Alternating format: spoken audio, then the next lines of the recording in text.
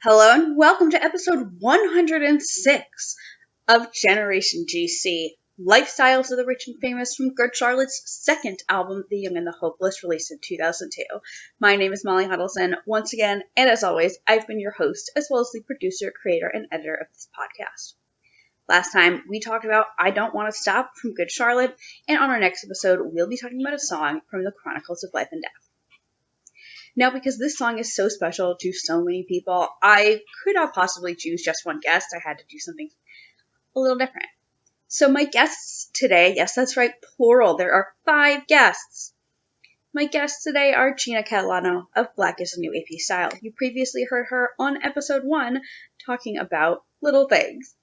John Ryan of Keep Flying, writer Stephen Klett, lifelong Good Charlotte fan Candace Nelson, myself, the host of this show, and Jeff Todd, singer of the band I Call Fives. You previously heard Drew Conti, the bassist of I Call Fives, talking about The Day That I Die.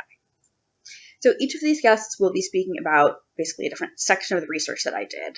Essentially, I split up each portion of my normal show format into 6 separate conversations, 5 interviews with the various guests, and then my own solo portion. So I'm going to go through each of my guests, tell you a little about them, and what they'll each be talking about. So up first, we have Gina Catalano. She is going to discuss the stats related to the song and to just help introduce Lifestyles of the Rich and Famous. Gina is a journalist and digital marketer based in the Chicagoland area. She is the founder and editor-in-chief of Black is the New AP Style, an entertainment publication that specializes in feature-style interviews with established and up-and-coming artists. Gina became a fan of Good Charlotte in the early 2000s and has fond memories of how their music shaped her early teen years. Gina was the first guest on Generation GC, as you heard, where she spoke about one of her favorite tracks, Little Things. Up next, we have John Ryan of Keep Flying joining me to discuss the background and origins of Lifestyles of the Rich and Famous, as well as dissecting the lyrics, line by line. John plays the woodwinds, and in his own words, he brings the entertainment in Keep Flying.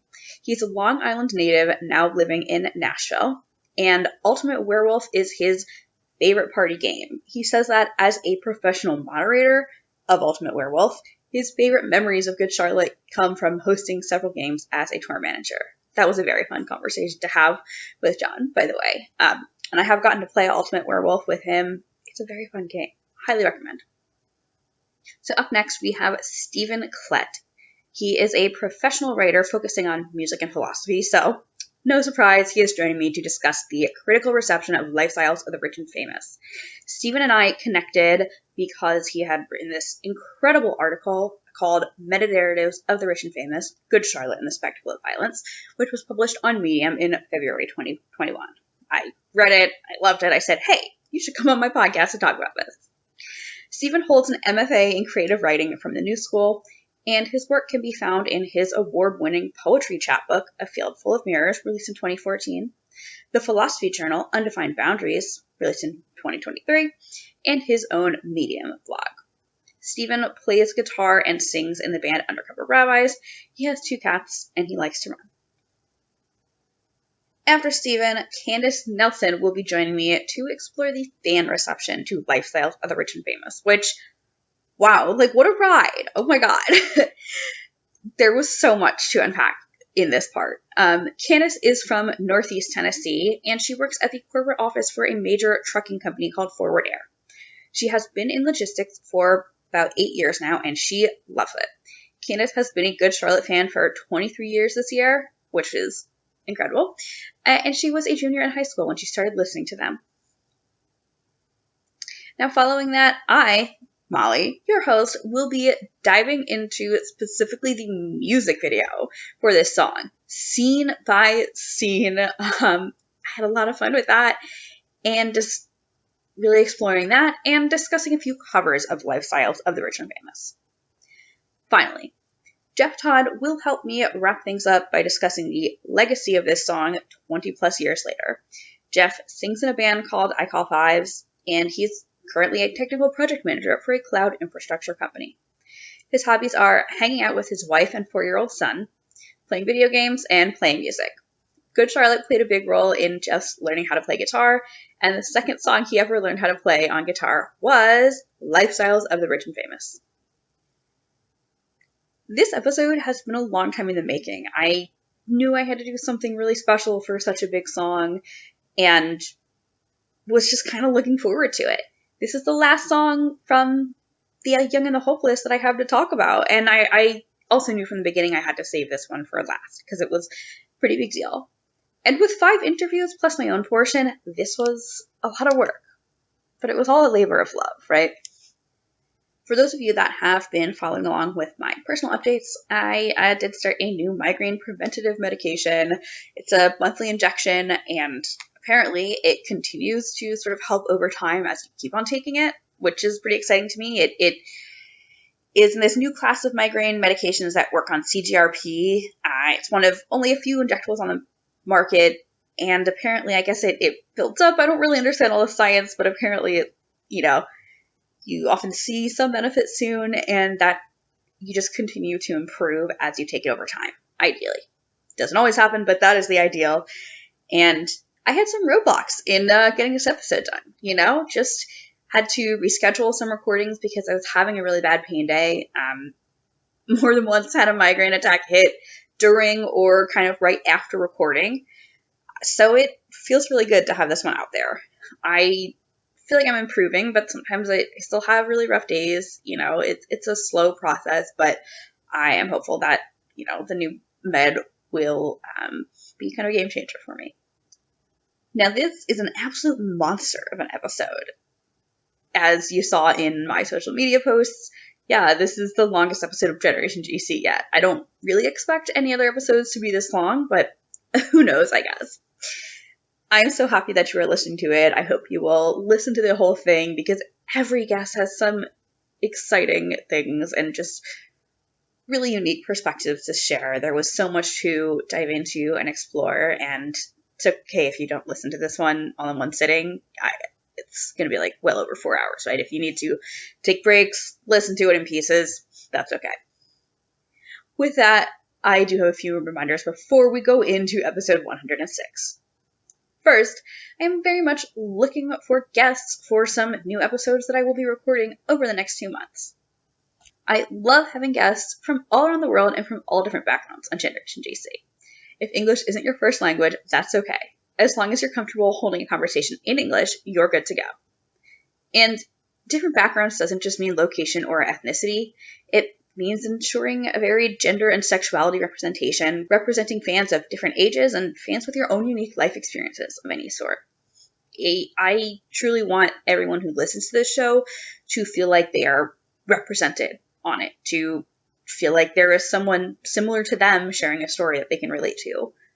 And maybe that's you. Maybe you want to come on this show, and I would love to have you. So please reach out, get in touch. I would absolutely love to have you on an upcoming episode. Finally, Generation GC stickers are here. If you do want a sticker, all you've got to do is support the show on Anchor. Go to anchor.fm/generationgcpod and click support. All of that money goes right back into making the show the best that it can be. It helps me print and ship stickers. It also helps me just get equipment that I need, such as new cables, laptop riser, physical hard drives to back things up, and Dropbox storage that I have to pay for every month. Things like that. So you're going to support the show on Anchor, and then you're going to send me a screenshot of your support, as well as your mailing address, and I will send you stickers. You can reach out to me on Facebook, Twitter, Instagram, GenerationGCPod, POD, or you can email me, generationgcpod@gmail.com, with your support and your mailing address. Well, thank you so much for tuning in. This has been quite the intro, and this is quite the episode indeed. Thank you for tuning in.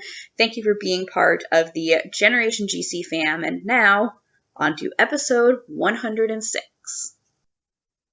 Hi, I'm Gina Catalano, and my pronouns are she, her. Thank you so much, Gina, and I am so happy to have you back.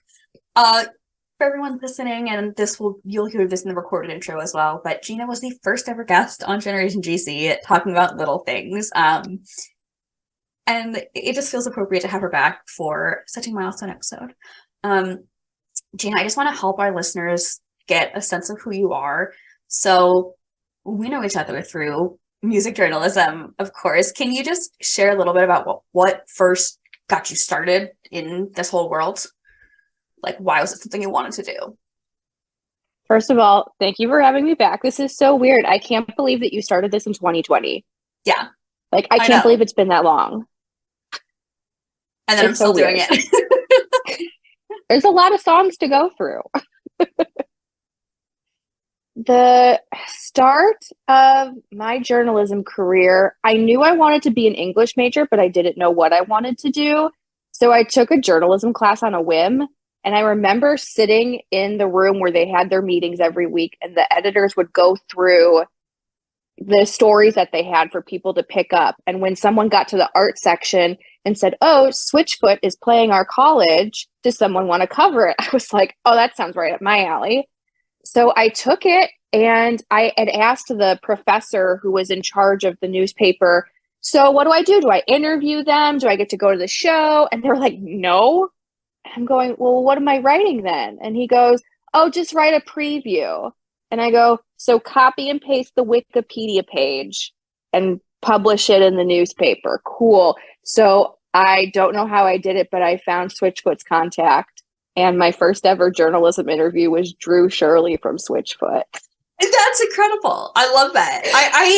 I had a Switchfoot phase in college, which is funny because I'm Jewish. But like kind of right before I started writing about music. So I love this connection. Several years ago, you started a website, Black is the New AP Style. You're the founder and editor-in-chief. And as I've been saying, you were the first guest on this show in 2020. So tell me a little bit about what Black is the New AP Style has been up to in the past couple of years. And I don't know if you have anything sort of on the horizon you want to share. I mean, it's great to kind of be back in the atmosphere of we have live events again. That last time we talked, that was not a thing that was happening. So it's nice to be able to go back and cover shows and conventions.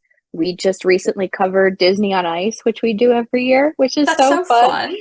It's so silly, but it's so fun. Everybody there is so sweet and lets us cover it every year. So this show we just did, it was Frozen, of course, because we can't get enough of Frozen, but also Encanto, which is such a wonderful Disney film. So that's my geek out for the day is we just did Disney on Ice. That's so fun. That's so fun. That sounds I love it. Delightful. And now I love to ask this, like anytime I talk to a writer or a fellow podcaster or a photographer, but who is on your bucket list for people that you would want to interview that you haven't interviewed yet? I mean, technically Good Charlotte. I got the chance to interview Billy a few years ago, well, several years ago now, at a comic convention when he was there selling his art. But unfortunately, the interview never got published. So I don't think it counts. So Good Charlotte, duh. Billy Martin, if you're listening and Gina wants to talk to you again, that would be sick. I feel like I would think he would appreciate getting to talk about his art and his comics, the non-Good Charlotte stuff that is a massive part of what Billy Martin does. Yeah, he's so talented. I bought an art piece from him that day. It was a Jack Skellington piece that he did. And I was like, yeah, I need this. Thanks for talking. Like, it was so cool. I love talking about different projects and stuff too. I feel like everybody talks to them about, of course, the band, and they want to know the same questions over and over. So I hope he was, as you know, unfortunately it wasn't published, but I hope he was happy to talk about his art for a little bit. Sounds like he was. So very cool. Well, Gina, we're talking today about lifestyles of the rich and famous, and I want to talk about kind of the background, not really the background of the song, but sort of the stats, the very basic bare bones information. So this was track 3 on The Young and the Hopeless, Good Charlotte's second album, released in 2002.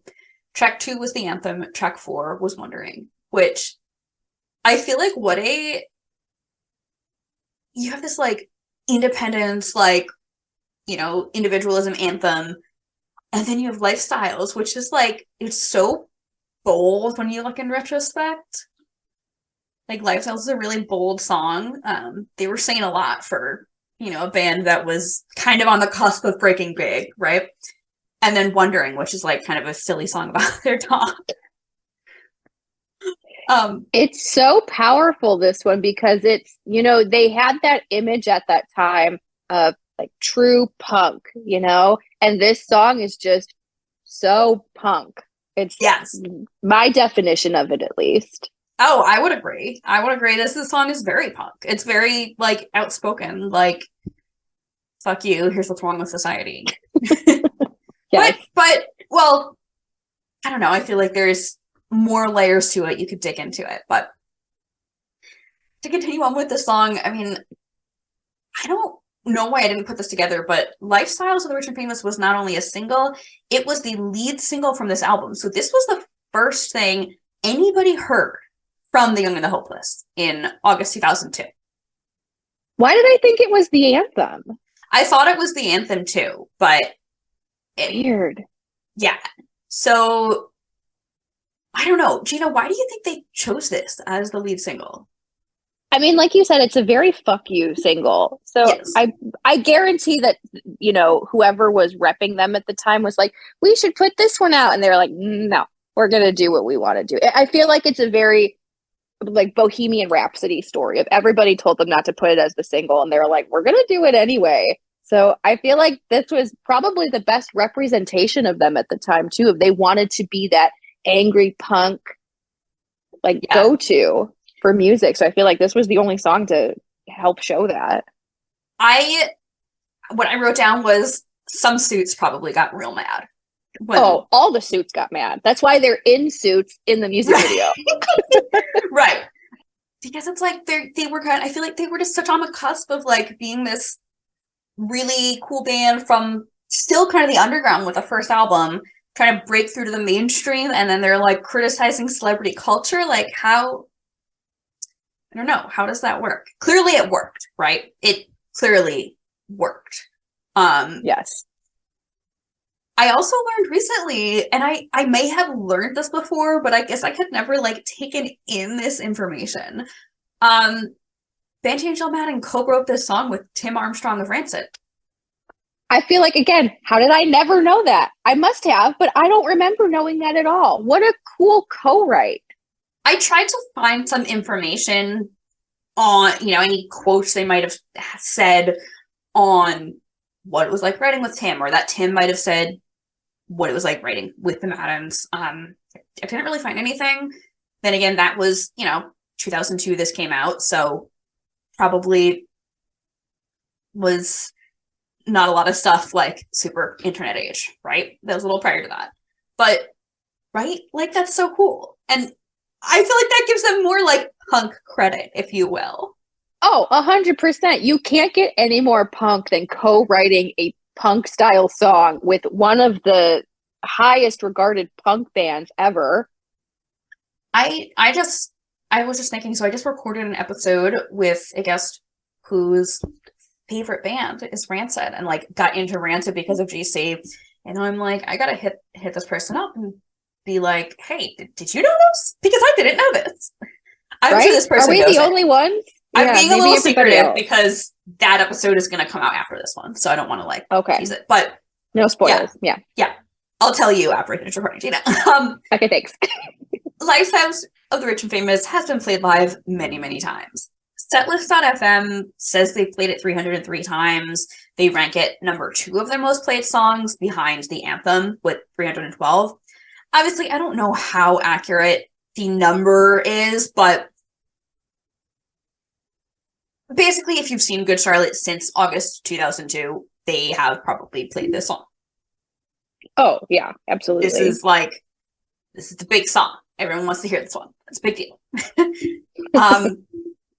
Did this song chart? I don't know, Gina. Do you think Lifestyles of Rich and Famous made waves on the charts at all? I would hope so, based on it being the lead single. So, yes, it did. It charted, according to Wikipedia, it charted in 12 countries as well as Europe. I guess there's like overall EU charts. It was Good Charlotte's first single in the UK. Stateside over here in the US, it reached number 20 on the Hot 100, number 11 on alternative airplay, and number 6 on the mainstream top 40. In the UK, it was number 8 on the UK singles and number 1 on UK rock and metal. In terms of year-end charts, in Australia, it was number 77 on the year-end charts in Australia, but it peaked at number 17. Okay. I mean, they made waves. I'm just going to go and read through the other countries where this charted. Australia, Austria, Belgium, Europe, Germany, Ireland, Italy, Netherlands, New Zealand, Scotland, Sweden, Switzerland, UK, US. That's a lot for a band that, like, this is their breakthrough album, you know? Yeah, right. And this was like the first single. This was the first thing anyone heard from this album. This song was certified gold in Australia with 35,000 copies sold, and gold in the UK with 400,000 sold. It has also been featured in several movies and TV shows. I searched a lot. I did not find what appeared to be like a totally exhaustive list. IMDb has a whole bunch more listed. Maybe I'll link that in the show notes. But to give some highlights, it is in the movie Dickie Roberts' former child star, released in 2003. Also in 2003, Good Charlotte performed this song on SNL. In 2004, it was an episode of Drake and Josh, which I vaguely remember that episode, and it was amazing. 2012, it was on Dancing with the Stars. In 2014, it was in the Brittany Murphy Story movie. I had never heard of this show. I don't know if you had. In 2020, a show called I Can See Your Voice with Nick Lachey and Kelly Osbourne premiered. And I guess the premise was like, you look at someone and kind of guess if they have a good voice or not. And in the very first episode, a gentleman, like he's in like a football uniform, performs this song. I watched this the sounds video. like a very judgmental TV show. Yes. I don't know if I like that. Yes. It was also in an episode of Love Island UK, season 7, episode 7 in 2021. These are all very bizarre placements. Right. Like the Brittany Murphy one makes me sad because of everything that's happened to her. Drake and Josh is so bizarre, but I'm here for it because I loved that show.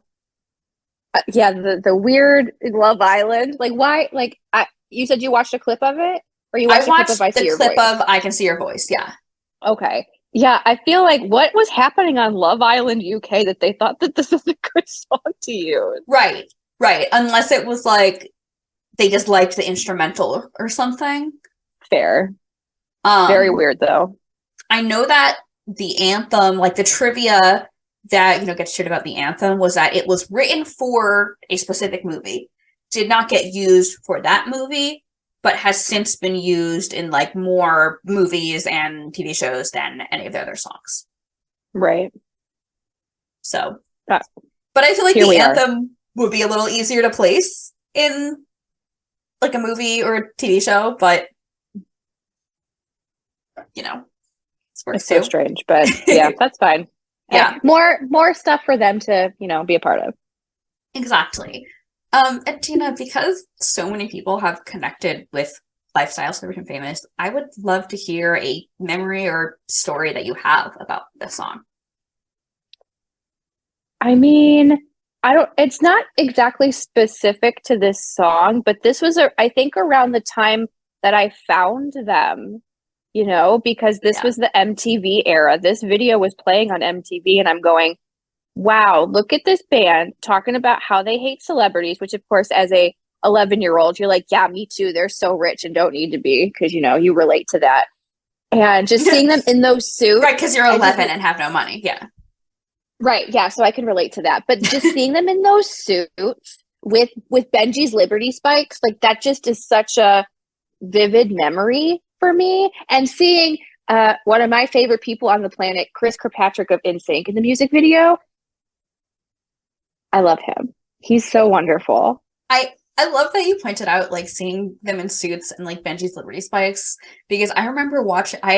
You're now bringing up a memory of like seeing the video and like I guess watching it with my dad and him going, "Wow, do these guys like wear suits and like performance suits all the time? That's kind of cool."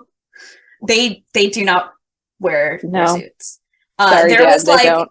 that era around Good Morning Revival where they like Joel wore all white for a little bit, and they all were like a little more like kind of dressed up, but that was pretty short lived. That was pretty short lived. That was very short lived. Gina, as we wrap up our recording, I would love to know, how has Lifestyles of the Rich and Famous held up for you over time?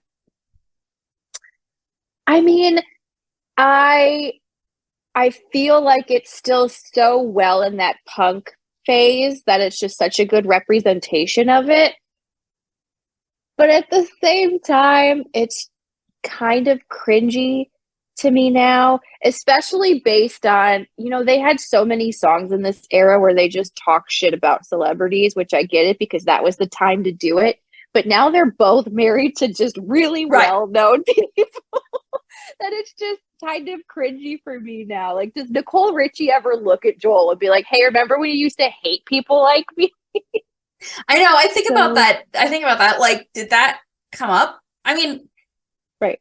I feel like we could we could dig a lot into this song, and they do say the problem isn't necessarily that they have money, that it's like a lack of accountability, right? And that they like complain about how difficult it is to have so much money, right? And right. So I think the part that doesn't stick with me well is the robbing them part, where I'm like, I wonder if Good Charlotte had written this song today, would they still want to rob celebrities, or would they have tailored the lyrics to something a little less? I feel like if they were to write it today, they would maybe have a similar message, but I don't think I agree. They probably would not use that line today. Yeah. Gina, do you have any last words about Lifestyles of Rich and Famous, about Good Charlotte, or about yourself, or Black is the New AP style? I think I just want to say that I'm so happy that you're still doing this, and that you've had so many great guests on here. And I remember when you first came up with this concept and we did the first episode, and then I don't even remember when it was in the timeline, but when Benji shared it and said it was his new favorite podcast, I'm still not over this. That was that was pretty early on too. I think I had like 5 episodes out at that point. It was so wild and so cool that you're getting that recognition. And I'm assuming they're still listening to it because it's about them, but also it might be like difficult to listen to people talk about you.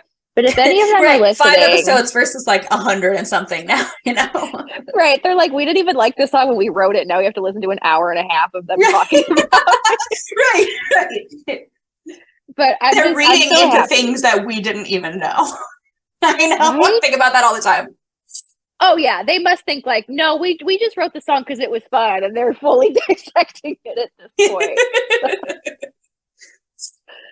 But yeah, I'm so glad you're doing this. I'm so glad that I feel like it's like a community where all these people have gotten to talk about this, and people like me who work in the music industry, but also you having just normal fans on here. Not that they're normal, but you know what I mean, of just like having your people who don't work in the music industry.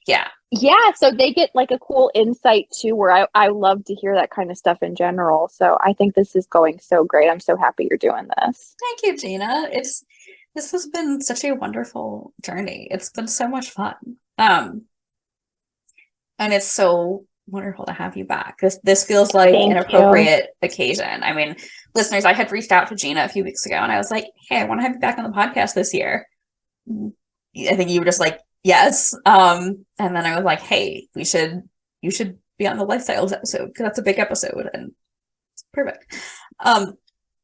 So thank you, Gina, for all of your kind words. I appreciate it. Thank you. As we wrap up, so I have a Generation GC and Friends Spotify playlist. So I will include Lifestyles of the Rich and Famous. And then I would love a recommendation from you. Anything you're listening to lately. You will not be surprised that I'm putting this on here because we just talked about it. But I have to put Fall Out Boy's new song, Love from the Other Side. Their new stuff is coming out. They have a new album coming out. I love it. And also there's a Good Charlotte reference in the music video. There is. So there is. Full circle. There's a lot of band references in that video. I love that. I mean, I love them in general, so I'm probably biased, but you're from Chicago, so Right. They're our hometown guys. So Yeah. I'm super happy that they're back. I hope their guitarist Joe is taking a break from the band right now. So I hope I saw he's that. doing well. But I'm very happy that they had that little reference in there with all the bands, and it was Good Charlotte's Web and I love music it. video. I Love it. Thank you for the recommendation. And Gina, as we wrap up, of course you have blackisthenewapstyle.com, but do you want to share the socials for that, or if you want to share any personal socials as well so people can keep up? blackistnewapstyle.com. That's where you can find all the social links too. We're on Facebook, we're on Twitter, we're on Instagram. So everything's there for you to find. You could read all my articles. That'd be great. Thank you. Amazing. Yes, please read Gina's articles. They're wonderful. Thanks. Gina, thank you so much for coming on the Lifestyles of the Rich and Famous special multi-interview episode. Thanks for having me back. Of course. Hey, what's up? This is John Ryan. I play saxophone and scream in the band Keep Flying. Pronouns are he, him, and I'm excited to be here. Amazing. Thank you, John. And I am very happy you're here. And the first question that I like to ask everyone is, when did you first hear Good Charlotte, and what were your first thoughts on them? Let's see. First heard Good Charlotte. I had to be a youth, a high school student, and it must have been on MTV or TRL or something like this. It had to be. I don't think it was the radio. I think it was on TV, or maybe I saw them live with Newfound Glory, or they did that tour in 2003, the Honda Civic tour. That was probably it, because I was in 11th grade that year, and that sounds just about right. I was into like a lot of punk and ska music, but there were the certain bands that did slip through. That was in the age of the sampler, and so that's how I got into Newfound. I wasn't really a big pop punk guy at the time, and some of those songs slipped onto these samplers that were being handed out where, at the downtown in Farmingdale, or like Looney Tunes or The Wall. Which Looney Tunes. I know Looney Tunes. I met Simple Plan at a Looney Tunes in like 2008. Oh, like an in-store? Yeah. Yeah, they still do them. Yeah. I'll still drive by and I see, there's a line of 80 people outside for I don't know what. Oh, water parks. All right. Then I'll continue on my way to the Taco Bell. Amazing. So you've been a knower of Good Charlotte, a fan of Good Charlotte for a long time now. I think you just answered it, but I ask everyone, have you ever seen Good Charlotte live? Oh yeah, I've toured with them several times. So probably seen them more times than a standard avid fan, minus the super fans who fly to several dates and or drive to several dates of every single tour. But that's by default. I wouldn't say that I've viewed their show that many times in full from front to back, but I have seen them play, I don't know, over 100 times. Right. Wow. Many times. A couple tours worth of shows, plus all the festivals, multiple countries. So yeah. Amazing. They're a good band. They are a good band. They're a great live band, and they've got a great catalog of songs, a lot of hits. They have more hits than a lot of bands that size from that era. Like, they have more big radio hits. So I never seen that many deep cuts by the band, but every now and then they would pull out some things that were like, oh, I don't even know what that song is. I feel like they usually pull out, like, they'll usually have, like, on each tour, like, a couple deep cuts that they'll kind of, like, rotate from each show. Right. But there are several that have never been played, obviously. I'm sure there's a ton that have never been played. Yeah. How many records do they have? 7. 7 studio albums. So that's at least 70 songs.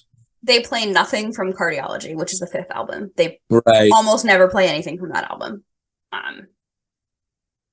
Isn't that strange when that happens with bands? It does happen often.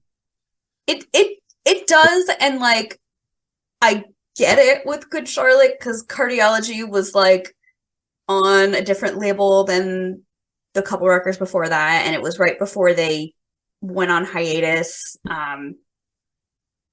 So I think it was like kind of a weird time. But I love Cardiology. I don't know what record it's on, but the song I loved that I never had heard before seeing it live was Baptized in a River. The River. You never heard that before. Never heard that before. Oh my God. But the chorus, especially live,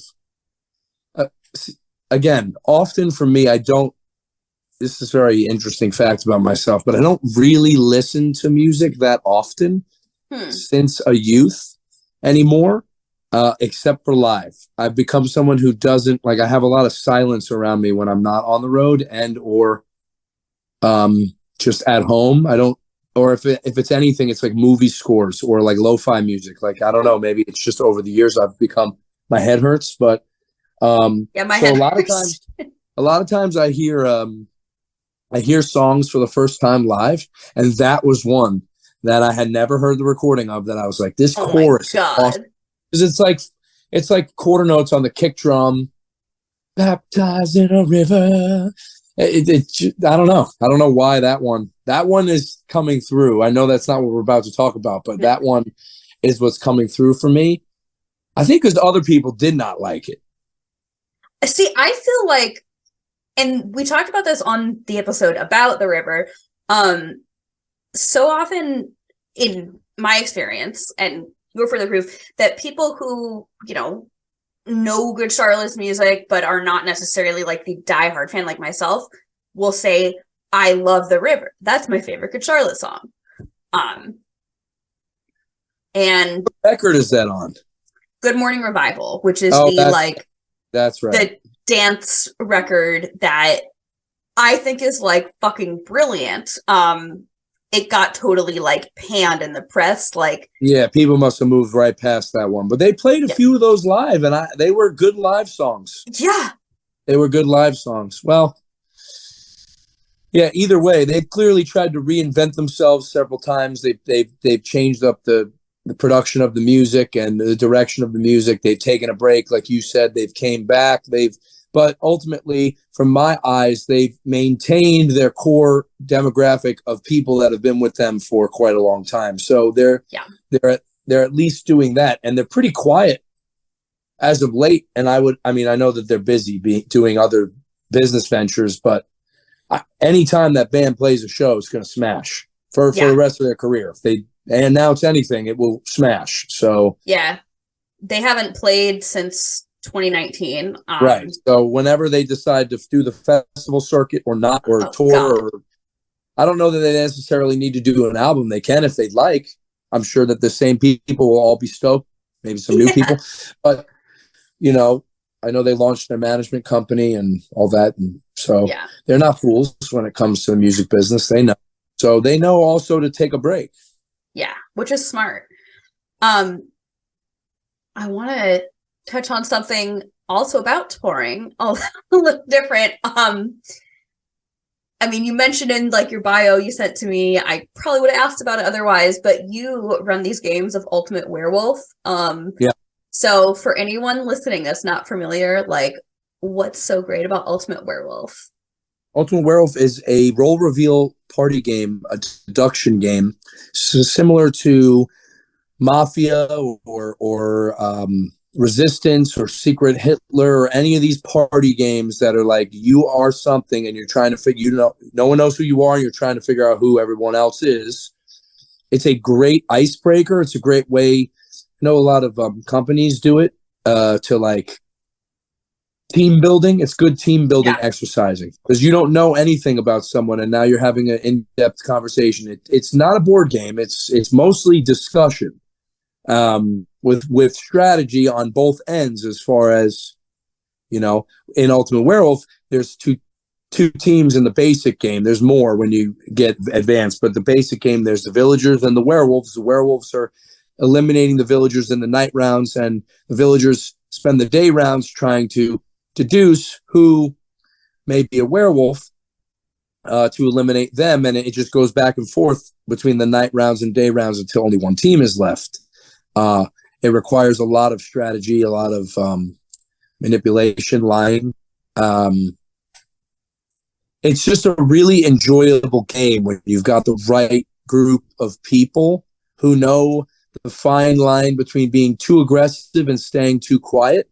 And Yeah. I've had the privilege of hosting several games with the brothers. The other guys never played, but Joel and Benji played because they found out we were all playing on these tours, and they told us we play this with our friends at home. We host Oh shit! at our home, so it was a no-brainer. They were like, Amazing. we want to play. We love Werewolf. So Incredible. So who was better, Benji or Joel? oh, they're both very good.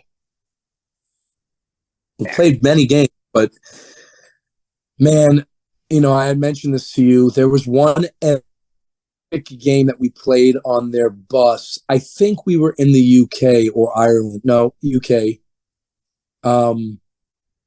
It had to have been after load, before the doors, like during the day, I'm assuming. Maybe it was that night. We might have had a late bus call, but one of the brothers was a wolf and the other was not. And they were playing as a team with the rest of the villagers trying to eliminate, and it got down to the wire, and it was like the remaining players knew. I want to say that it was Joel, who was a wolf. The remaining players just knew, like intuition was just in, and Benji just couldn't accept that and was like, my brother would never lie to me. Like, I can read his face. I could just tell. I could see it in his eyes. Like, it was several rounds of like, Right. I know, like looking at him, like, promise, you promise, like, and that was the last game we played that night, because when we got through the game and it was revealed that Joel was the wolf, he left the bus. It was like I'm going to leave now because I'm upset. I cannot believe I went to bat that hard, and I feel really stunned and really shocked that you were able to keep that from me. And it was just one of those like quiet, awkward moments where everyone is like, all right, well, I guess we're done for the night. We should probably go. Let's go to sleep now. Incredible. It's just to see,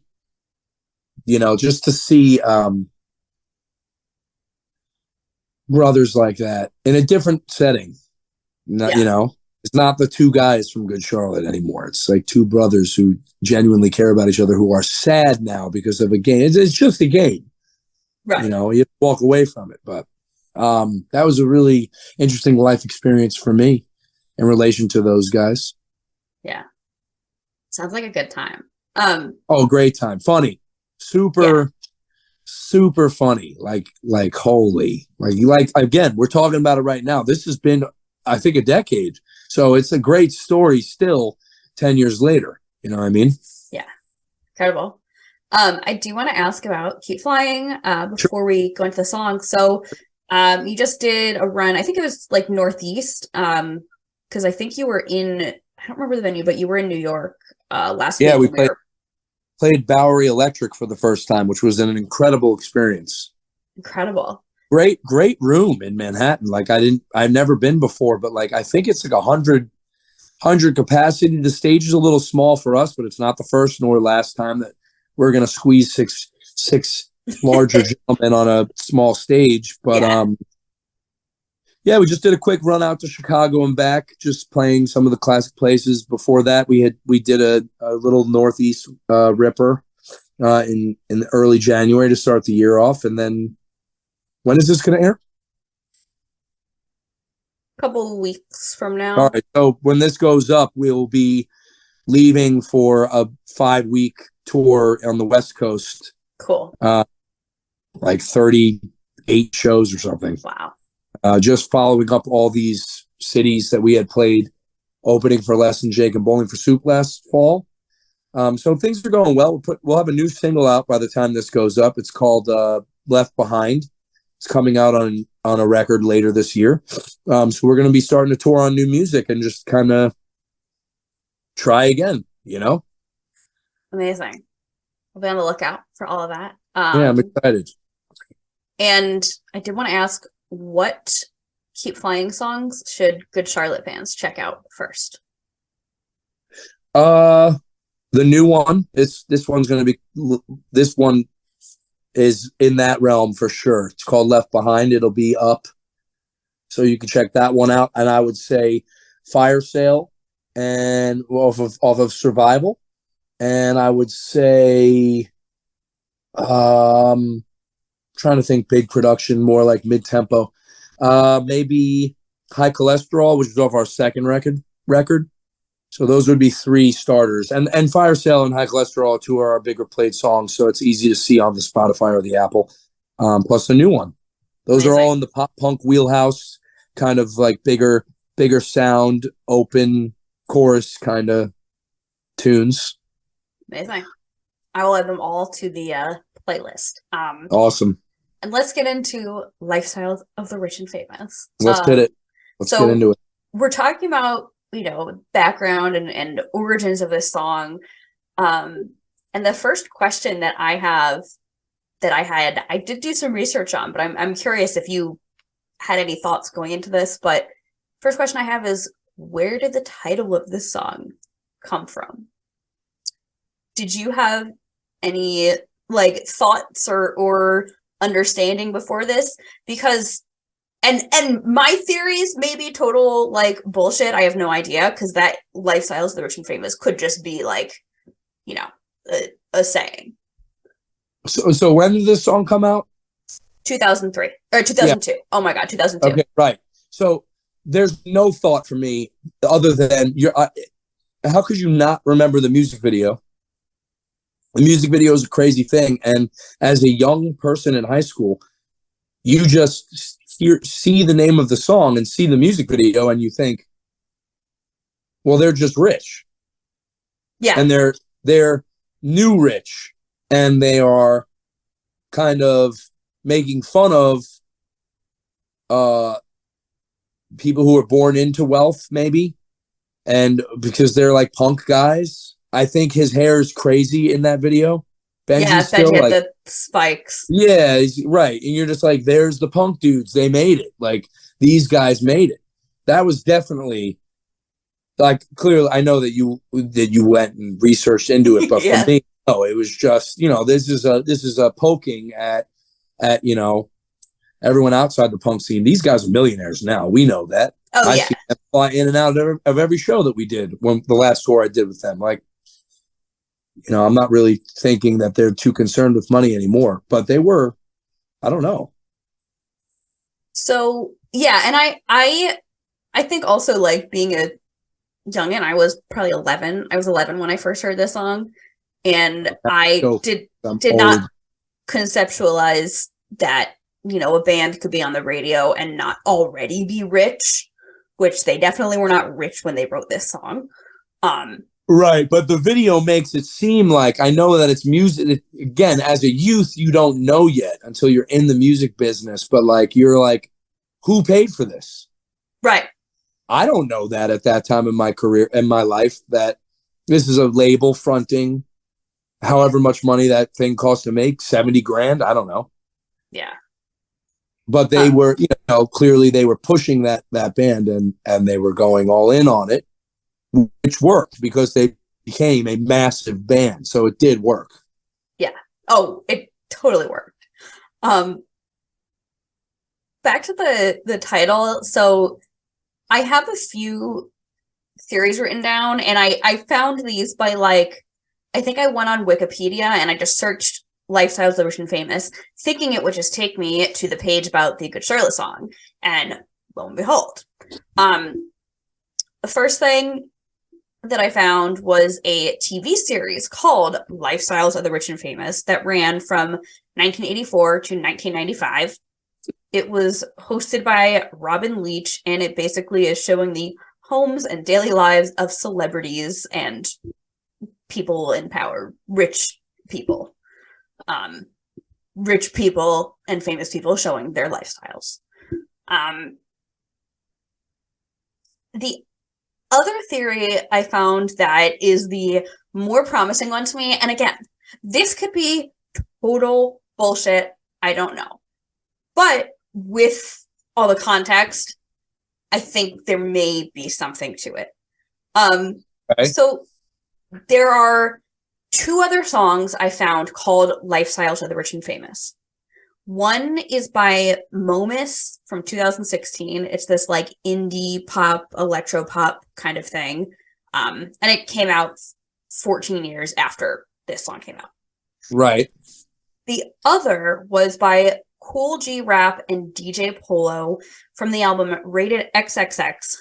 Came out in the year 1996 when the twins would have been, I think graduating high school. I think this is promising.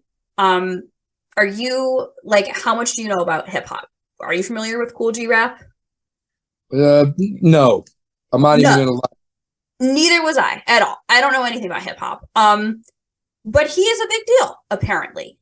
Cool G Rap is a rapper from Queens, New York, and Nas, the Notorious B.I.G., Eminem, members of Wu-Tang Clan are all citing Cool G Rap as an influence. Okay. And Good Charlotte love hip hop. It is pretty well known that Benji and Joel saw the Beastie Boys live, and that was this big turning point for them. Beastie Boys also sampled Cool G Rap at one point. It's coming together. Yeah.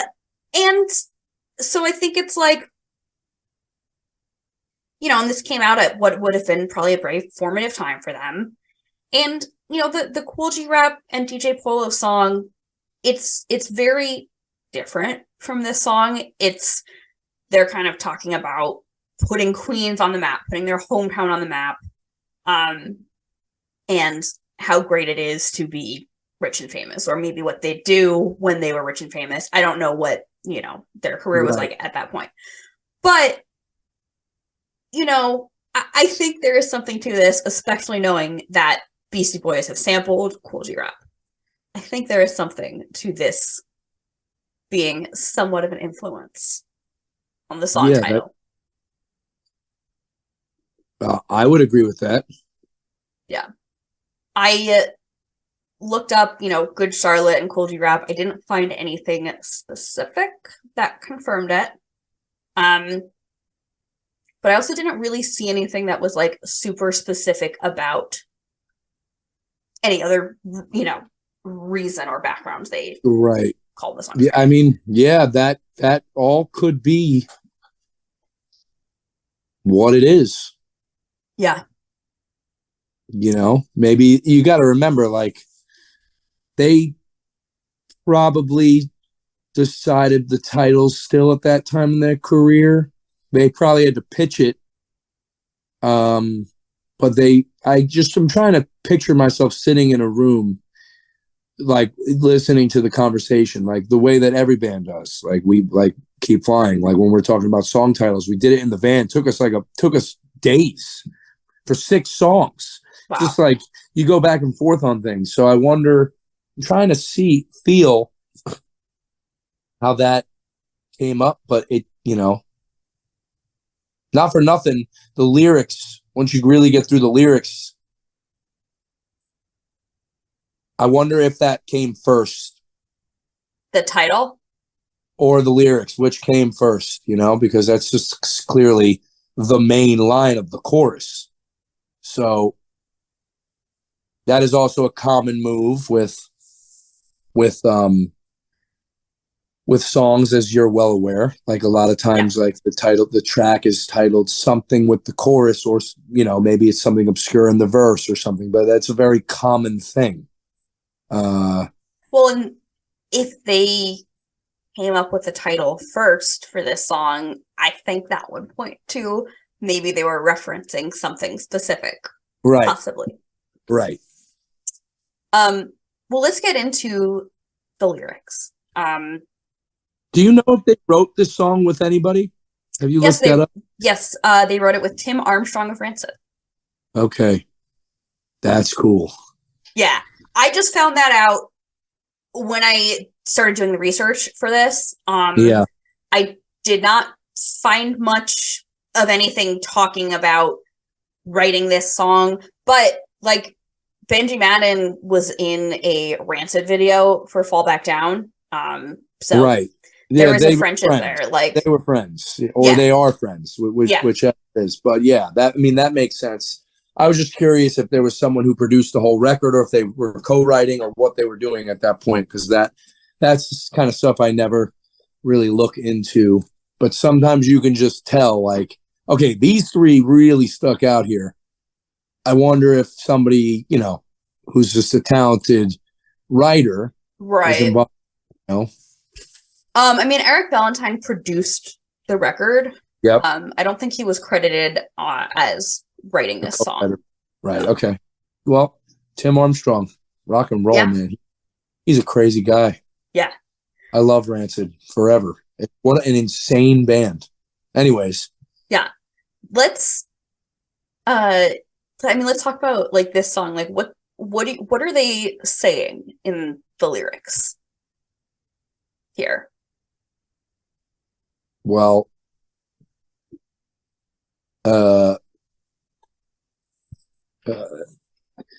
mostly like the wealthy complaining, like the problems that they have, and it's like, are you kidding?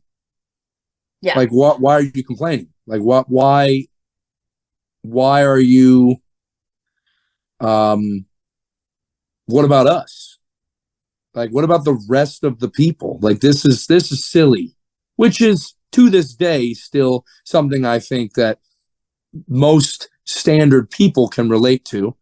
It's a very easily relatable song. It's like, these people that have all these things are complaining about stuff, and it's like, well, I don't even have health care, so shut up. Yeah. You know what I mean? I don't want to name names because I don't think it's totally fair. But like, there's a couple of celebrities that are like really known for being like so relatable on Twitter or TikTok or whatever.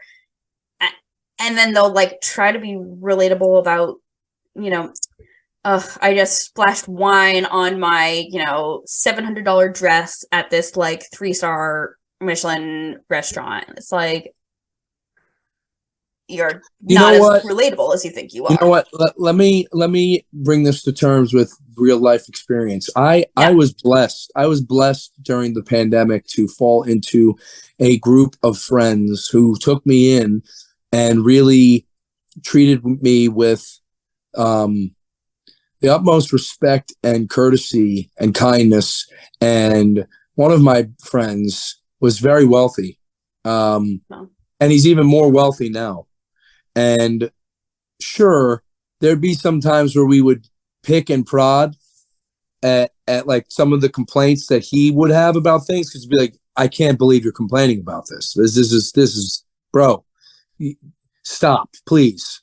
Like, but then, when you look past it, a lot of the things I can understand a little bit. I mean, there's still people. Yeah. There's still people, and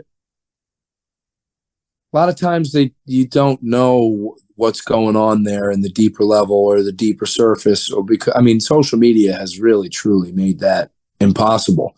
But it's a narcissist's dreamland, social media. This is a great conversation I had recently with my uncle. I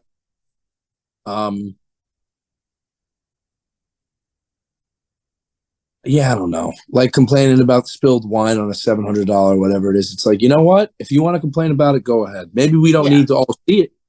We don't need to hear about it. You could be upset about it. But could you buy another one? Sure. But maybe that's not really the point. I think I'm diverting a little bit here. I think I've kind of learned, a little bit the opposite now. Like being more understanding when other people complain. Can I tell you why? Because I made a conscious decision while spending a year with this group of people that I don't want to have that amount of money. I don't care. I'm uninterested in and what comes with that. I've seen a lot of shit that's came with that, and I'm good. I'm really content with what I have, and the complaints, and I'm not. I don't think I'm someone who's ever going to complain about being financially where I'm at ever again after experiencing. Man, some people they don't treat you like people anymore. Yeah. No, they're you're just money. You're a wallet. Oh yes. It's really sad. It's really sad.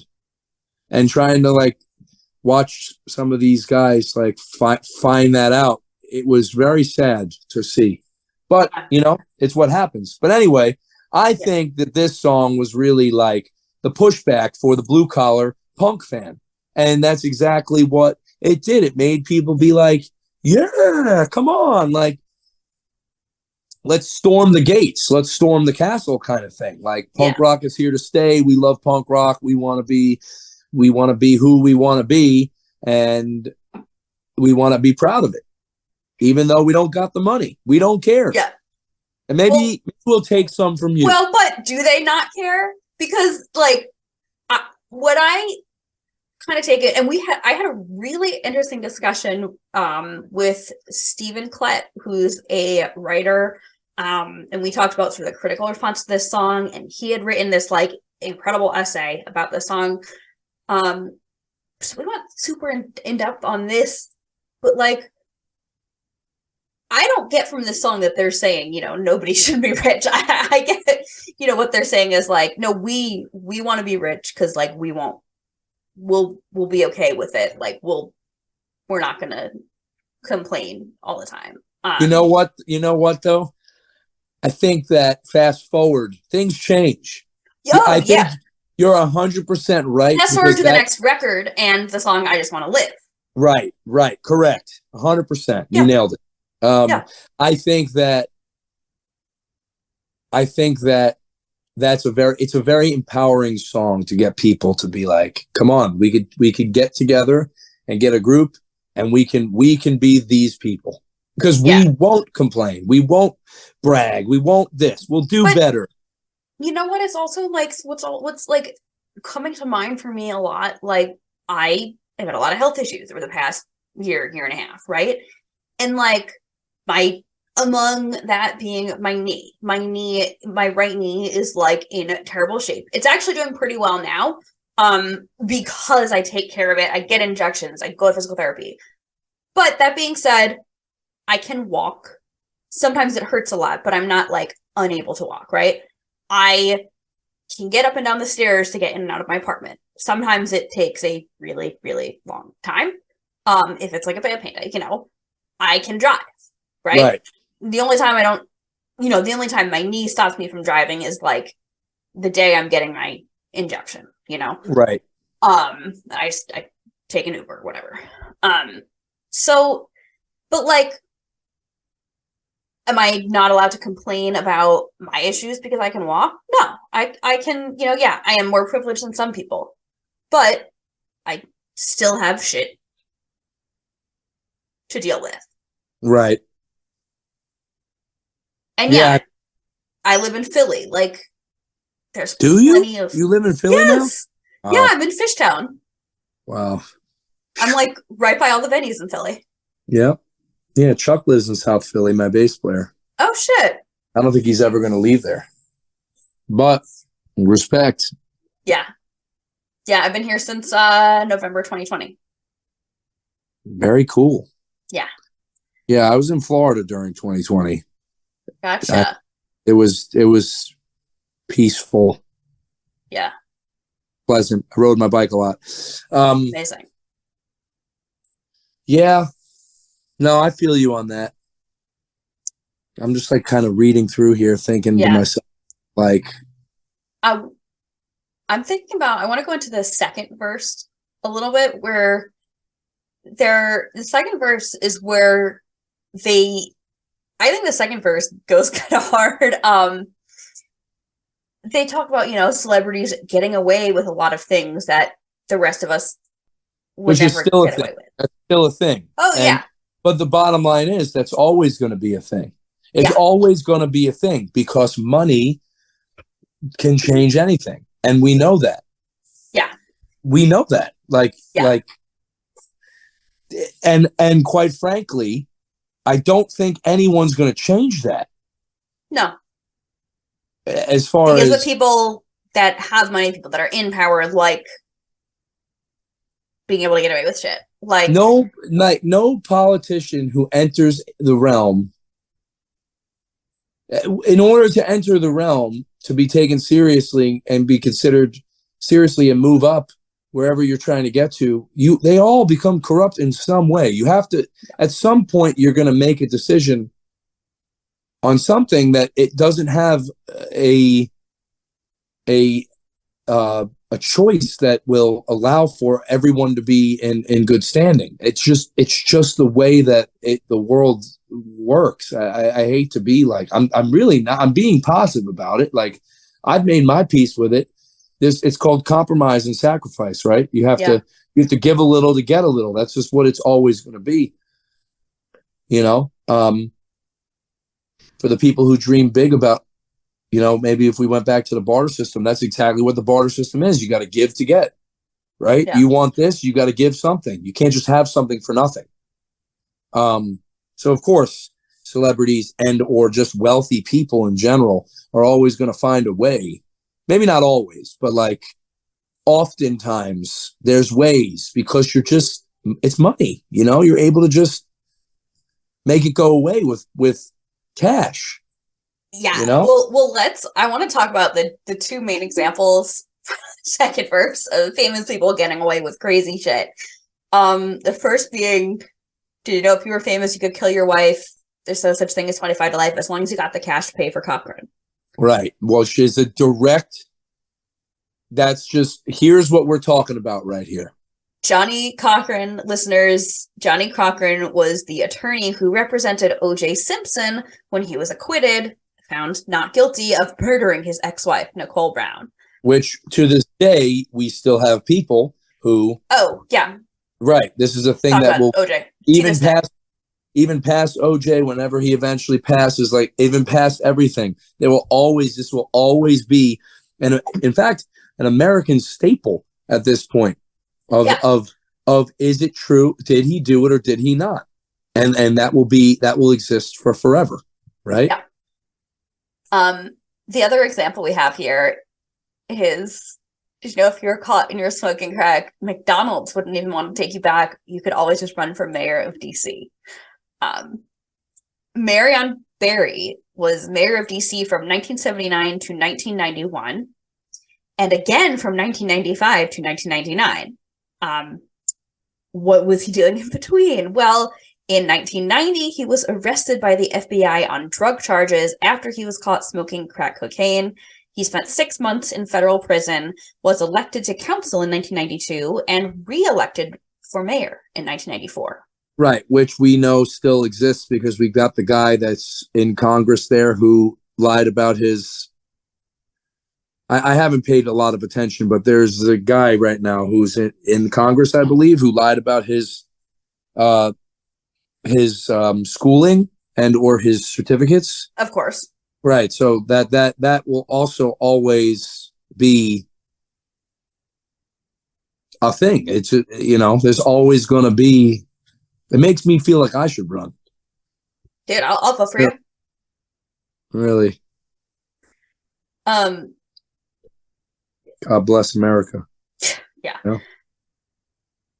I think the last thing I want to point out is about the lyrics is the final chorus where they're basically putting it straight up like, dude, if you don't like the clothes, the money, the fancy cars, the fancy houses, like, we will gladly live that life for you if you are not going to just shut up about it.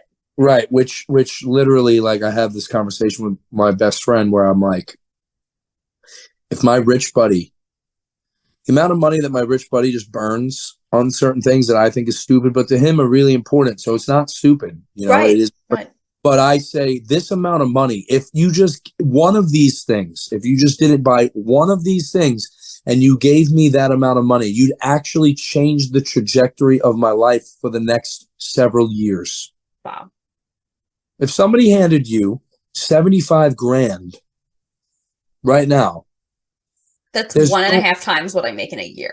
There's so many things, you know what I mean? Like, you can get started on your house and your mortgage. You can get started with that wedding that you wanted, that you were going to wait my medical debt. You could pay and pay off my car debt. and do so many things. It would be a significant change to your standard of living, which is kind of what I feel is being said in that chorus there. It's like, just stop, because this would change our lives and we would live better lives. So please shut up. Yeah. You know? Yeah. And it's, yeah. No, that's it. Changing topics a little bit, I wanted to mention the big musical comparison that always comes up with this song is that the drums in this song sound a lot like the drums in Iggy Pop's Lust for Life. The drums on this whole album were played by Josh Freese, who is like a machine. Yep. In the studio. He was also an original member of... Sorry? And live. Whenever... It is like a spectacle now when bands will say, oh, we have Josh Freese playing with us. That makes people want to go even more so than they were.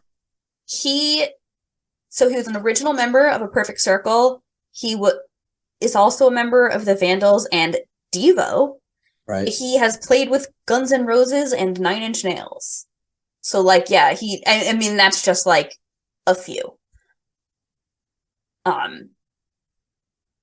I was trying to find out if, we could find anything definitive about, is Josh Freese saying he's, an Iggy Pop fan or anything. The sort of closest thing I found was Danny Elfman's Big Mess and Bigger Messier albums a couple of years ago.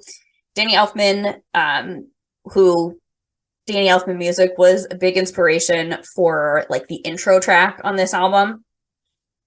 But Danny Elfman did a song called Kick Me, which was reimagined by Iggy Pop. And it kind of lyrically reminds me a little bit of this song. Kick Me, I'm a Celebrity. And Josh Freese played on that album. So, there's some, we're making some connections. Yeah, sure. I wonder if that's ever been asked.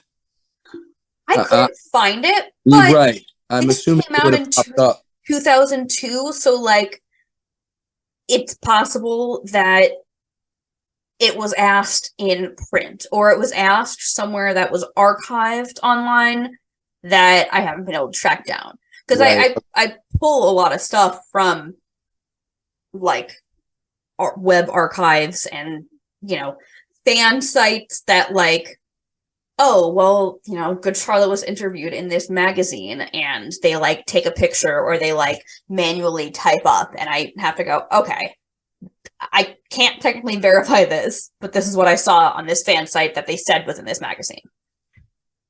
Right. Let's get into some of those interviews. First one that I have was from Modern Fix that originally appeared in their magazine in 2002. Oh my Lord, over 20 years ago. Yeah. That's crazy time. And Joel is talking about how he's been around a lot of celebrities and the way they are blows my mind because they're not real. Right. I can't group all of them, but I've noticed a few that just don't realize what they actually have. And Paul says, and it's usually those who grow up with a silver spoon in their mouths. Right. Correct. But that is exactly what I was saying earlier. There is difference. I have seen difference. I know people who came from money and I know people who made their money, right? It's two different mentalities. There really is. People who came from money, that's what they know. So anything outside of that would be jarring. Just like if you grew up without that, like I did, when you come into money, it's like, oh my God, I'm the richest person in the world. It feels feels amazing, but you don't really necessarily what to do. And even now, I still tailor my life to, being as cheap as I can. A lot of times, even when I can afford to do some certain things, just because it's just like ingrained, Yeah.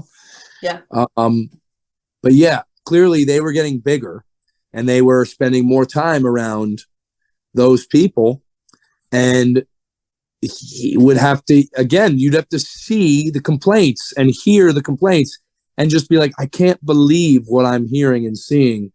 This is fake. This is like a movie, which is basically what he's saying in this article, in this interview here. Yeah. Saying, you get the kids who've had to struggle and they come to the shows and have a good time. And that's what they're there for, just to get away from all that crap in their life. And that's what the record was about. Yeah. It's a record our fans will really, really relate to, which they were writing for the normal people, Yeah.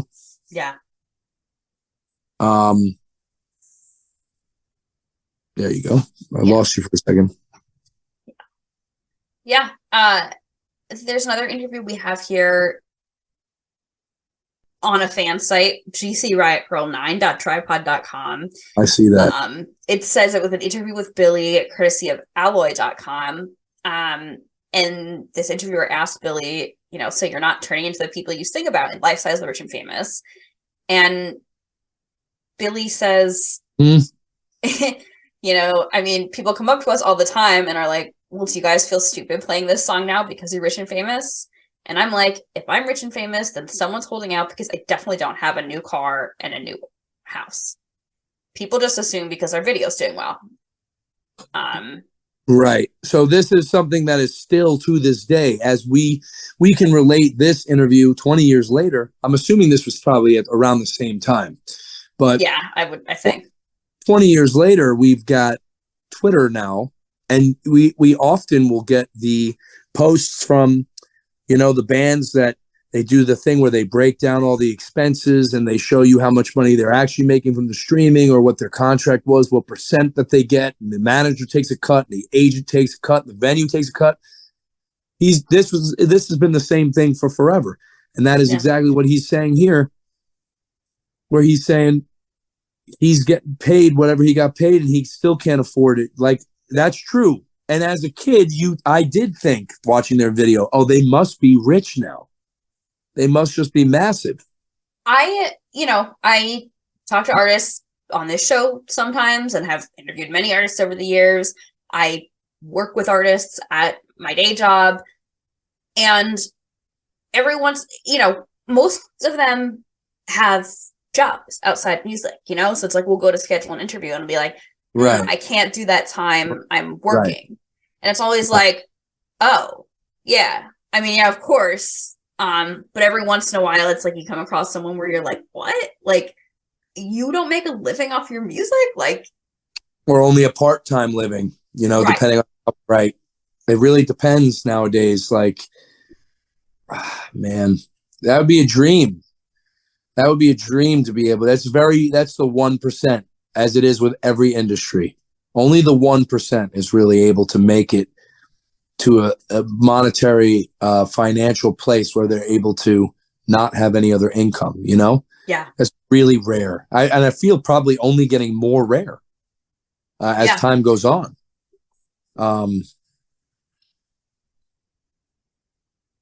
Let's see here. Yeah, I see in this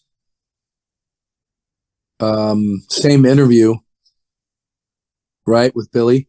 Yeah. He's talking about you think the term punk, over the years, you think the term punk has lost its meaning. And he's kind of just saying, it's what we grew up on. I think a lot of people call us a punk band. If you listen to our music, it's not really all that punk. And as we know, they continue to produce their records moving forward after that. But I think the lyrics, the attitude, the way we come across live, and the whole atmosphere around Good Charlotte is sort of punk. not even sure what the word means anymore, which is a thing that I feel very much so. Again, another thing, 20 plus years later, we've got the old punk bands that were, fighting against certain things. Okay, I'll give you a great example.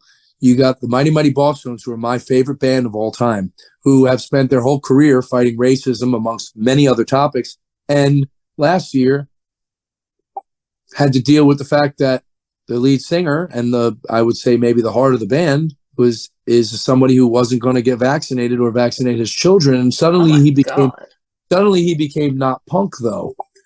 And it was a really hard thing for me to watch, because it's like, is it not punk though? Like the same thing Billy's saying with the definition of punk. Right.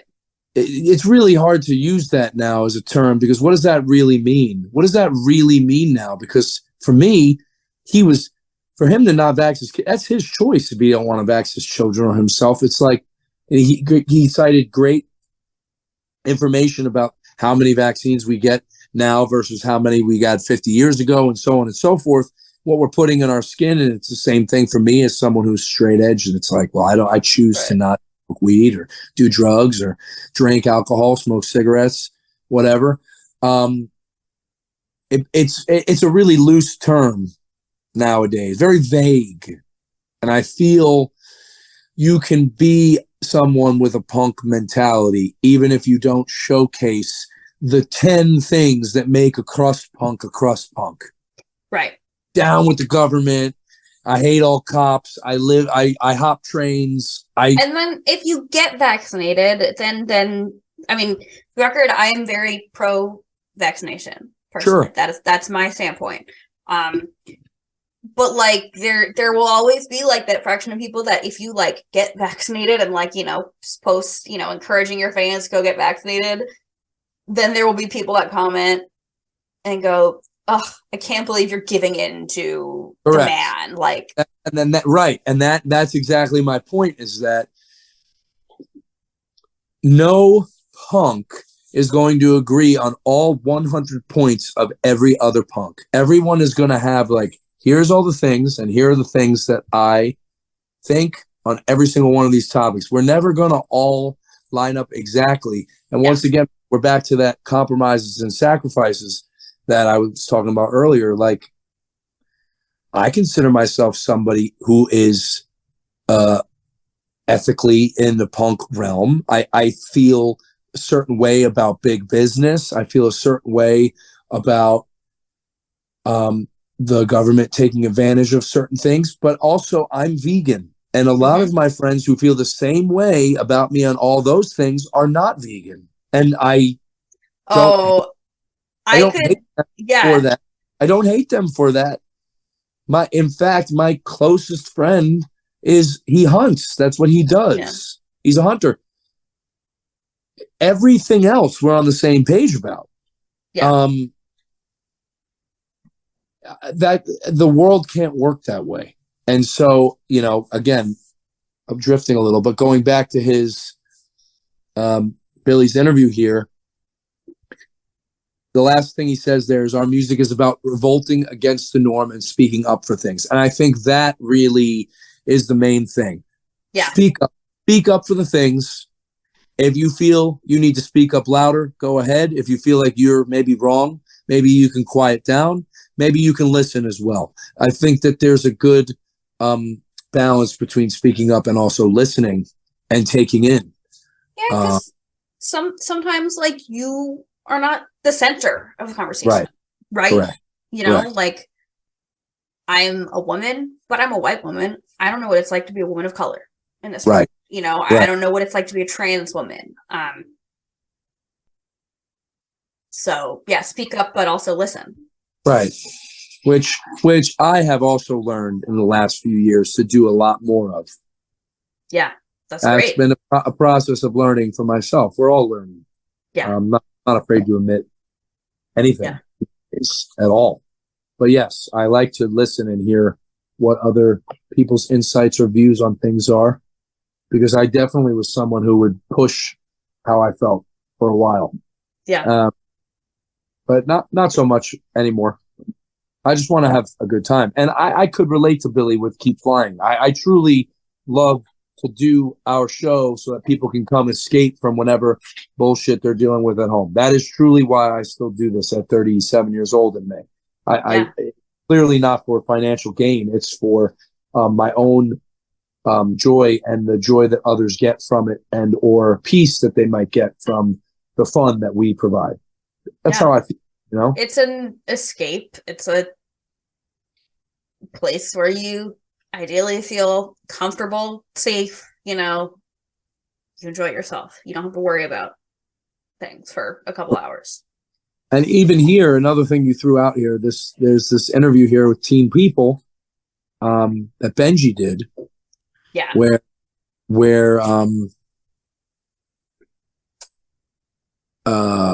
you know, they're asking him, do you want to be rich and famous? And he's basically saying here, we're not dissing success or money. Everybody wants to be successful, and anyone who says they don't is lying. But you want to stay true to yourself and do all the right things. You want to be successful in what you do. Yeah. Cars, houses, and everything. Everybody wants to have nice stuff, and who doesn't want to take care of their family? We definitely do. And if we ever get any of those things, we'll be very thankful for it. So that was, I think, him kind of pushing back to any of the response that they got that was negative. That was like, yeah, I hear you, and I know what the lyrics are that we just released on this song, but we're not. You're misinterpreting what we're saying. Yeah. You know, he says it right there. What's the line? Stay true to yourself and do all the right things. That's what I take from that blurb right there. Yeah. Is what he's saying. Yes, this is a song release. Yes, these are the lyrics. Yes, we're pushing and prodding at you, successful people, rich people, celebrity people. All we want you to do is be people. Be people. Be good people. If you've got this stuff, you go the extra mile, maybe go the extra mile for humanity, or at least the people that are in your life, you know? Yeah. Don't be Scrooge. We all know the classic tale of Scrooge. It takes a lot for him to realize that he has been doing it wrong. He's already so old and withered away when he finally realizes, maybe realize that sooner so you can make that change, you know, before it's too late. Yeah. I want to cite, this is from songfacts.com. This was, as Joel said to Kerrang in 2011. I could not find the actual Kerrang interview, so I think this is print. But he said that they wrote the whole of the album in about 3 weeks. This song came towards the end, and he and Benji wrote it in about 10 minutes. That's crazy. I never thought this one was particularly special, but it was probably the best thing we ever did for our career. It was the song that broke us. It changed everything. He also talked about the background of the song, that they had gone to LA to make the record, and we saw a lot of things we weren't used to. People with a lot of money, famous people. We tended to notice how unhappy a lot of them were. And similar to like what Benji had said about, you know, yeah, we want nice things. He said that the point of the song often gets misconceived. We're not criticizing. We're saying we'd happily live that life if you don't want it. Right. Why don't we trade? Yeah. And singing it every night reminds me to be grateful, which there you go. So that says it all right there. Yeah. You know, again, these are really old, but I'm sure it's still true to this day. You know, I'm sure to this day they're grateful to come from what they came from and end up here.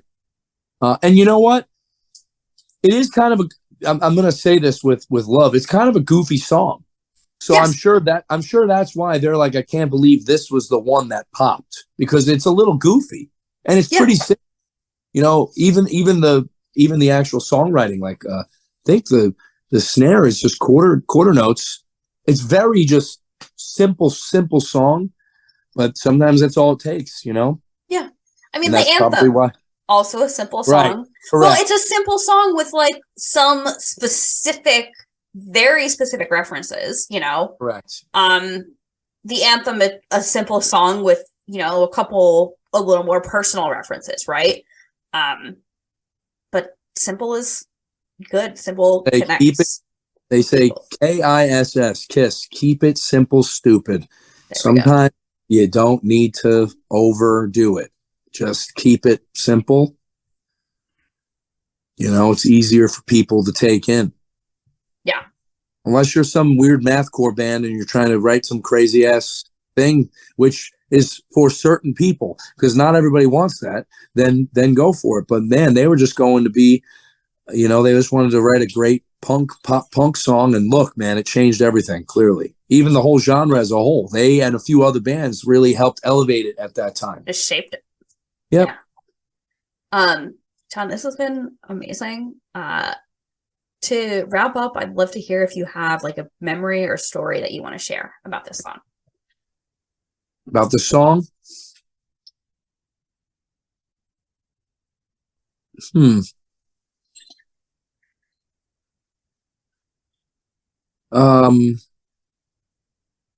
I think I got a back patch, or I think I got a canvas patch at that tour that ended up on my plaid vest that I wore senior Nice. year in school. I'm pretty Nice. sure I had a rainbow mohawk, no earrings. I had no piercings then.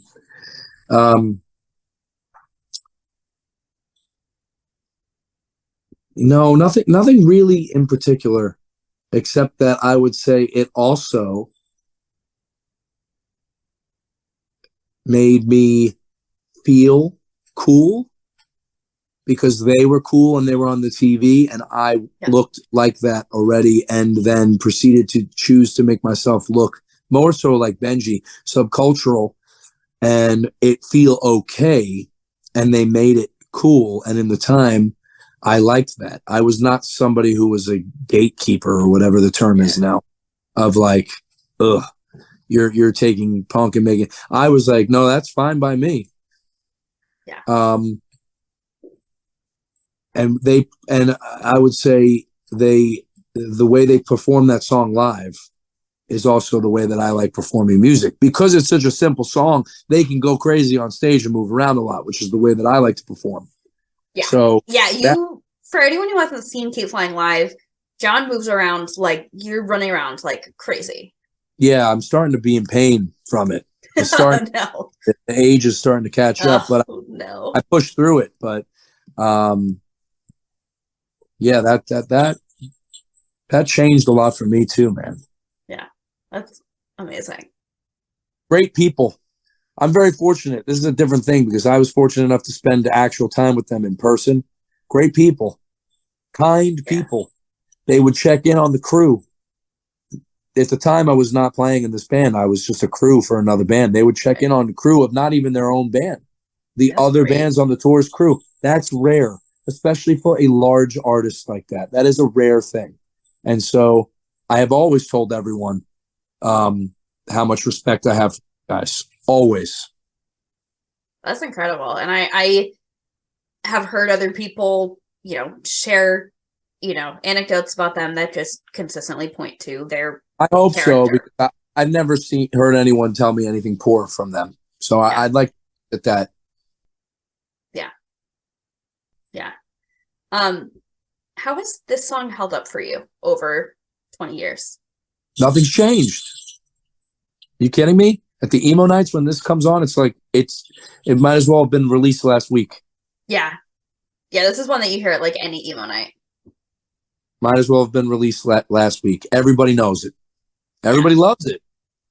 It's easy. Even people who don't know who the band is know the song. They know the chorus and like... You know the song. Come on. Yeah. Just like Bowling for Soup, 1985, you know the song. Except that was a cover. Yes, but the Bowling for Soup version is the one that everyone knows. No one knows that, No one knows that's a cover. It's amazing that their career actually, I know we're not talking about the Soup, but man, what another great band. Another goofy band, but another incredible band. Their live show is straight comedy. It's not even goofy anymore. It's just full on comedy act. Fun for me though. I think it's great. That's held up. Most of their big hits have held up, I would say. Yeah. Well, what has Good Charlotte meant to you over the years, and how has that changed?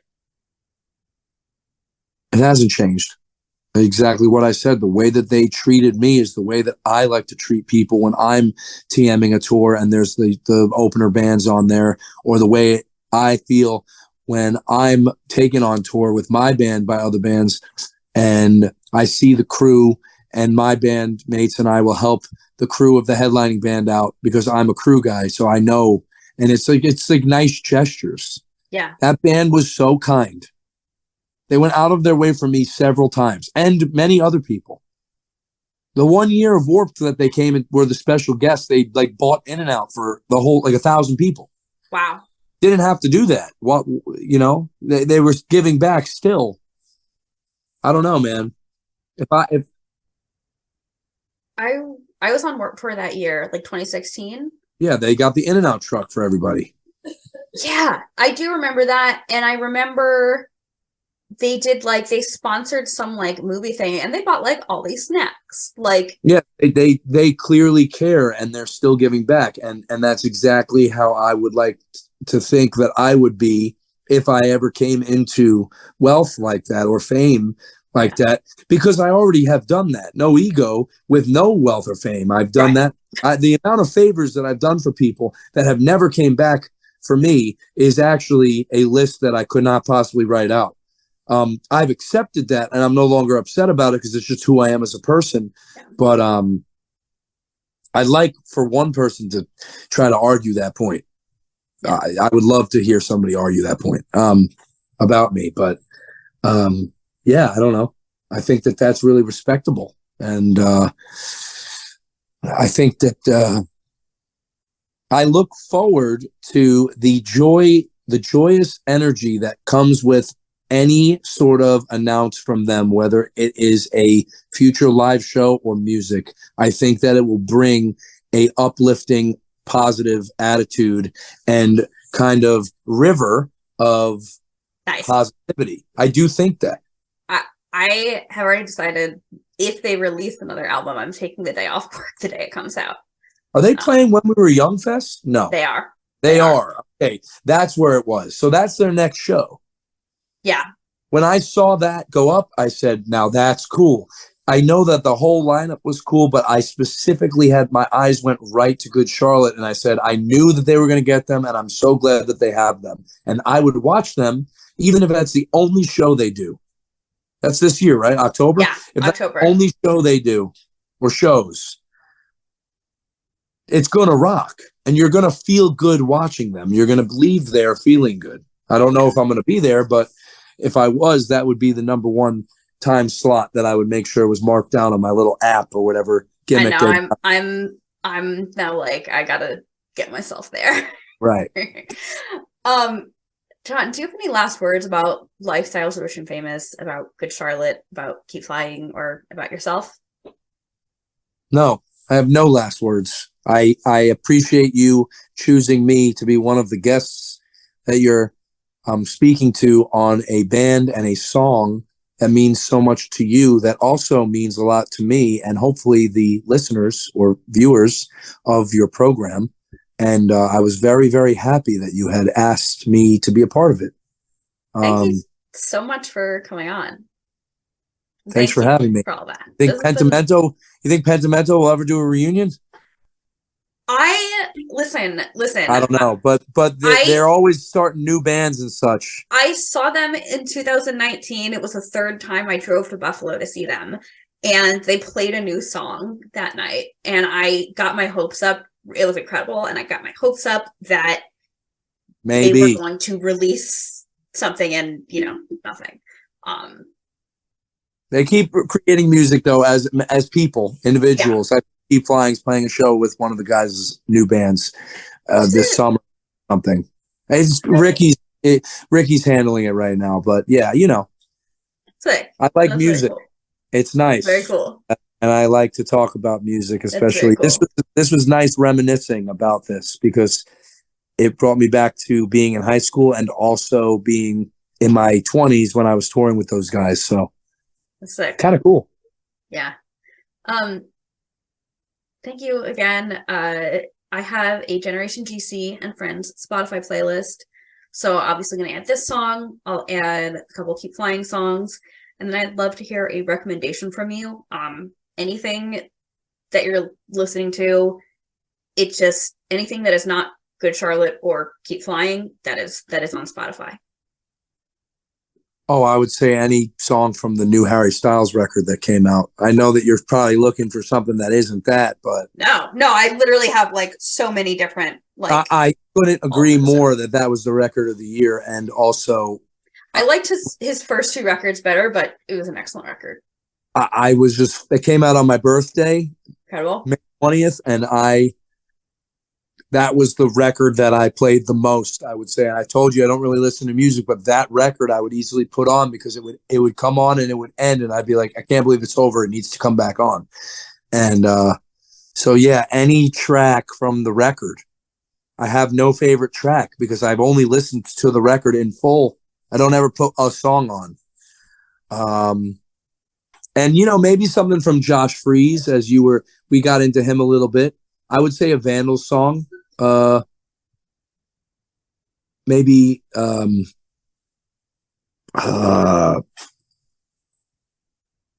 to think of what song to put on there.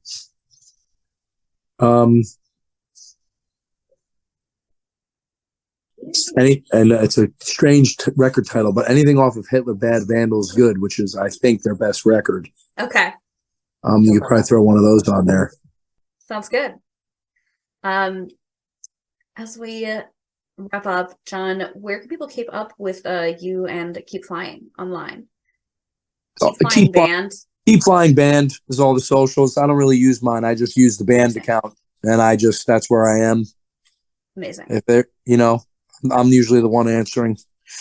And we're on there pretty often. We don't, like a lot of bands, have a social media manager that they pay money to make sure they as we know, or people don't know, listeners, that is a very common thing. We don't do that still. We've talked about it, but it's still us. So that's why sometimes our posts go up at 2 p.m. and they get no traction because I am busy with my life. But yeah, we'll be on there. Keep Flying Band, and our new single is currently out. It's called Left Behind. Amazing. Thank you so Cheers. much. Hello, I'm Stephen Klett, he, him, and I'm here to talk about Good Charlotte. Awesome. Thank you, Stephen. And I am very excited to talk to you.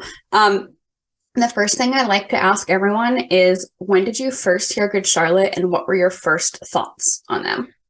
My first time hearing or seeing, I'm not sure which, if I heard or saw them. Either one. But it was on TRL 2002 with the song and video Lifestyles of the Rich and Famous, which we're here to talk about today. And my thoughts on it was that it was good to finally hear some guitar music on MTV again.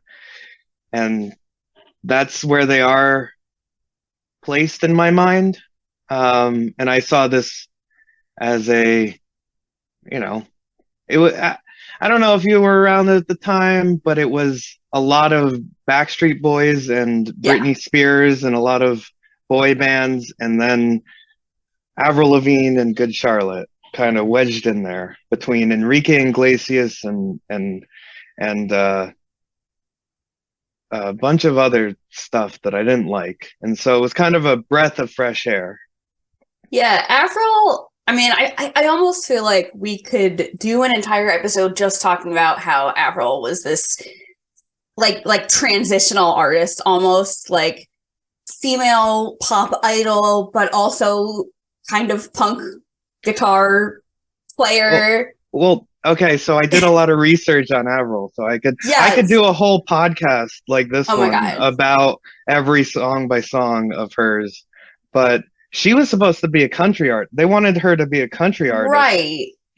She wasn't supposed to be like a quote unquote punk. Right. And they brought in a team to write her most popular songs called The Matrix. And those are the people that wrote Skater Boy, Complicated, I'm With You. And so it was this kind of like corporate team being flown in after she dropped out of school and moved to she was like California. 16 or whatever. Yeah, she was even younger, I think. I mean, and then the album comes out and she kind of resents those songs because she didn't write them. So, but then she's now, I mean, and first of all, Skater Boy, you could very easily, Skater Boy could be a country song, quite frankly. They switched a few words. All for other songs could almost be country songs. But now in 2023, she's like, I think she's engaged to Mod Sun, and she's like all about this like pop punk revival thing. Yeah, which is, I don't know how closely you followed her career, but I'd say it's an improvement.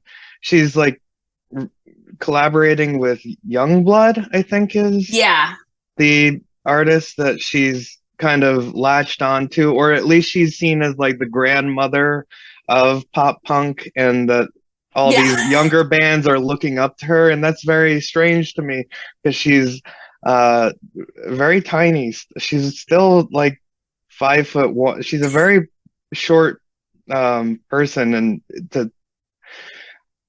I don't know. It's interesting to think of her as like this beacon of pop punk. Like people are looking up to her as the previous generation. When, as with Good Charlotte, it's interesting to think of them as the previous generation when there are so many previous generations that came before them. Yeah. Yeah, I don't know. We could talk a lot about Avril for sure. But to get back to our questions here, have you ever seen Good Charlotte live? I have not. I have not seen Good Charlotte live. I probably the closest I came was when I was in high school and my marching band went on TRL. That's and so cool. Yeah, we didn't get that day. We got the 50 Cent. 50 Cent was the artist that day. So no, I never saw Good Charlotte. I never was somebody that went into a lot of punk shows or punk festivals. I was going to more like Bonnaroo kind of scene. Got it. Yeah. But no. How many times have you seen them? I wanted to ask you. I think it's 18 or 19. Yeah. So quite a bit. Yeah. But I was on Warped Tour in 2016, the year that they were. So that was like 7 or 8 shows right there. Yeah. But still many times before and after that. Yeah. So Stephen, we connected because of your writing. Your writing background is vast, and I've had a handful of other writers on this show, but primarily music journalists, right? You have an MFA in creative writing. You have a poetry chapbook, A Field of Mirrors. You've been published in the Philosophy Journal, Undefined Boundaries. You have this Medium blog. I mean, I'm sure this is a big question for you, but how did you kind of get started in writing, and how does music fit into writing for you?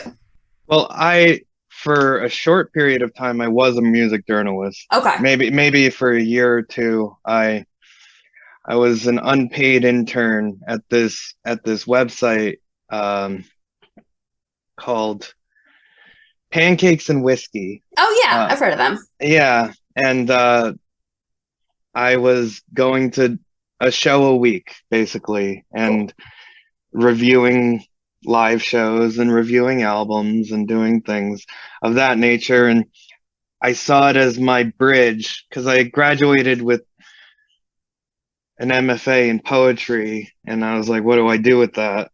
And so I just thought, if I do enough unpaid work and stuff that I'll eventually get a job as a journalist. And I eventually did. I got a journalism job doing politics, writing politics and covering elections and stuff. And I did that for a couple of years. And now I am a technical writer writing about software and stuff. So it's been a journey. But how did my writing influence my interest in music writing? I am a musician, and I love to write. And what better way to honor both than to write about the thing you love? Yeah. Well, so tell me, so you're in this band, Undercover Rabbis. You play guitar and sing. Tell me about the band. Like, what kind of music do you play? Do you play a lot of shows? We don't play a lot of shows. It's mostly studio. We have played shows. We started in 2006. It's with my best friend in high school. And we've been together for over 16 years now. 16, 17 years now. And it's progressive metal, I'd say, or somewhere between instrumental post-rock and stoner metal. And for that, there's not too much of unless you're like one of 5 bands, you don't really make a living off of that. So we just kind of do it together. I meet up with them once a week, and we just cut an album. Our 4th album. We come out with an album like one every 3 or 4 years. And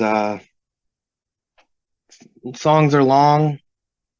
It's kind of like putting metal to classical arrangements. Cool. Which is very different than Good Charlotte. Yeah. Yeah. Very different Very than different. Good Charlotte. Cool. Yeah. All right, cool. Well, Stephen, I want to talk about your essay that you wrote about this song. And listeners, this will be linked in the show notes. And I'll probably share it. I will definitely share it on Twitter and everywhere as well. Your essay is called Metanarratives of the Rich and Famous, Good Charlotte and the Spectacle of Violence. And I love this essay. I was fascinated by it. One thing that really stuck out to me was it is the most academic piece of writing I've read about Good Charlotte. And I want to point out your thesis statement, which I think, it puts into words very clearly something that, all of us kind of longtime Good Charlotte fans, like we were all aware of this, but I think you put it into words really well. So I'm going to read this. Here, I want to look at Good Charlotte, their influence on American pop culture, Benji and Joel Madden's class interests, and their career arc. What's most interesting to me is how this music appeared to offer a revolutionary alternative cultural movement during the 2000s, while at the same time relying on those artistic movements to spread a capitalist message. Yeah. Yeah, that is what a lot of, and this essay is following up on Avril. I wrote a similar article about Avril, which that was basically the thesis to that article as well. And I don't know, what else do you think about that thesis? I wanted to ask you, why do you feel like everyone already knows this, or how does that make you feel knowing it? So I, as a Good Charlotte fan, and I've talked about this, on a couple other episodes of the podcast, but I got made fun of a lot as a very public Good Charlotte fan in middle school, high school. I got made fun of a lot because Good Charlotte are posers. They're not really punk, right? But also I thought they were punk because they were outspoken. They were doing what they wanted to do. They were following their own, creative intuition, at least to my, 13-year-old understanding, right? But also I knew that a lot of people didn't like that, didn't understand it. Right. And that for myself and other guests that I've had on the show relate to that it creates a pain point and a confusion, because it's this is the coolest thing in the world to me. So many people don't understand it, but also this band is very successful. And nowadays, Benji and Joel Madden manage other artists, and Joel has this awesome podcast just started. but it's like a pain point and a confusion. It's like they're so successful, but it seems everyone hates them, but maybe they just don't understand it. Well, I and think like, what is punk anyway? You know. Well, I think there's this question of contradictions. You're pointing out the contradictions of, you know, a capitalist message held within what appears to be an anti-capitalist presentation. And I feel like a lot of what is the confusion is you have this song, and a lot of the reviews you sent me point to this as though it's like spreading violence, or it's spreading anarchist imagery. There's a lot of anarchist imagery that they play with in the music video, and that it has this you know, undercurrent of I would say violence just in the chorus alone. And that if money is such a problem, well, they got mansions. Yeah, we can rob them. Yeah, we can rob them. And that I even remember them bleeping out that in like, if you watch the TRL, they like, you know, it became something that was sort of censored, you know, in the most 2001 or 2002 way. Sort of, it reminds me of the Wheatus song. Was it Teenage Dirtbag? And they have a line in there where they say he's got a gun, you know, her boyfriend's a dick and he's got a gun. Yes. And they bleep out the gun because Columbine just happened. And it's like, yeah. And to me, there's a certain, like, it presented them as dangerous almost. And it goes back to the conditions of like 2002, where everybody was kind of high alert almost. Right. About dangerous things influencing children. And here's this band that's got spiky hair and, you know, singing about destroying property. And, but underneath it all is a very, I'd say, you know, you're framing this, and this is part of my essays, you're framing this resistance or this, you know, kind of empty violence that you're directing at the rich, and underneath it all is well, we should be rich. And that's the thing that they don't get, is that we'll take your clothes class cars. Yeah. That those are the wrong people that are rich. Yes. And who they think are the wrong people that are rich are fascinating. And I had to do a lot of research about that bridge area where they talk about O.J. Simpson, Cochran, and the mayor of DC, who was, what's his name? Marion Barry. I was just looking at this up, yeah. Marion Barry, and who got caught doing cocaine and then ran for DC mayor 3 years later, after spending 6 months in jail.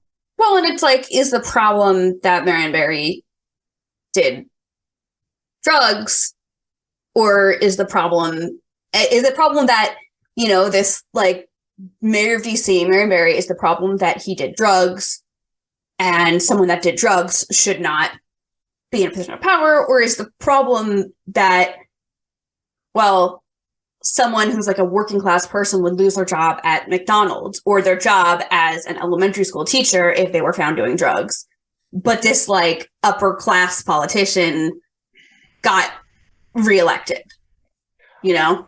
Well, I think there's also a racial component to it. Yeah. There is an interesting like white working class resentment that they kind of point to two wealthy black men who have positions of power, or in society they're like OJ and Marion Barry, who are kind of, at least Barry was famous in their neighborhood of where they grew up, Right. because they were in this kind of outskirt of DC. And it just seemed to me an interesting choice for them to choose these people that they don't think should be rich, while obviously they think, we should be rich. And then they became rich. Right. And that's the, like, I guess the meta narrative to their story is that they wrote this song, then Became rich because of this song. Yeah. Because of this song. And then they wrote about how people all called them hypocrites. Yeah. Because they got rich off of the song. Yeah. Which, yeah, well, let's talk about I Just Want to Live. I was wondering if we're going to do this now or another episode, because let's touch on that, and then I think I want to go into some of these other reviews. But a quote was from your essay. You said, in Debord's terms, where they once commented on the spectacle, they found their own lives had become a spectacle. And I think, I wrote here that, like, I don't think you can really discuss lifestyles of the rich and famous and its, like, cultural impact without mentioning I Just Want to Live. And you can't discuss I Just Want to Live without talking about lifestyles and the reactions to it, right? And you, I think, really got something right about I Just Want to Live, which is that song is about, like, paranoia and confusion, I think, were the words you used. Well, I think, and here's the book that I'm quoting. You can't see it because this is a podcast, but The Society of the Spectacle by Guy Debord, who is a founding member, or like one of the leading members of the Situationists, which was a group that got really popular in France during a revolutionary time of May 1968. And there was a lot of young people that were rah-rah and, anti-government. And also the Situationists were inspired by the Dadaist aesthetic of, like, cutting and pasting those letters, like newspaper clippings, and then using them in video. And, like, the Sex Pistols used it for the what was it, the God Save the Queen, Anarchy in the UK. And we know that Benji Madden at least loves the Sex Pistols. Right, and they use all of those things in the music video, which is how I'm drawing a connection between them and Guy Debord. But what Debord talks about in this, which I think speaks to what you said, is the celebrity culture that was ever present in 2000, 2001, 2002 that they're writing about, and that they then embody for I Just Want to Live, is something that they're always talking about. And in both Lifestyles of the Rich and Famous and in I Just Want to Live, they are interacting with Rolling Stone. Because Rolling Stone is this medium that is, like, always see it on the TV, right? Read it in the Rolling Stone. And all they do is piss and moan inside the Rolling Stone. Right. And then in I Just Want to Live, the journalist from the Rolling Stone is asking Benji, like, now you wrote about the lifestyles of the rich and famous, and now you're dating models, or I forget the exact quote. Now you're rich and now you're famous. Yeah. Your first hit, aren't you ashamed of the life you're living? There it is. And it is like he's constantly in this conversation with all of these media sources, that particularly Rolling Stone, because it is the entrance into celebrity. And I always saw him in the writing of Good Charlotte as aspiring to be a celebrity. And now, by the time I Just Want to Live comes out, he becomes the celebrity that he was aspiring to be. Yeah. And everybody was mad at him for it. And his response is, I just want to live. Yeah. I'm dating Hillary Duff. I'm I find that music video to be absolutely fascinating. I could go on and on about the food group, and how he has to create another band, to joke to about, tell their own story right, almost. and to comment on other people's. He has like a was it the Ashley Simpson joke in there where he fakes lip syncing, or he gets caught lip syncing and then he does the dance, and it's all this like these references that you would have to be a certain age in a certain place and time to get. And they did a lot of that in music videos back then, where it was always a discussion between music videos in a very cartoonish way. And that's one thing that I want to get to in both songs. It's very cartoonish. Yeah. Like, their characterization is very cartoonish.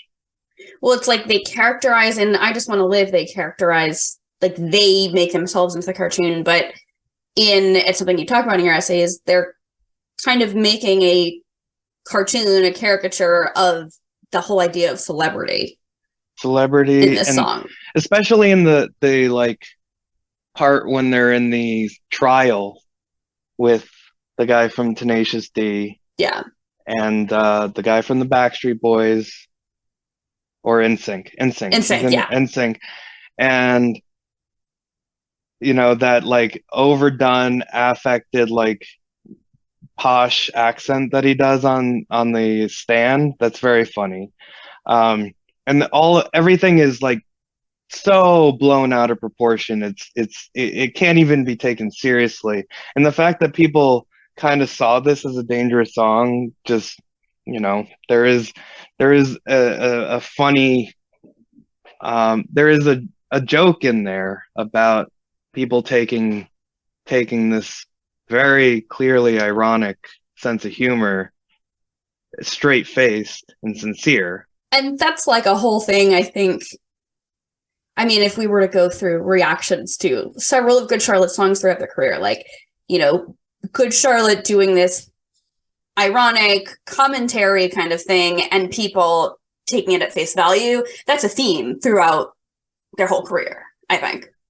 But they also do the face turn where they are sincere. Yes, and that's something that I was wondering what you thought about, is that they do have all of this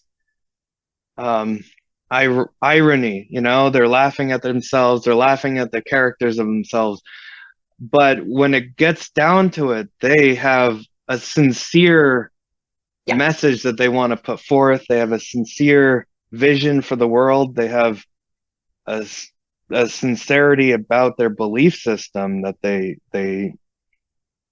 want to put forth, and that they, as they've amassed more and more capital, cultural capital, and status, they are a lot, I would say, less creatively putting it out there, and more just straight-faced making albums that are, I would say, activist based.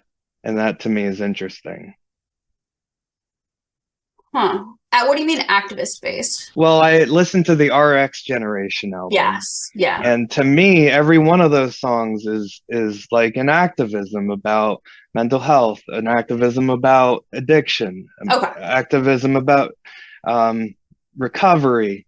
And in the end of it, there is this kind of like, and this is what I talk about, this kind of Christian belief in, you know, that if you follow, but there's also prayers is also like a commentary on Christianity and religion, and how a lot of quote unquote Christianity is people like saying, oh, well, I'll like pray for you, and like not actually doing anything.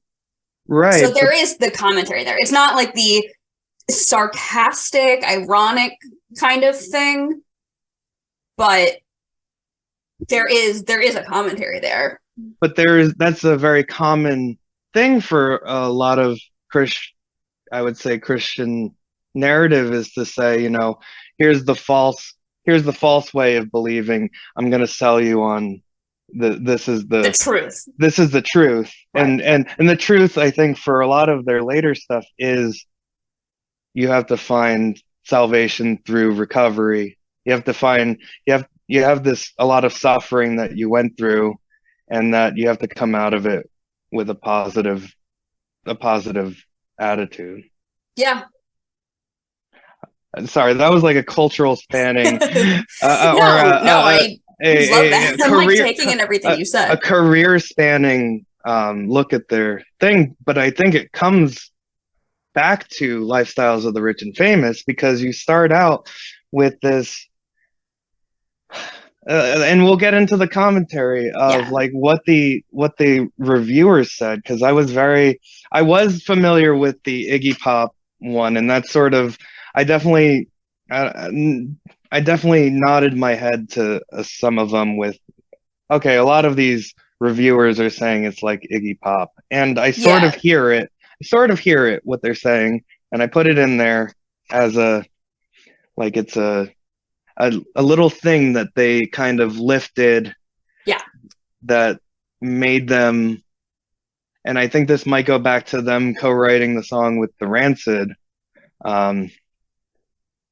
guitarist, and having like an authentic punk rock foundation, which they could put bubblegum pop on top of. Well, Iggy Pop, Lust for Life. The intro to this sounds very much like the intro to Lust for Life. Let's start reading some of these reviews, I think, and talking about them. We have talked about Pop Matters reviews a lot on this show. Listeners will be very familiar with Pop Matters and Adrian the Grand. And honestly, I would love to have Adrian, the guy who wrote this review, who has done at least one other Good Charlotte review. I would love to have them on the show. He did not like the album overall, but he did say that it has a couple of decent moments.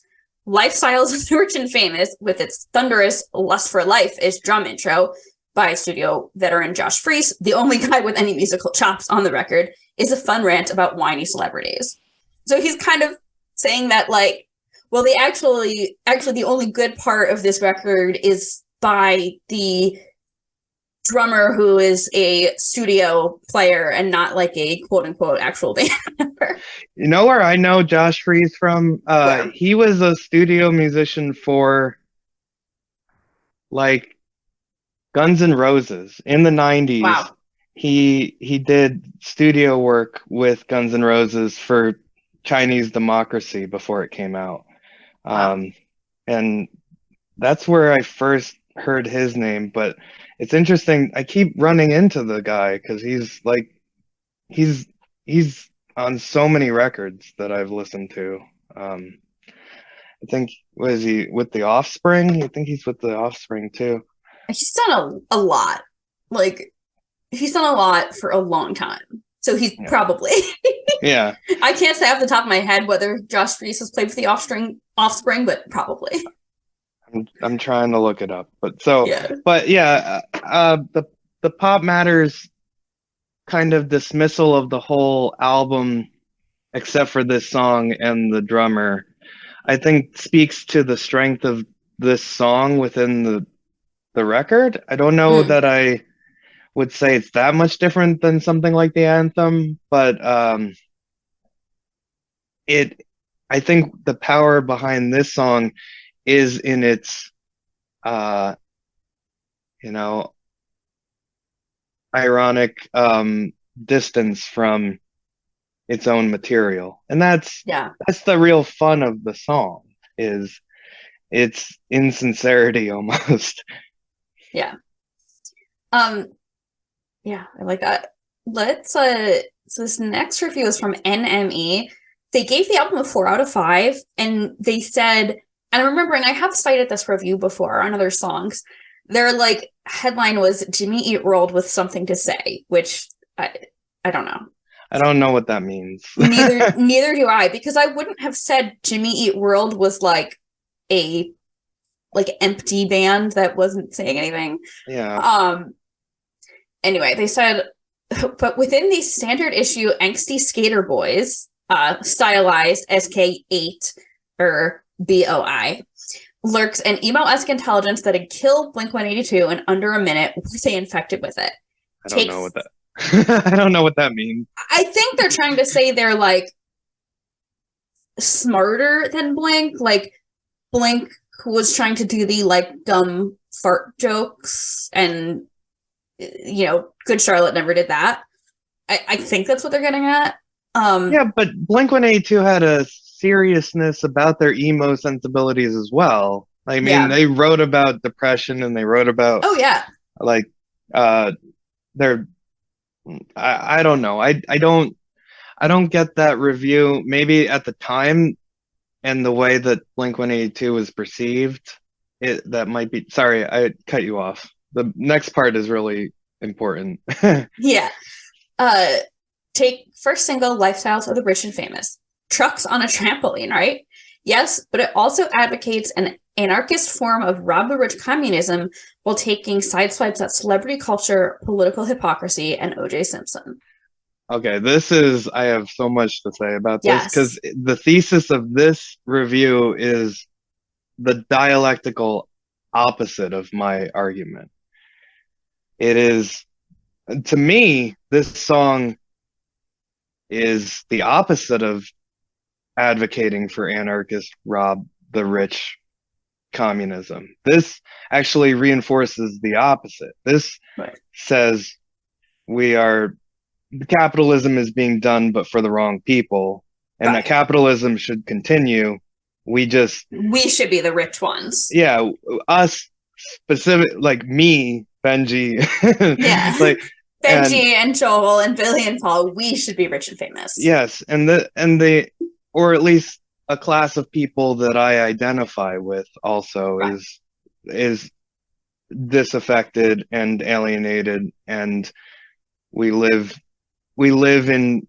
go to these private schools in Maryland with all of these rich people who we resent. And to me, I know you'll get to the question of what did these reviews get wrong, and this is exactly indicative of the wrong type of the things that they don't see in these kind of reviews. They take it at face value, they take it sincerely, they take it as though it were an explicit advocation, and they don't see I guess it's like the millennial irony. They don't see the post 9/11 irony of trying to deal with the traumatic thing of living in America post 9/11, which I think is so much in this kind of music. This song came out less than a year after 9/11. That is a huge thing in my article on Avril, and my huge thing, because a generation before, and this goes into another philosophy thing, but Kurt Cobain was going on MTV to protest MTV. Right. And here's the opposite of that. They're going on MTV to advocate for going on MTV. Right. They're like, they're not saying MTV is bad. They're saying the wrong people are on MTV. We should be on MTV. Exactly. And with Avril, it's I need the people that need to be on MTV are the people that see the authenticity in themselves and others, who need to, like, the whole skater boy is that the wrong girl is with the skater boy. Yeah. And I'm somebody that sees the true skater boy, and therefore I should be with the skater boy. And as a reward for his authenticity, at the end of the song, he's rocking on MTV. And that is seen as that's what he gets. That's the promotion. Whereas Kurt Cobain is the opposite. We need to rail against MTV. We need to go on MTV and say, fuck this fuck this corporate bullshit. And here it's like, no, we need to get in touch with our authentic selves so that we get rewarded by MTV, that we end up promoted through this mass media. Yeah. Well, it's you know, if we're gonna go back, like, I think I wonder, I think some of it to some degree is informed by, like, you know, coming from a very working class, like lower class upbringing. Like, they were pretty poor growing up. I know the Madams were, and they wanted money. Like, they were very clear. They wanted money, you know, and money they got, you know.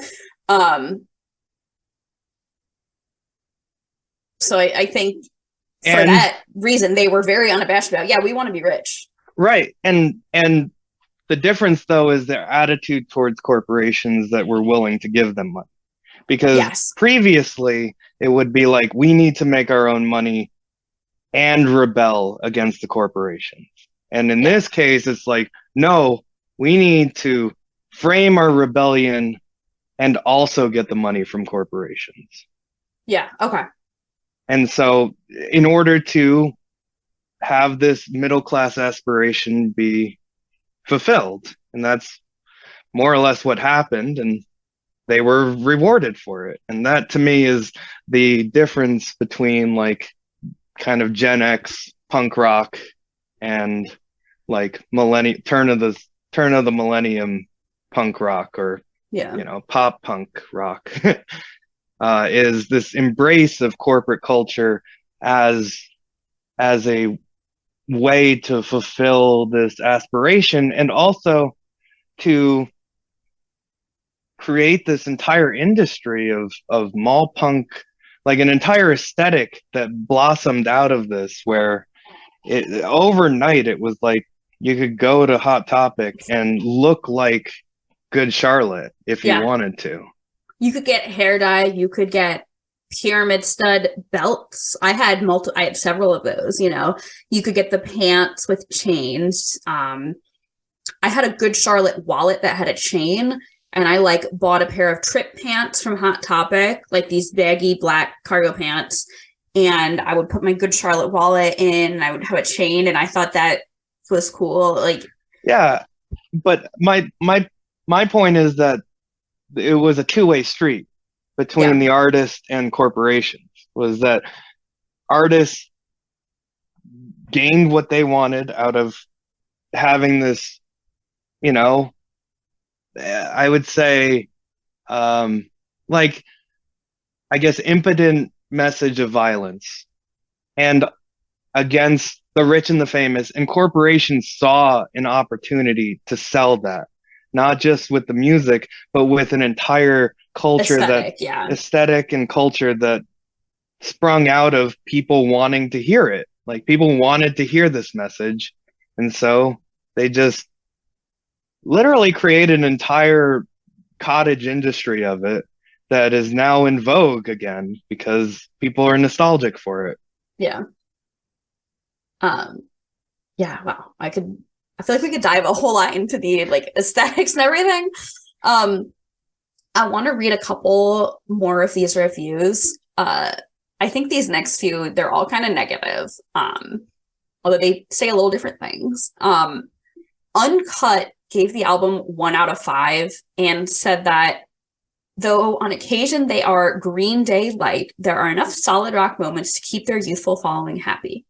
First single, Lifestyles of the Rich and Famous, is a speedy thrash at celebrity whining. Sputnik Music gave the album 3.5 out of 5. Another Green Day comparison. With an intro almost Green Day-like, you'd expect another hard-rocking pop-punk song. Nope, not here. A blatantly boring verse and lyrics complaining about celebrities, the same status they wished of being in when they were young. It's not a good thing to sell out, JC. Rolling Stone gave the album 2 out of 5. And Rolling Stone, by the way, also had one of my absolute favorite things that's ever been written about Good Charlotte. It was a piece by Christian Horde called The Polite Punks. I cited it at great length in the article. You did?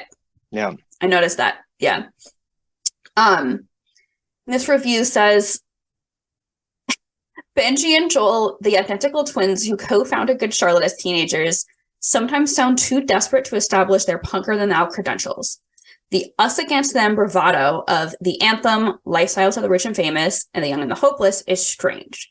Good Charlotte are much more persuasive when they let their vulnerability crack through the surface of these slightly overbaked songs, in which elaborate production touches, strings, timpani-like drum flourishes, masks the band's 3-chord limitations.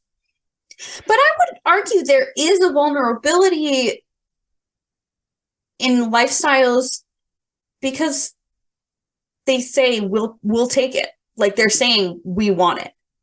Maybe that's not. I think maybe that wasn't clear, but I don't know. I think there's some vulnerability in Good Charlotte, and I'm taking this very much in context of the first album, like Waldorf Worldwide, but I think there's some vulnerability in them being like, no, like we will take the money. Like we have no problems. Just shut up. Stop complaining. I think I think this kind of bashes up against a lot of what was the pervasive idea of what punk rock was. And yeah, the question of authenticity is something that was constantly a clashing point of the more authentic you are, the more punk rock you are. The more punk rock you are, the more authentic you are. And a lot of people base their reviews on this. And I want to read some from that that interview. My favorite line addresses just that. You know, it's funny, says Joel Madden, eating a slice of thin crust pepperoni. You're probably the first person who hasn't focused on why we are or are not punk this whole interview.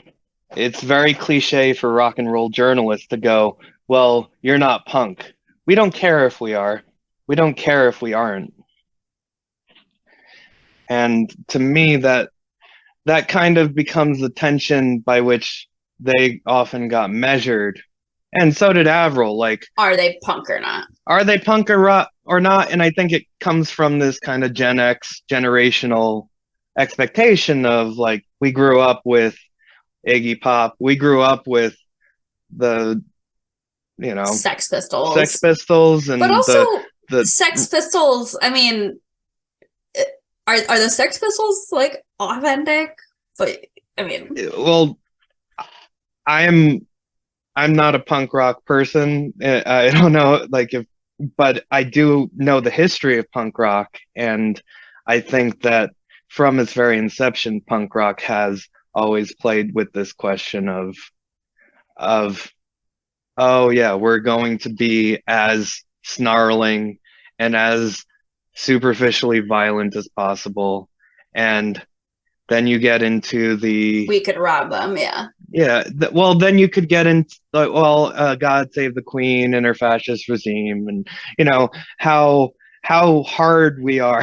How the Always Sunny. We're so hard. And it's always this projection of and bravado that comes with punk rock, and it's always been measured against that. Like, the punk rockers that I knew growing up were always like, well, these are the posers, these are the not posers, these sound like the boy bands, these sound like the corporate sellouts, these sound like the real deal.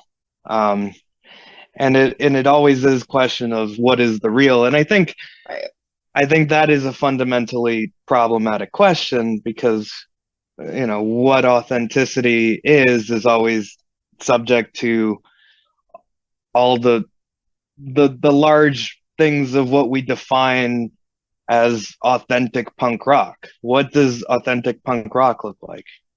Nobody knows. It's very situational. It's very generational. It changes over time. Punk rock can be whatever you want it to be. And I feel like a lot of reviewers are these Gen X kind of music journalists who come into it with this preconceived notion, these expectations and as somebody who did music journalism for a while, I can see why. I can see why they gave the reviews that they did, but it oftentimes overlooks the larger narratives, the meta narratives that our society looks into and promotes, and why it's promoted. And I think Good Charlotte was promoted for a specific reason, not just because they were popular, but because people wanted to hear this. They wanted to hear the message of Good Charlotte in 2002. I don't know about any other time after that. It kind of became like a blip in time. But I think all these reviews that you're reading that are negative are just seeing them in a very micro narrative, a very small. Yeah. Here is a Green Day. Green Day happened like 2 years ago. They're doing exactly as Green Day did. right? And they're doing Jimmy Eat World.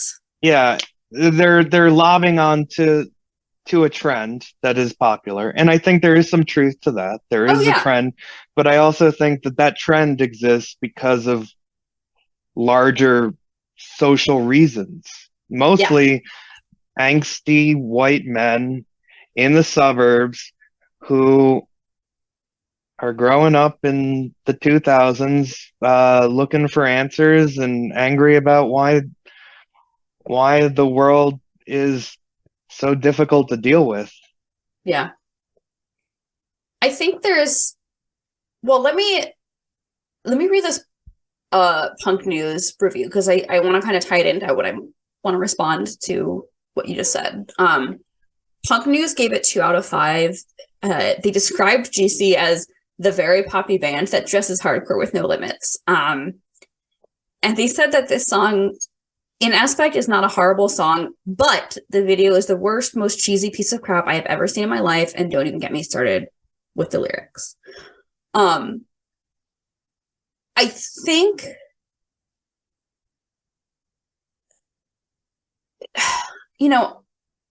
something I've brought up a lot on this show is that one thesis I have that I hold true to is like, the reason there has been over time a sort of shift in how critics view Good Charlotte is because over time, more and more people who were teenagers, at an impressionable age when this came out, they are now the ones reviewing records. So of course they're more likely to be open-minded to it.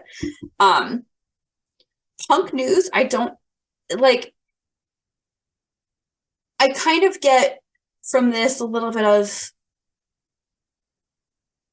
this person thinks they are above Good Charlotte, whether they are, the kind of boomer, quote unquote, like just a little too old, or whether they just think they're too cool. Like I'm not really sure. Now I was gonna ask you what your impressions are looking back at the music video. I've recently rewatched it a number of times as a refresher and in preparation, but I wondered how does it age for you, the music video, because in their words it's a piece of crap and cheesy, right? And I think maybe at the time to Punk News, it does. I can see where if you look at authentic, like the Fugazis or the authentic like punk rock, that, for lack of a better word, like the hipsters that were into punk, like that would see themselves above a group like Good Charlotte, or at least view punk rock as a bastardization, or would view a Good Charlotte as a selling out or a bastardization of punk. How do you view it now? Do you view it as cheesy? I suspect not, but I just wondered. I think the video is great. I think I mean, what is cheesy, right? I think the video is great. I think it's funny. I think it's silly, but I think it's also kind of smart and has some commentary on it. Like even the part with the trial where they say, "Is it true the accused treated you like a dog?" And it's the actual dog. I think that's hilarious. I think it's also commentary on maybe celebrities, making a big deal out of stuff that doesn't matter. I don't know. I think it's great. I don't know if I would say it's not cheesy, but I don't see cheesy as a bad thing. Yeah, that's sort of the point. That's sort of the point. Yeah, like I don't see cheesy as a bad thing. Cheesy as in, is it taking some little bits and pieces and ideas and kind of playing into that and making a joke out of it? Yeah. But I don't see it as a bad thing.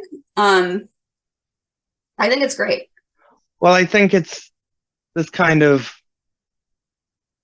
inauthenticity is the point.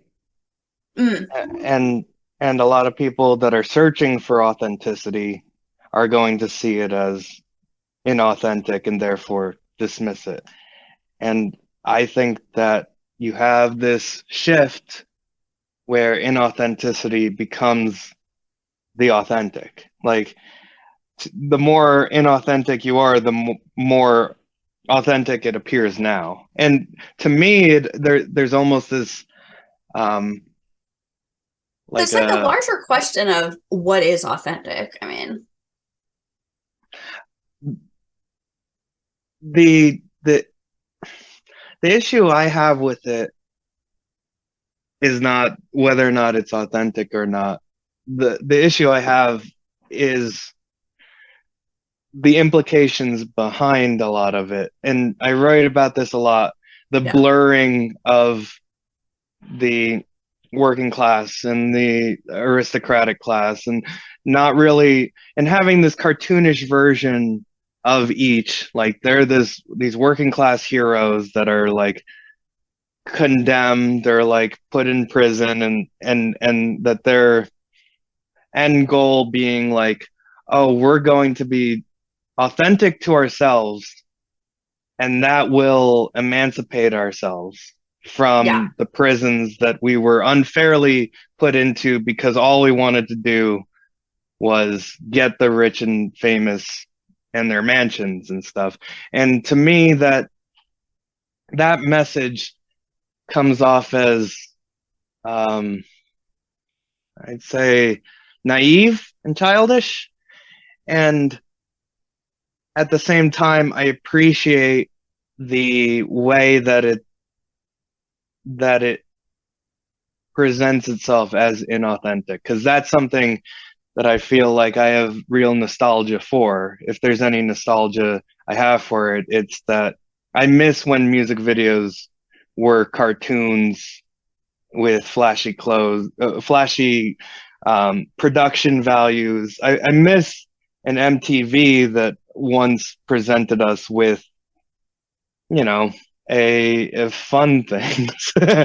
And growing up, this was, a fun thing that was on TV. Right. There's like nostalgia now, but a lot of it is very like serious. Yeah, there's certainly a dark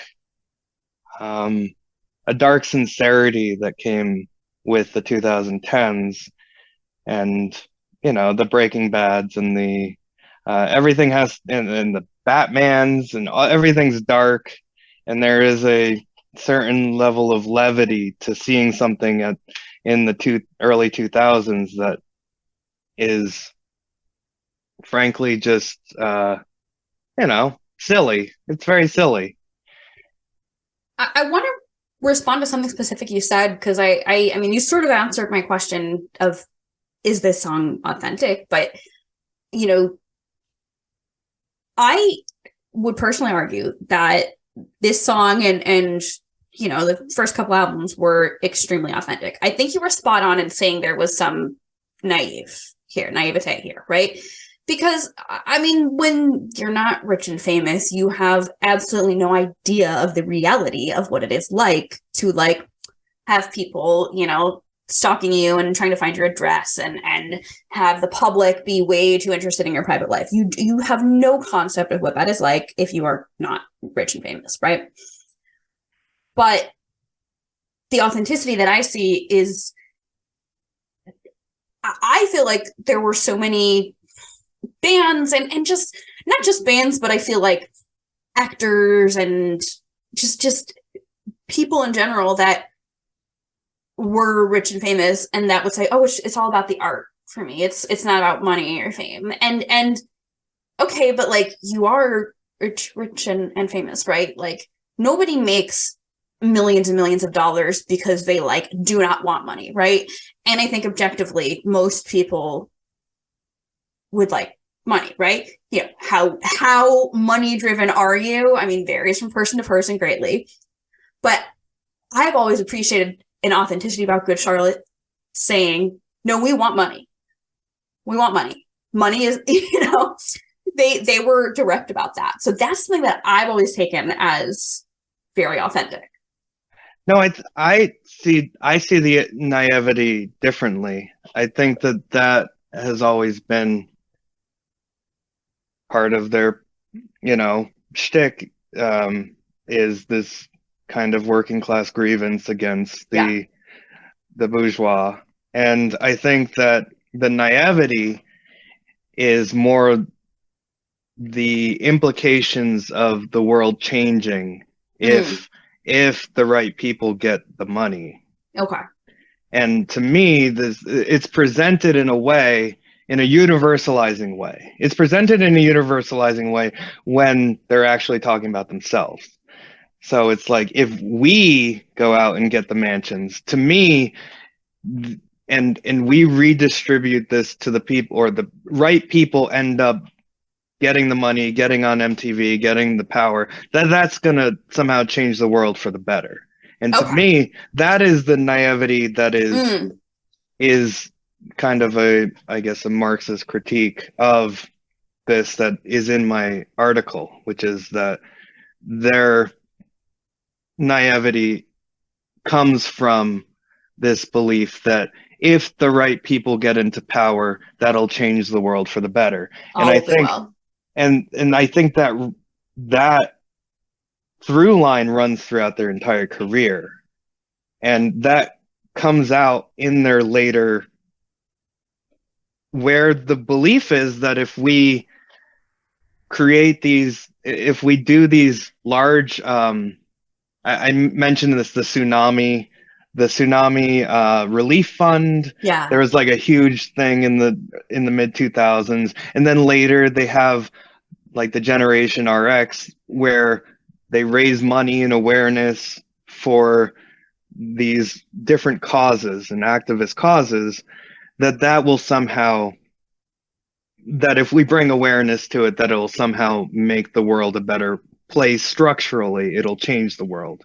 Right. And to me, that is a very pro-capitalist message, that us as individuals, if we put the right individuals in power, that will kind of trickle down to make the world a better place. All we have to do is change the people in power. It's not a question. The problem is not that there is a certain structure of power in place. The problem is that the wrong people are in power. Right. And I think that, to me, is underlying all of their music and all of their messaging about their music. And to me, that is the naivety that they come into, starting with Lifestyles of the Rich and Famous. And I do use a lot of quotes for that, in a bunch of like poli-sci theory kind of stuff, that I'm using them as kind of an example of that.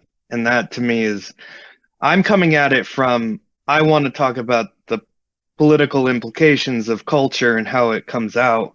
And to me, Avril and Good Charlotte are things that I can point to as, and talk about these kind of political theories through the lens of, here's an example of why I think this is a naive way. And here's how you can see it throughout their career and how it hasn't made the world a better place. In fact, they got into power. Literally, they have 25 million dollars each. Something like that, yeah. And yet, you know, the world is structurally, if not more unequal than it was then, 20 years ago. Yeah. So what does that say about this thesis that they have? We get the power, it does come across as we want it specifically for ourselves, but they're presenting it as all of us should raid the mansions and, then stay true to our punk roots, and the world will reward us for it. And to me, the world hasn't been rewarded for it, even if Benji and Joel personally have been. Got it. So yeah, I agree with you. Wanting money is, in a capitalist society, is what everything is engineered for, and them coming out and saying it is being authentic to themselves, but they're presenting it in a way where the world will be a better place if we all kind of follow this logic. And right. I'm pointing out that this is a certain contradiction, and that's why I wrote the article to begin with. I was like, yeah. No, that's a great point. Definitely a contradiction. Wow, I feel like this is a good place to kind of wrap things up. This has been amazing, Stephen. I've said for each of these, okay, we'll keep it to 20 to 30 minutes, and it's it's not. So this is going to be a very long episode, but I think people will enjoy it. Stephen, to wrap this up, I mean, I'd love if you could share like a memory or story that you have about Lifestyles Rich and Famous. I think seeing them on TRL and performing Lifestyles of the Rich and Famous on MTV was probably the first time that I saw them, and probably my favorite story about seeing them, because it's so stuck in time. It's so awkward. It's so awkward. They go on and they have somebody that calls in who's like, and I think was it Benji or Joel that cut his hair, and the person was like, "Hey, why'd you cut your hair?" And they're like, "I don't know." And it was just like an awkward moment on stage that was very much unscripted. And one of the things that I love about that clip is how unscripted it is. Yeah. And how it was refreshing to see an actual drum set on stage at TRL, whereas you've been conditioned to see like pop stars sing, and is like, that's my memory of them. I don't know that I have too many memories other than writing this article, because that's most of my memory of them. Yeah. Thank you for sharing that. How has Lifestyles of the Rich and Famous, how has this song held up for you over the past, 20, 21 years? I think we went over this a little bit. We went over this pretty. This is one of my kind of go-to wrap-up questions. Yeah, it's held up in that it became an object of fascination for me, as like an artifact. To me, it's an artifact of a certain place and time. Yeah. That could no longer exist now. Like the conditions were very specific to 2002, 2003, and we're never going to have those conditions again, because I mean, how could you? You couldn't have another 2002. It just wouldn't be possible. There's so many changes that have happened in the last 20, 21 years that it is literally impossible to imagine another Lifestyles of the Rich and Famous. So in that respect, I see it as very much an artifact of its time, you know, hitting in the zeitgeist, a very interesting zeitgeist that is having a resurgence now. The zeitgeist is, but it's so removed from the conditions of that time. And to me, I don't know. I could. No. Myself. I want to hear this. I want to hear what you have. Okay. So why do you think there is a resurgence now? Why? I don't know, but my commentary on this resurgence is like, you know, before I had said, this sort of resurgence has kind of lost a lot of the humor that Good Charlotte and Blink-182 had, and you know, early 2000s. But also, it's like almost like so commodified and distilled this aesthetic. But isn't that what their point? But wasn't that the point in the beginning? It's more distilled now, but it's also lost this humor. So it's like there's like a seriousness, but also a no, we're doing this and only this. And I think, you know, are Good Charlotte a pop punk band in terms of that is largely where they fit? Yes, but they've kind of explored a lot of things, and I don't think we're ever really okay. We're setting out to do this exact one thing, and we're trying to fit this mold that other people have created. And I think a lot of the sort of pop punk resurgence now, a lot of it is no, we're trying to fit this exact mold that other people have created. We're not injecting the humor as much, like the Machine Gun Kelly. Yeah, and I like Machine Gun Kelly, but I feel like there's not necessarily like that humor aspect or the commentary aspect. I don't know. My theory is that the reason there's such a resurgence is because the conditions are similar. One of the things that made Good Charlotte, made Avril Lavigne, made Blink-182, Green Day, all of these bands that kind of came up through the late 90s into the early 2000s, it was a lot of anger and resentment and envy of wealth and, you know, this middle class suburban, mostly men, although now it's much sort of more egalitarian when it comes to gender roles, but this anger about people whose futures have been taken away from them, who and a lot of punk is like, we're angry kind of aimlessly at the system that has stolen our futures. And we experienced that with 9/11. You know, 9/11 in a lot of ways cut off the optimism of the 90s, and now we have to somehow deal with this traumatic event. And to me, I'm always equating the two, that pop punk came up and was really resonant with me at the age of 14 because I was looking for answers and trying to figure out why I felt the way I did after, you know, watching 9/11 happen for 72 hours.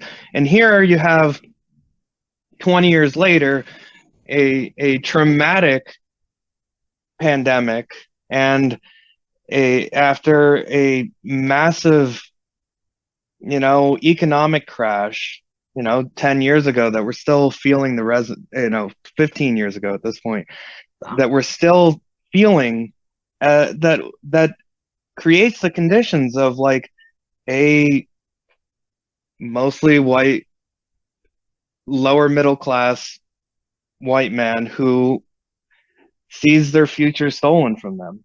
And what more angst, what do you have more that you want to be angsty about, other than, oh, suddenly there's Machine Gun Kelly, suddenly there's young blood, and suddenly there's all of these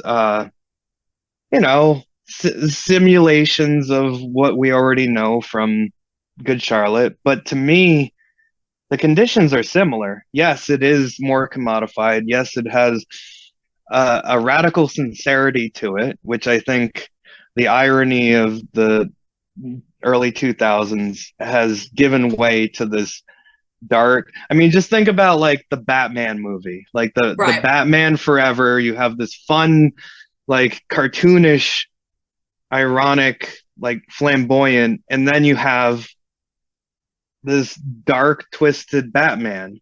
And I see the same with punk music.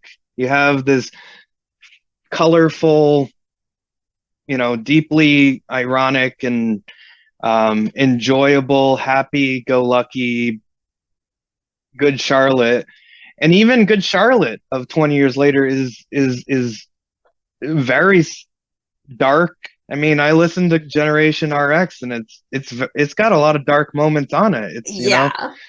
It's got a lot of dark moments, and it is more commodified. If anything, they're like chameleons within the industry, because that's what sells.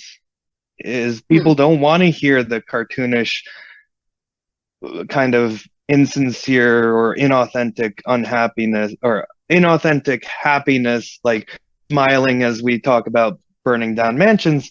Now we have like, no, I know people that died in Iraq, and I know people who came back who have horrible fentanyl addictions, and we need to have a punk rock music that captures their voices, which I think a lot of that comes from. So that's my theory on why I think pop punk comes, and they also say, culture has 20-year cycles. Yeah. Whereas you said, like, the people who came up with the music are now the reviewers of the music. Right. Or the people working at the record labels. Yeah. Yeah. Yeah. Wow. That's fantastic. Stephen, do you have any last words about Lifestyles of the Rich and Famous, about Good Charlotte, or about yourself? No, I think I've said enough. I think I've said a lot about it. I've never really been a huge fan of the band, and so I was a little hesitant. I wasn't sure what would happen if I came on. So I'm not like the hugest punk fan in general, nor am I a huge Good Charlotte fan. But boy, do I like to talk about the cultural impact of my, the childhood that I had with them. So it's been lovely having a space to talk about it. And it's so nice that you read the article and that you contacted me for it, because it's a long article. I mean, it's a long and it's a very dense article.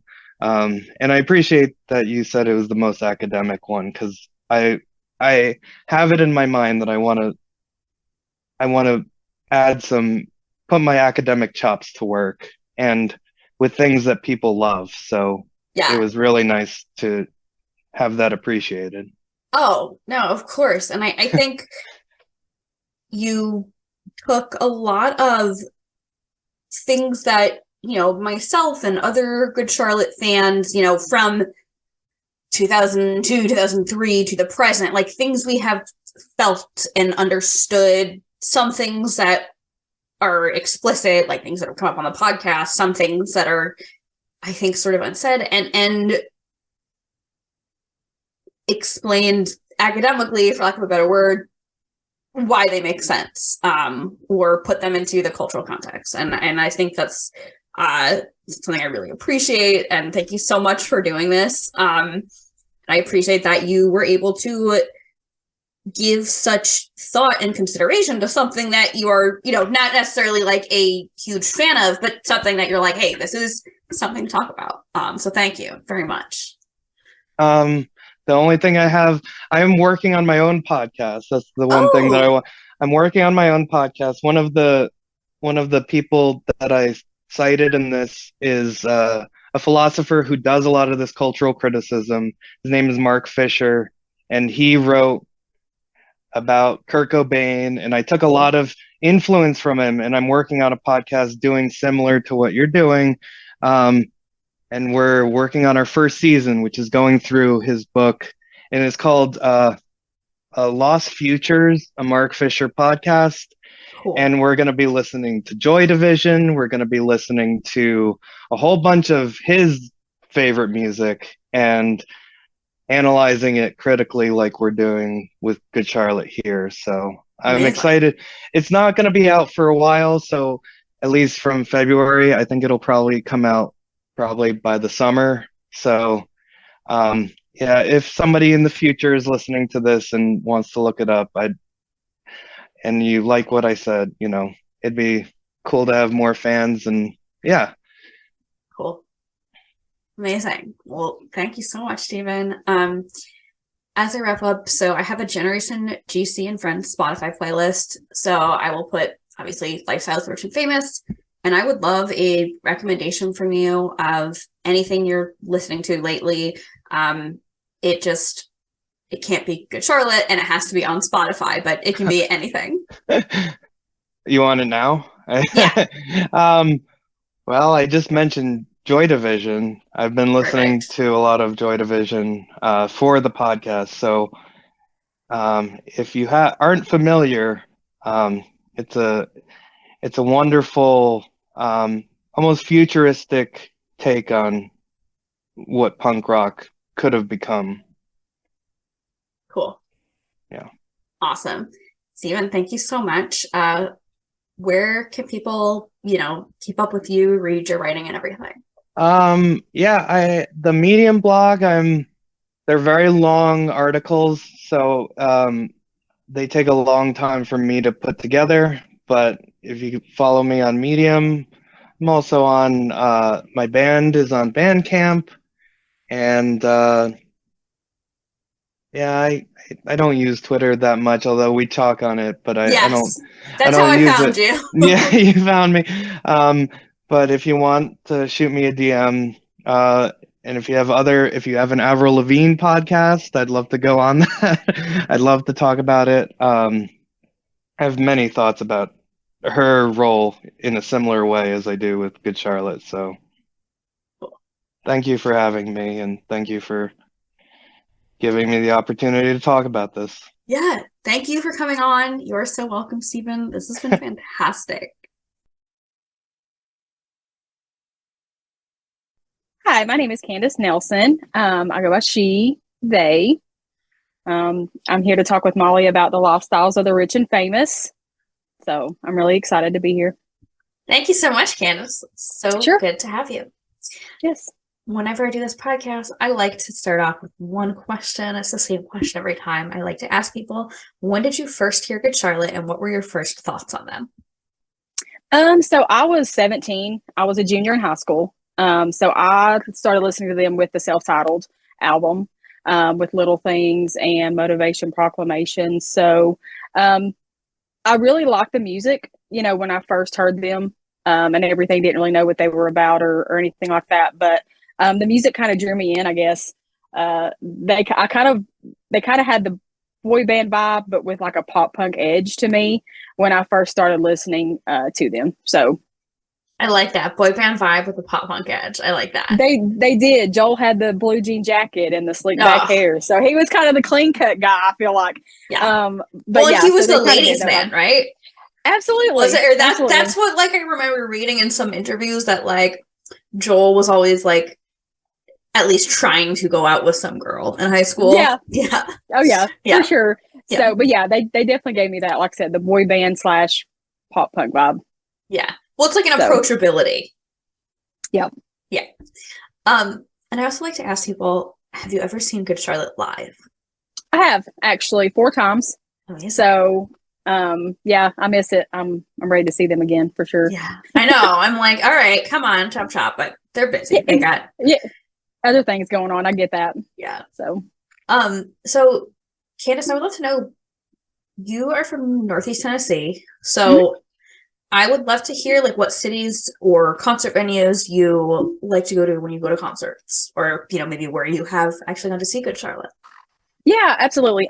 So in my little area, there's not, as far as a big concert venue, Knoxville, Tennessee is a big concert area for a lot of the bands. Nashville, I'm about 4 hours east of Nashville. So I saw them in Nashville at the end of 2016. Cool. So we're kind of centrally located. So I can be in Virginia, the Carolinas. The last time I saw them in 2018, I saw them at the Ritz in Raleigh. Cool. So it was a really cool venue. Cool. So you're not, it sounds like there's not a lot of concerts like right close to you, but there's plenty of cities like within an easy enough drive. Oh yeah, absolutely. That's awesome. I love that. It's kind of fun too to like travel and just drive around and explore. I love the road trip, honestly, because people have asked me, like, me and my best friend, we've been best friends for 20 plus years, and we've been fans for the same amount of time. And we drove all the way to Philly. You did? When? Yeah, in 2016, we saw him at the TLA. Oh, that's amazing. In Philly. I love the TLA.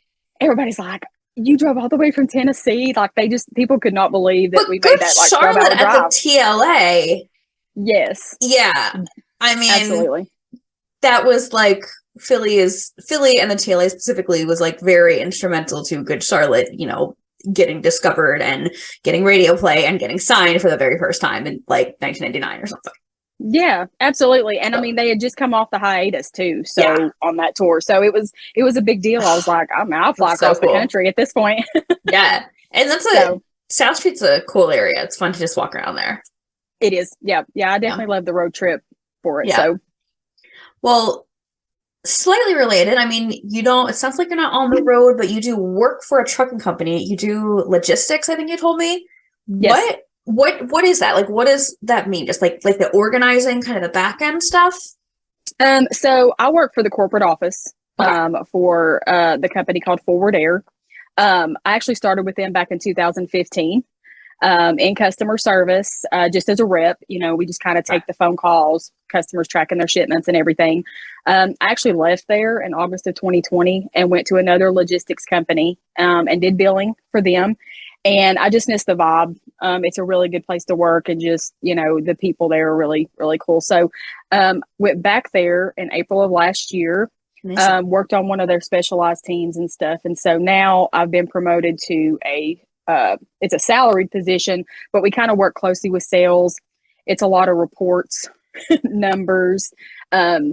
So just looking into things, the transit business is just, it's slow right now across the board. So what my team does is we look into, okay, the customer has dropped a little bit in their revenue or how much weight they ship with us. And so we're just kind of looking in to see, what are the issues? Is it operational? Is it a pricing issue? That kind of thing. And then we get with sales to try to figure out a way to get that business back. Wow. So there's like a lot of different moving parts, a lot of like areas of the brain you get to use, it sounds like. I see so many numbers in a day. I'm like, I don't want to count anymore. I don't want to see any more numbers. But I love it. And I do get the option to travel with this job eventually. Cool. We have terminals all over the US and Canada. So I really want to get the opportunity to go around to some of those places and meet the operation guys. And I'm really excited for that. So cool. That'll be awesome. Well, yep. One more thing I want to ask you about, just touch base on before we go into the fan response to Lifestyles Become Famous. Yeah. I want to hear about your fitness challenge. You listeners, Candace has been just posting on Twitter. She's doing a fitness challenge. Planks, I know, is one of them. Was it push-ups? Yeah. So my boss is actually retired Air Force. So he signed up to do this challenge. It's actually for St. Jude's. And so the actual challenge itself is to do 2,800 push-ups in the month of February. Wow. Yeah. So that averages to 100 a day. Yeah. I was like, you trying to kill us? Like, what are you doing? I'm not in boot camp. This is not. So instead of just implementing the push-ups, he has us doing like a workout regimen, push-ups, sit-ups, squats, and planks. Wow. Okay, so you're getting the whole body. Yes. So my legs feel like noodles, but today was day 4. So we did 28 squats, 7 push-ups, 7 sit-ups, and we held a plank for 70 seconds. Oh my God. And then it just builds up every day. Yeah, it's day 1. You start out with 7, and then basically we're supposed to increase 7 every day until the last day of February. So it's a team effort. So I kind of like that because we're keeping each other accountable and motivated and that kind of thing. But I'm definitely feeling it. So that's I will say the only times I've been able to stick to any kind of fitness challenge or anything is like when I've had an accountability buddy, right? Yep. Same. So, and it's for a good cause. So I'm like, challenge accepted. Let's do it. So incredible. I love that. Well, best of luck with all of that. Thanks. Absolutely. I'm going to push myself as far as I can. We're supposed to be up to 196 by day 28. So so we'll see how that goes. I believe in you. I think you can do it. Thanks. I appreciate that. You're welcome. Well, Candace, let's get into lifestyles. Yeah, absolutely. So you've been a Good Charlotte fan for, I think in your bio you sent me, you said 23 years, which means you would have been a fan already for a couple years by the time this song had come out. So before we start reading comments and stuff, I want to know just like, what is your initial memory of both of like what you first thought about this song when it came out, and in general, what like fans thought of this song when it first came out?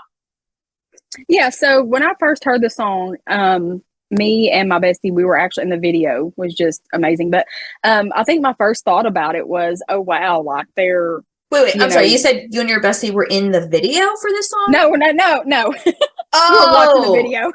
Oh, okay, Yeah. Okay. No, I wish. But yeah, no. So we were watching it and we were like, I think my first reaction was like, they're poking fun at celebrities, like you have like this extravagant lifestyle, and some of them, they do complain and they did that kind of thing. So I kind of thought it was like comedic when I first heard it. Like, I'm like, really, these guys are out here just really just poking fun at celebrities. And there's a truth. I mean, there is a truth behind it too. But so I kind of just thought, wow, like it was a really upbeat song. It kind of had that poppy vibe to it. Definitely different from the first album. But yeah, I just thought to myself, I'm like, they're really making fun of celebrities, and this is great. Yeah. What do you remember other fans saying about this song? I think some of the fans had mixed emotions about it, really. I saw both positive and negative, from it.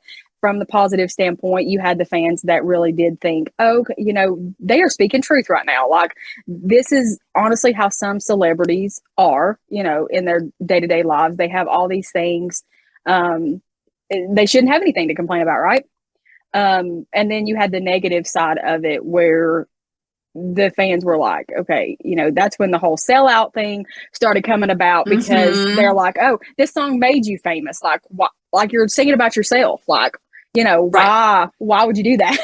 That's that's a lot of what I remember too. So I became a Good Charlotte fan, like, when this had already come out, right? The album had been out for a few months, but by the point that I bought it, right? So, but what I remember is a lot of these like OG fans, like people like, you that had been around since the first album or even before, were like done, finger quotes, with Good Charlotte when this came out. Like, they called them sellouts, posers, because this song made them rich and famous, even though they weren't rich and famous when they wrote the song. And excuse me, even though they weren't rich and famous when they wrote the song, and it, like, what do you expect? Like, they weren't rich and famous when they wrote the song, so are they supposed to just sing about like we're poor forever? Yeah, also, I think that's what people expected, that they just wanted the angst of that, kind of. I don't really want to say that the first album was like an emo feel, but a lot of the songs from that album really was like hardcore about how they grew up and that kind of thing too. So I think fans expected that vibe to just carry on over into the Young and Hopeless, album. So when this poppy tune came out about them singing about, rich people, I think some fans they weren't expecting it. So I think it was just a shock. So, and I think even though talking about, hey, all these rich people are like super entitled, also sounds like a thing that someone that is coming from maybe poverty and aspires to more would do, because like you're poor and you see all these people with money complaining about how they have too much money and you just wish you had enough money for rent every month, Yeah, exactly. I don't know. That to me, it sounds like a pretty logical kind of flow. But let's start reading some of these comments from fans. Sure. I have a lot here. I probably won't even read all of them, but we'll start with YouTube. There were 38 million views on the music video. I tried. You can't sort YouTube comments to show the oldest first.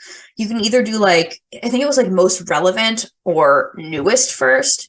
I was hoping to find some that were like, 10 years old, but I tried. I scrolled for a while. I scrolled and scrolled and scrolled. There's a lot of comments on this. Yeah. But I will read a bunch. And I'll start off with this comment from Maple Rhubarb. This was 4 years ago. They said, this song was far ahead of its time before social media really took off and we really became invested in celebrities' lives. That's a good point. Because that's true. I mean, social media gives, and gives us so much more avenues, I guess, so to speak, to look into a celebrity's lives. You have all different things to Twitter, Instagram, all of those things, and back before then, you didn't really have. Exactly. You're in chat rooms hoping that they pop in or something, but yeah. But yeah, we didn't really have those ways to kind of just keep up. Yeah. Ski Tom Woe Age 4 years ago wrote, I think these lyrics are very straightforward, yet so many people here call them hypocrites because they dated celebrities. This song is not against the rich and famous, it's against the complaining some of them do while they have everything and more they could desire. Just because you don't like the attitudes of some BMW drivers doesn't make you a hypocrite if you buy such a car yourself. So Good Charlotte are not hypocrites for dating celebrities, it's you people who are fools to think so, just because you don't get the point of the song. I love that because, yes, I think that's what we were just saying. That's also like the same energy, and I'm glad I read that comment was written 4 years ago, so 2019 or so. Yeah, because that's like the same energy of like, like a MySpace bulletin or a live journal blog post. Do you know what I mean? Yeah. Oh yeah, for sure. Good old MySpace days. Yeah. Bandhouse of Art 2 years ago said, if money is such a problem, well, they've got mansions, think we should rob them. Wow, even Good Charlotte said, eat the rich. Gemstone 2 years ago said, and I want to preface this, I don't even know all of the stories behind the celebrities that are quoted here. So I don't know if that's true. I'm not saying I like or don't like the celebrities quoted here. I'm just reading this comment on that. I mean, I don't know about the Justin Timberlake, I guess. Yeah. I mean, some of it I remember from seeing on, TV and stuff, but. This song is 17 years old, but the lyrics are so true now. If money is such a problem, well, they got mansions, think we should rob them. And celebrities who want sympathy, all they do is piss and moan. Here's talking about you, Justin Timberlake, who I guess said 24-hour parenting isn't human. Which, look, I don't have children, but they say it takes a village to raise a child, and yet a lot of people don't actually have that village. I have two. Yeah. I have a 10-year-old and a 7-year-old. So yes, in essence, at times it does feel like it takes a village to raise, for sure. Yeah. And Sam Smith was crying on a step in their 12 million pound home.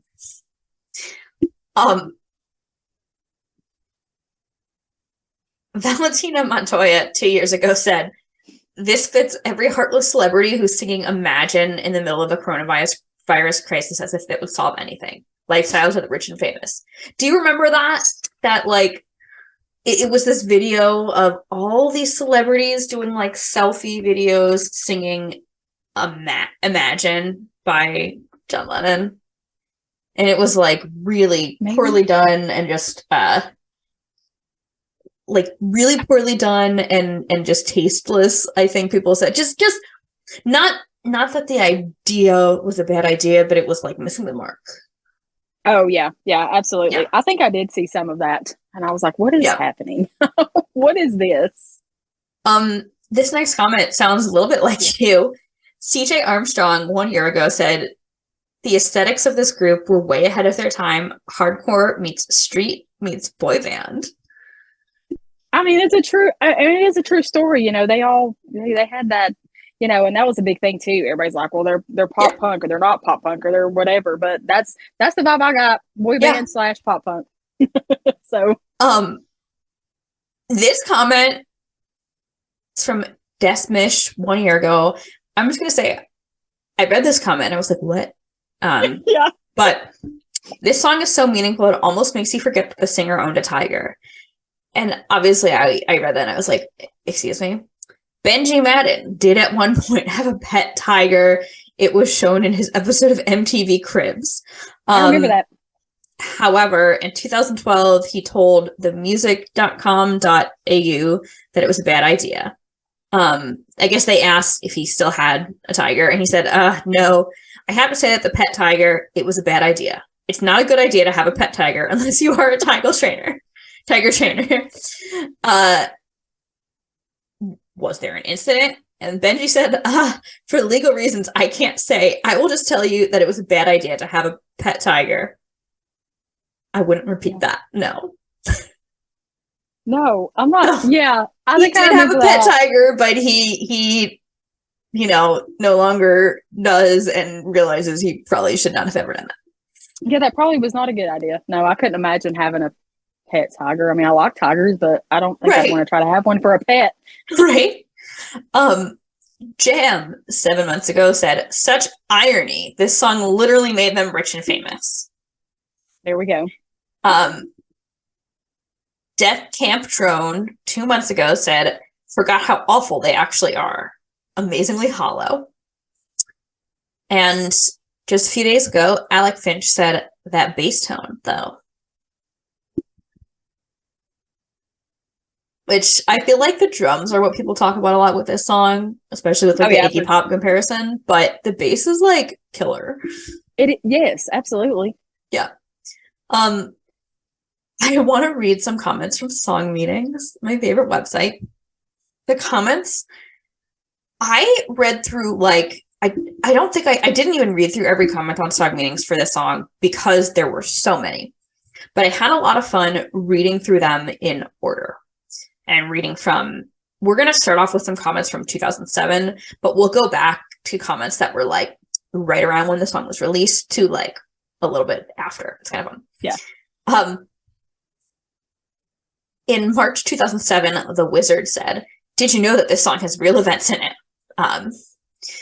Talking about the Johnny Cochran reference and the Marion Barry, Mayor of DC reference.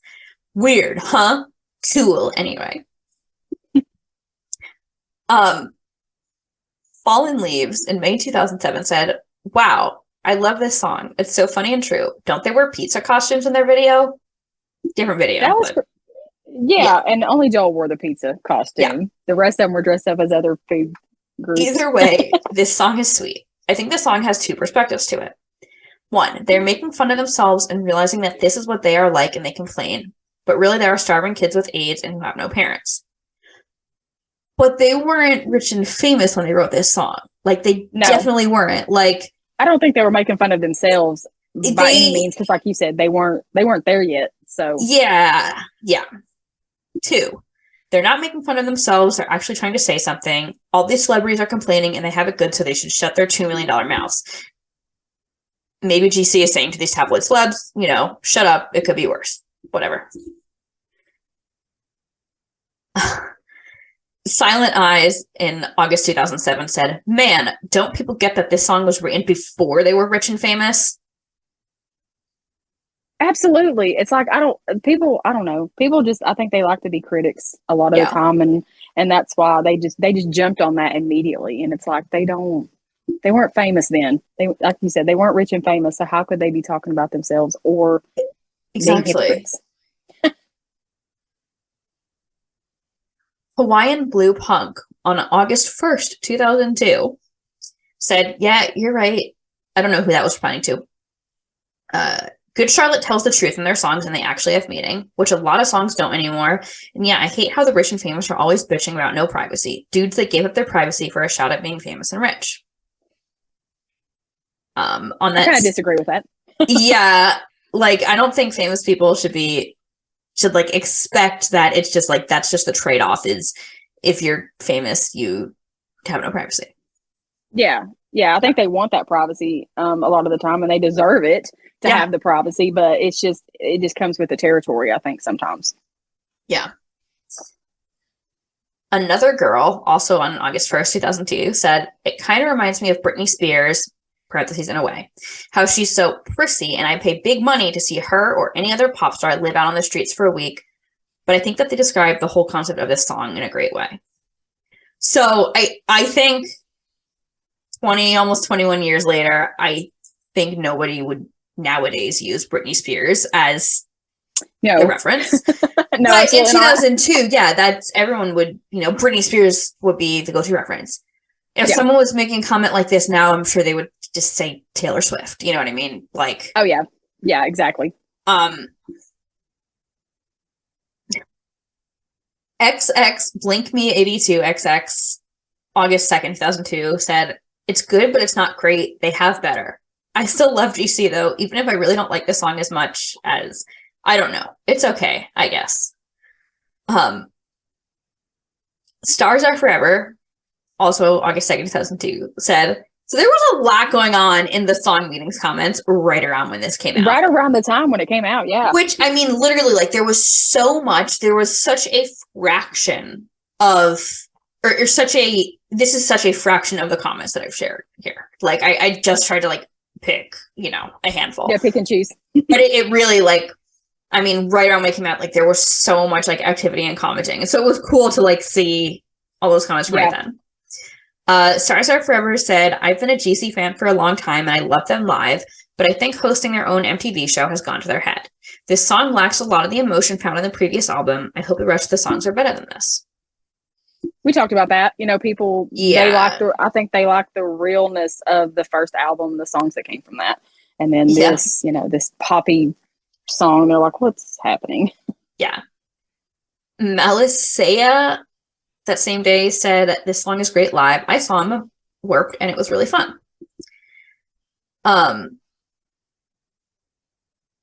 Cheer Up Emo Kids, just wrote a comment saying that the fame has gone to their heads. Like, it's great to hear new GC, but their fame has gone to their heads. I live in Maryland and remember them before they were popular. They were a good band then. They were like sick. What? It was like 96 when they were still in Maryland, like when they were just starting out. Right. Like, what's okay?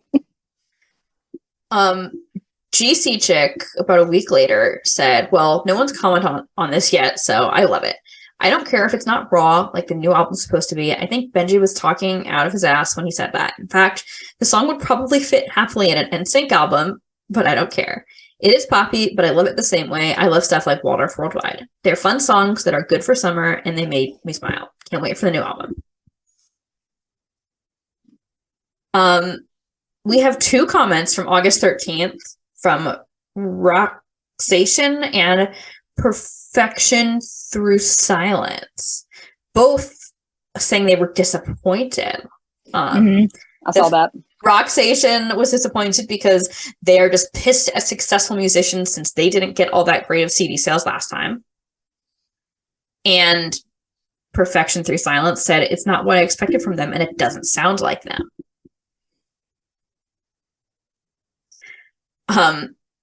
This is just a funny comment. This is just a funny comment, but August 18th, 2002, Save Julia said, what's Cochran? And, then many people are correcting them that it's Johnny Cochran, the lawyer. Punk Emo Fan, August 19th, 2002, said, hey, this song is great. Why is everyone hating GC these days? The fans at MXPX's Warp Show booed when they said to give it up for Good Charlotte because they were coming up next. I mean, it's their home. Either way, the new stuff is different but good. I really like it. Soko Sunday said, this is a good song, but I don't find it funny or anything. In fact, it makes me kind of angry because it's so true. Unk, later in August 2002, said, it's weird that they were on TRL. I don't want them to get popular. No! Grr. And then you have people saying, like, I mean, Chris from NSYNC is in the video. Like, they're... I totally remember that because I was a big NSYNC fan.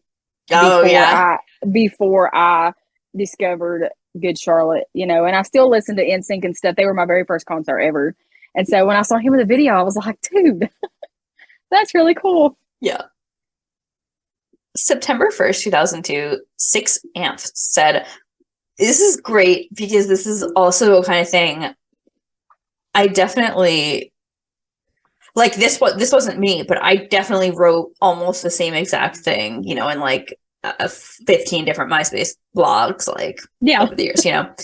What defines a band being sellouts? Just because someone who hasn't followed a band since they first formed doesn't mean they're any less of a fan than the alleged real fans. It's not the band's fault or conscious decision to get popular and famous, and why anyone calls them sellouts for it is beyond me. Also, why you place your opinions about all of this so high above who likes the band is mind-blowing. Why exactly? Is it because you were their first real fan? So what? There are people like that, you know. They're like, oh, I was there in the very beginning. And I mean, I was there with the first album, but I by no means, like, you know, put myself above somebody that started listening like a year ago. You know, I mean, I mean, fan's a fan. I had a guest on this show, Darina, talking about Actual Pain. She was 18 at the time.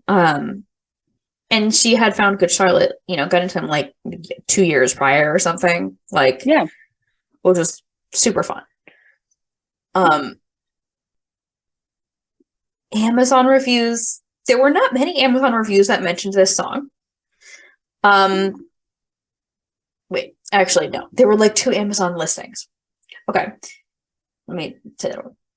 So there were like 2 different Amazon listings. Amazon reviews are a little confusing to figure out. I don't really know how it works because with the MP3s, I don't know. I'm not good at technology. But no, anyway, so these come from 2 different like listings, but they're all Amazon reviews.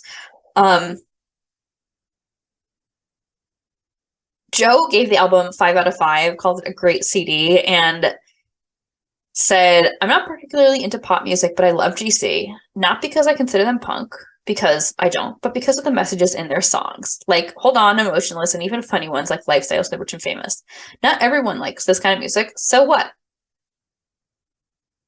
Yeah. Exactly. I mean, that's fair, you know? Yeah.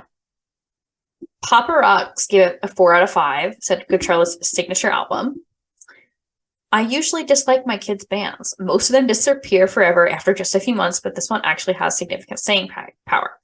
From Lifestyles of the Rich and Famous to Anthem to Girls and Boys and My Love Riot Girl. Really good collection. I actually looked for it in stores for a long time before I just got it from the net. An Amazon customer gave the album 4 out of 5 and said, I heard this song when they released it as their single and right before it was on MTV. It was good, but then MTV killed it. Possibly my least favorite song by them. 3 out of 5. Red-Haired Chick, 2006, gave the album 5 out of 5, said pure work of genius and talent. They said, Lifestyle for the Rich and Famous, this song cracks me up. I just love the lyrics of this song. I laugh every time I see the video and listen to the song. 5 out of 5 stars. Laza gave the album 4 out of 5, said, great album. Lifestyles of the R+F. A real hit, but I don't like it very much. The theme explored is good, though. One to think about.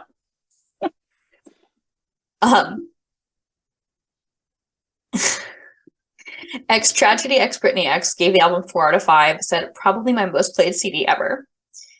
When GC first hit the scene, this song was okay, but now that they're both rich and famous, it doesn't work. Still a catchy tune, though. 4 out of 5.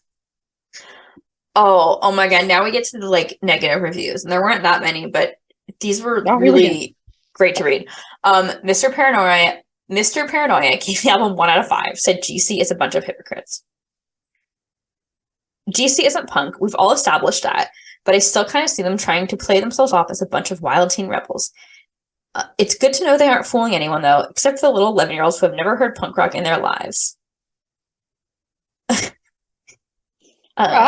Everyone knows the song Lifestyles of the Rich and Famous, right? The song that netted GC all the riches and fame. Well, for those of you who might not know, Good Charlotte's message with that song was essentially that everyone with a recognizable name or any wealth at all should burn in hell. Ironically, Good Charlotte is now obscenely rich and famous.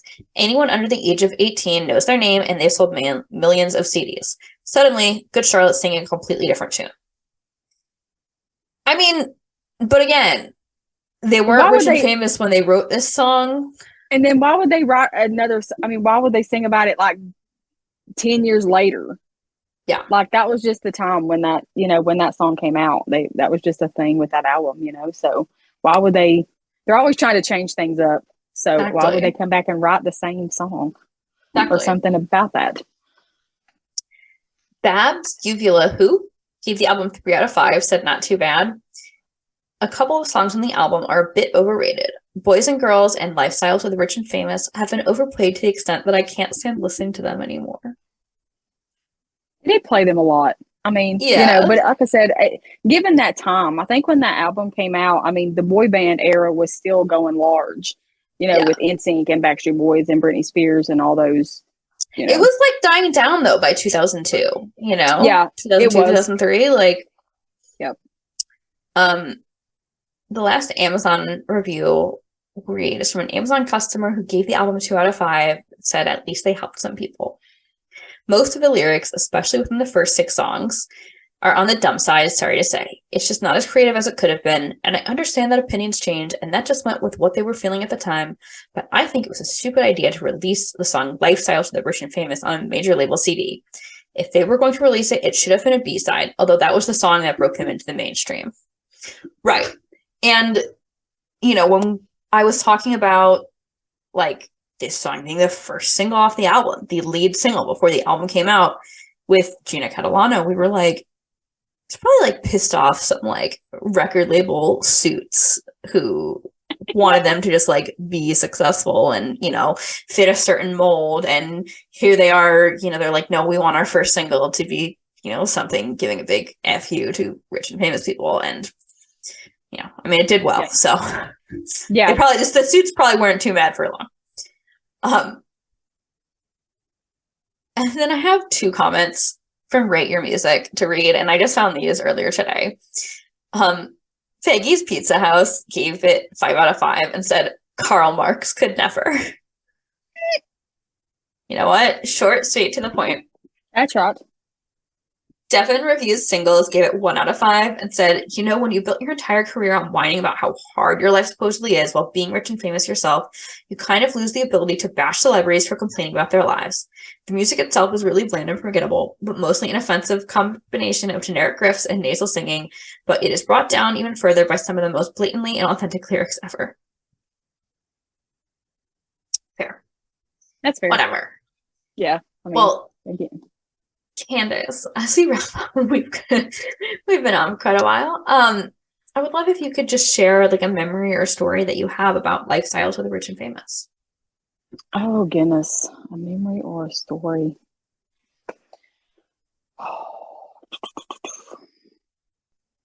I don't know that I necessarily have a memory with that song. Like it was just kind of one of those, me and my best friend used to ride around, on the weekends in the same circle around the small town that we lived in because that's all that we could do. Just blasting. It was just one of those songs that it was a good vibe. So, we just spent a lot of time, with that song, just singing at the top of our lungs in the car and thought we were like super cool, when we really weren't. Still not, but it's fine. And we still bop it. Like that's, anytime we go see them in concert, like that's the Young and Hopeless album is one of the albums that we listen to, on the road trip. And you have to listen to Lifestyles. Yeah. Like, it's just, and they always end the show with that song. Yeah, I'm looking at my set list that I have for them, and Lifestyle is the last song. Which is great, so yeah, I feel like, it did get a lot of, the positive and the negative, but at the end of the day, it's like, it's just a really feel good song. If I want to scream at the top of my lungs, this is probably one of the songs that off of The Young and Hopeless that I'm going to listen to, so. Amazing. How has, I feel like I know the answer to this, but it's one of my, typical questions I ask, but yeah. How has Lifestyles of the Rich and Famous held up for you over time? To be honest, over time, it's not one of my favorites. I still like the song and I will still listen to the song, but as they have come out with, other albums, The Young and Hopeless, is one of my favorite albums, but Lifestyles is definitely not one of the songs that I don't take a whole lot of meaning from that. And like I said, at the end of the day, for me, it's just kind of like a feel good song that I bop to in the car, but it's not one of my favorites by them. And I definitely don't think it's their best work, for sure. Like, it put them on the map and it got them out there, but they've done so many, other great things after that album. So, I like it, but it's definitely not one of my, all-time favorite go-tos by them. Right. That's fair. Well, I would love to know, Candace, what has Good Charlotte meant to you over the years and how has that changed? Oh, wow. We could do a whole new other podcast for that. So, a lot of the songs, Emotionless is a big song for me off of the Young and Hopeless album. Just because my biological father was never around. So I grew up kind of the same way that the twins grew up and that kind of thing. And so I think a lot of their songs about that. Honestly, it hasn't really changed. If you ask anybody who knows me, everybody at work knows me as the Good Charlotte girl. Like, yes, they started introducing me like that to new hires. Like, it's just, and I'm not ashamed of it. Like, I just turned 39 in December, and I'm like, I love that. I'm gonna be that 50-year-old lady, if they're still making music, rocking out at the show. Like, that's it. And and I was a huge, like I said, I was a huge NSYNC fan, but I fell out of that. It kind of phased out for me. And as they say, it was never a phase. And so me and my best friend both. I think at this point we could say it was not a phase. It was not a phase. No, I started listening to them at 17, and I'm still listening to them and going to shows at 39. So yeah, definitely my love for them and the music and everything definitely has not changed at all. Incredible. Thank you for sharing that. Candace, do you have any last words about Lifestyles of the Rich and Famous, about Good Charlotte, or about yourself? Like I said, just hoping for the new music. I know they've got some other projects going on, but I think secretly the GC fam is all hoping that they're going to surprise us with something this year. One thing I've learned about them over the years is they do love that element of surprise. They're not going to give any hints. They're not going to give anything away if they are working on anything. So I guess we will see. I know, we'll have to see. Candace, so I do have a Generation GC and Friends Spotify playlist. So I will put Lifestyles of Rich and Famous, and then I'm putting recommendations from all of our guests. And I would love to know just something you recommend, something you're listening to lately. Anything that is not Good Charlotte, it's not by Good Charlotte, and it has to be on Spotify. Probably, the new Fall Out Boy is really good. I'm impressed. I'm impressed with the new Fall Out Boy. Recently I've gotten into Mayday Parade, which they haven't come out with anything new in a long time, but it's been a while since Mayday's released anything. Yes, but I love, if I'm in my emo feels, I'm listening to some Mayday Parade. But oh my god, my playlist goes all over the place, actually. What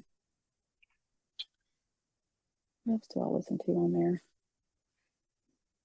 I like some of the harder stuff. A Day to Remember. It's probably I listen to a lot of their stuff. Architects. Most people don't expect me to listen to Architects, and I have a best friend that is really, she's into the harder stuff. You also listen to Good Charlotte, so yeah. Yeah. by like tangentially, Yeah, so I definitely do love Architects. Their new album is phenomenal. I will go check that out. So yeah, I definitely, and that's, like I said, they are a little bit harder, but I really love their vibe. That's probably, I mean, my Good Charlotte playlist stays on most of the time, but I do have a lot of the Mayday Parade, Mariana's Trench, Fall Out Boy. Mariana's Trench. Yes. I discovered them just listening to my Good Charlotte playlist, to get done playing the Good Charlotte. And it's like Spotify one of the recommendations. Yeah. To other things. Yeah. So, yeah. So I definitely have discovered them recently. Who else to listen to? A lot of the bands that get, that belongs to the MDDN, I've kind of, I'm like, and if I don't really like them, like I don't pretend to like them for that reason, but Architects is probably a big one for me. I do like some of the Bad Omens. I do like some of their stuff. That's probably the two biggest ones that I listen to is the Architects and Bad Omens, but definitely I'm like pop punk, Warped Tour vibes. Like I'm here for Newfound Glory. I still listen to like Newfound Glory and Simple Plan and, all of those bands from back in the day that kind of was in that whole era with Good Charlotte. Amazing. And Candace. So this has been fabulous. Thank you for coming on the show. Absolutely. I'm happy to be here. Thanks for inviting me. Yes, thank you for coming. And just to wrap up, where can people find you on the internet? I'm on Twitter probably quite a bit with, I've connected with a lot of fans that way. A girl from Australia, we have been friends because of Twitter and Good Charlotte for over 10 years.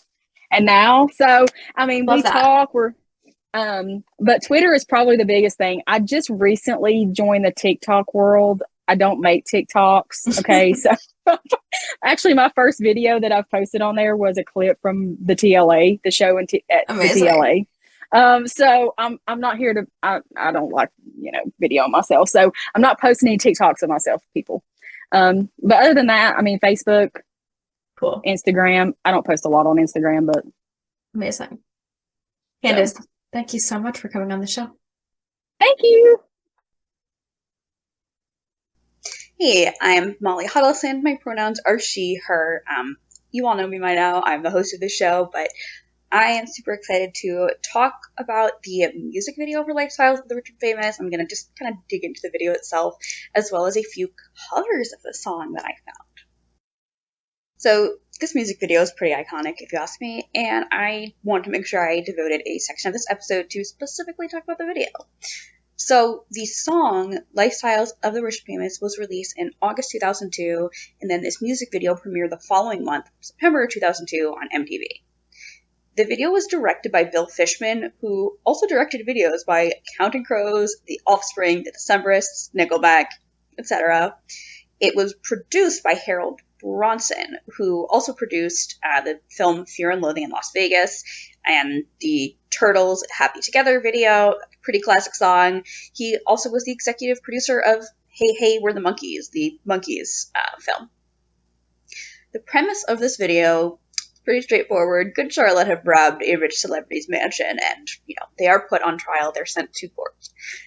This is a lot. Like, there's a lot going on, and it's so fun to me to watch because, it has something to say, right? Like, there is a point to this video. There's, like, a message, right? But it's also very, over the top. Like, it is a lot, okay? It's a lot. I do want to point out, before we go kind of scene by scene, in the course of this song, right, they sing, if money is such a problem, well, they got mansions, think we should rob them. We see the band in jail. I think it's safe to assume that at this point, they have already robbed the mansion. We don't see them robbing it, but, I think that's implied. So the Lifestyles of the Rich and Famous video opens up with an overhead helicopter shot of a Beverly Hills mansion with this, wailing police siren. It's so intense. And then we're cut to the band in this very fancy room performing, dressed in suits, notably, which if you're my dad watching this video for the first time with me in like 2003, you're like, wow, these guys are dressed in suits. That's pretty cool. And then you see these like flashing red and blue lights. So, you know, that's the police car flashing lights kind of shining inside. So I think this is supposed to be the band inside this mansion that they have presumably just robbed, right? There's also a few shots like in the interior here that look like they're from a surveillance camera. You see police cars outside, right? So we know what's going on. Joel gets interrogated, and this is one of my favorite parts because he is just like lounging and like leaning back. He's like so just like over it. Throughout the video, we see these like cut and paste kind of ransom note like lyrics and stuff coming on the screen, right? Really adds to this like true crime effect. But you know, you'll just have like one word at a time sometimes flashing up. And you know, just to step back a second, like this ransom note cut and paste style, this is something that was very big in punk culture in like the 70s, right? So there is like a cultural element to that, but you know, we've got like a true crime story going on here on screen, right? The band are taken to jail before they have their court hearing, which I don't know, I feel like that's kind of a statement. They're all in one jail cell together. In the second verse, as they're singing, there's no such thing as 25 to life as long as you got the cash to pay for Cochran. Not only, like, dollar bills have been flashing on the screen, right? But at that point, at that line, Joel himself appears, like, singing as the face of this dollar bill. Very interesting to point out, by the way, in this video, is that, like, when the band are in this mansion, they are wearing suits, right? Like, they're wearing suits and ties. Black suits, white button-downs, black ties. And then we get to court, and they are in their, like, normal punk clothes, if you will. They're all handcuffed, right? Joel has a maid hoodie. Billy is wearing a level 27 shirt, and it looks like some mesh arm warmers. Benji has his like punk looking vest. I mean, they're punks, right, in court, but they were just wearing suits a few minutes ago. I love the shot of the court reporter here, just the stenographer, just like straight staring dead face while she's taking notes. And of course, very iconically, we have some guest appearances, so I'll go through those. Kyle Gass of Tenacious D plays the lawyer of the video. He's the prosecutor here, and he famously kind of opens this hearing by saying, "That is not music, I object." It's great. It's so iconic. Chris Kirkpatrick of NSYNC plays the witness, Chadwick Merriweather Hardy III. And he points at the band and says, "Look at the way they dress. They have a horrible fashion sense." Cash Dog, Benji and Joel's dog, a boxer who, you know, was of course named after Cash's clay, Muhammad Ali, who was a boxer, right? He is on the stand and is asked, "Is it true the accused treated you like a dog?" But as they say that line, you don't know that the dog is there. You hear that line, "Is it true the accused treated you like a dog?" And it's kind of implied, oh my god, like the band treated someone really horribly, right? And then it turns to the actual dog. So I feel like that's a nice moment of just absolute humor, goofiness here. And finally, our court hearing is wrapping up, and the jury foreman, played by Mike Watt of the band Minutemen, is sharing the verdict. He says, "We found the defendants," and he doesn't get to finish his sentence. I think that's so smart. Like, you kind of have to put it together, right? He just says, "We found the defendants," members of Good Charlotte. Doesn't finish the sentence, but then you cut to the band just slow motion, absolutely strutting out of that courthouse, again wearing suits and black sunglasses. The sunglasses are new, but I feel like that's, I don't know, I feel like there's a symbolism there that all of a sudden they're back in suits again. We do get some more shots of the band performing in the mansion, and the video ends with a shot of what looks like a close-up of the kind of entrance to the courthouse that says, "Let us have faith that right makes right," and then another like ransom note kind of close-up that says just specifically "right makes right." One more cameo appearance that was mentioned when I did my research was the band Lefty. They were a rock band from Southern California. They toured with Good Charlotte in 2000 alongside Phoenix CX and Newfound Glory, and then again in 2001 with Mest, Midtown, and Sugar Cult. To be honest, I'm not exactly sure where Lefty appears, but I'm wondering if maybe they are like the other delinquents in prison. I also wanted to mention this very fun article from Kerrang. I will definitely link this one in the show notes. Kerrang did a deep dive on the video in 2019. It is like a scene-by-scene, like second-by-second breakdown of everything happening here. And like there is so much because like I was reading this article and I was like, oh wow, yeah, no, that, but also this and this. Like there's so much going on in this video. A couple things to mention that I learned from reading this article that I hadn't really been familiar with before. They mentioned that the flyers seen throughout the video were done by animator Todd Durenfelt, who now runs an organization that helps people with autism spectrum disorder and other neurocognitive disorders learn to animate. It's called Tink Tank Animate. I think that's incredible. That is so cool. I also like this Kerrang article mentioned the quote at the very end of the video. Right makes right. This is from a speech that Abraham Lincoln gave back in 1860 at Cooper Union in New York. So now I want to talk about a few covers of this song that I found. Up first, we have First to 11. They're a rock band from Erie, Pennsylvania. They cover a lot of popular music, and this cover was actually released pretty recently in only January 2023. This was fun. It definitely felt less like punk than Good Charlotte's version, more like a pop rock kind of vibe. And I wouldn't say it was a super original take per se, but it was definitely energetic. I enjoyed it. First to 11, by the way, just like look at their page, they have such a wild variety of covers because they recently covered Metallica, the song For Whom the Bell Tolls. They covered Lady Gaga's Bad Romance. They covered Billy Idol's White Wedding. Like, wow, very impressive. So definitely check that one out. Up next, we have a ragtime cover by Robin Adele Anderson. This might be my favorite here. Robin Adele Anderson's channel, like her whole vibe of her YouTube channel is she gives modern songs a vintage makeover. She marks a lot of the covers with like what style they're specifically in. So this one is ragtime, but she has some marked as soul, jazz standard, some kind of marked by like a decade, like 1960s.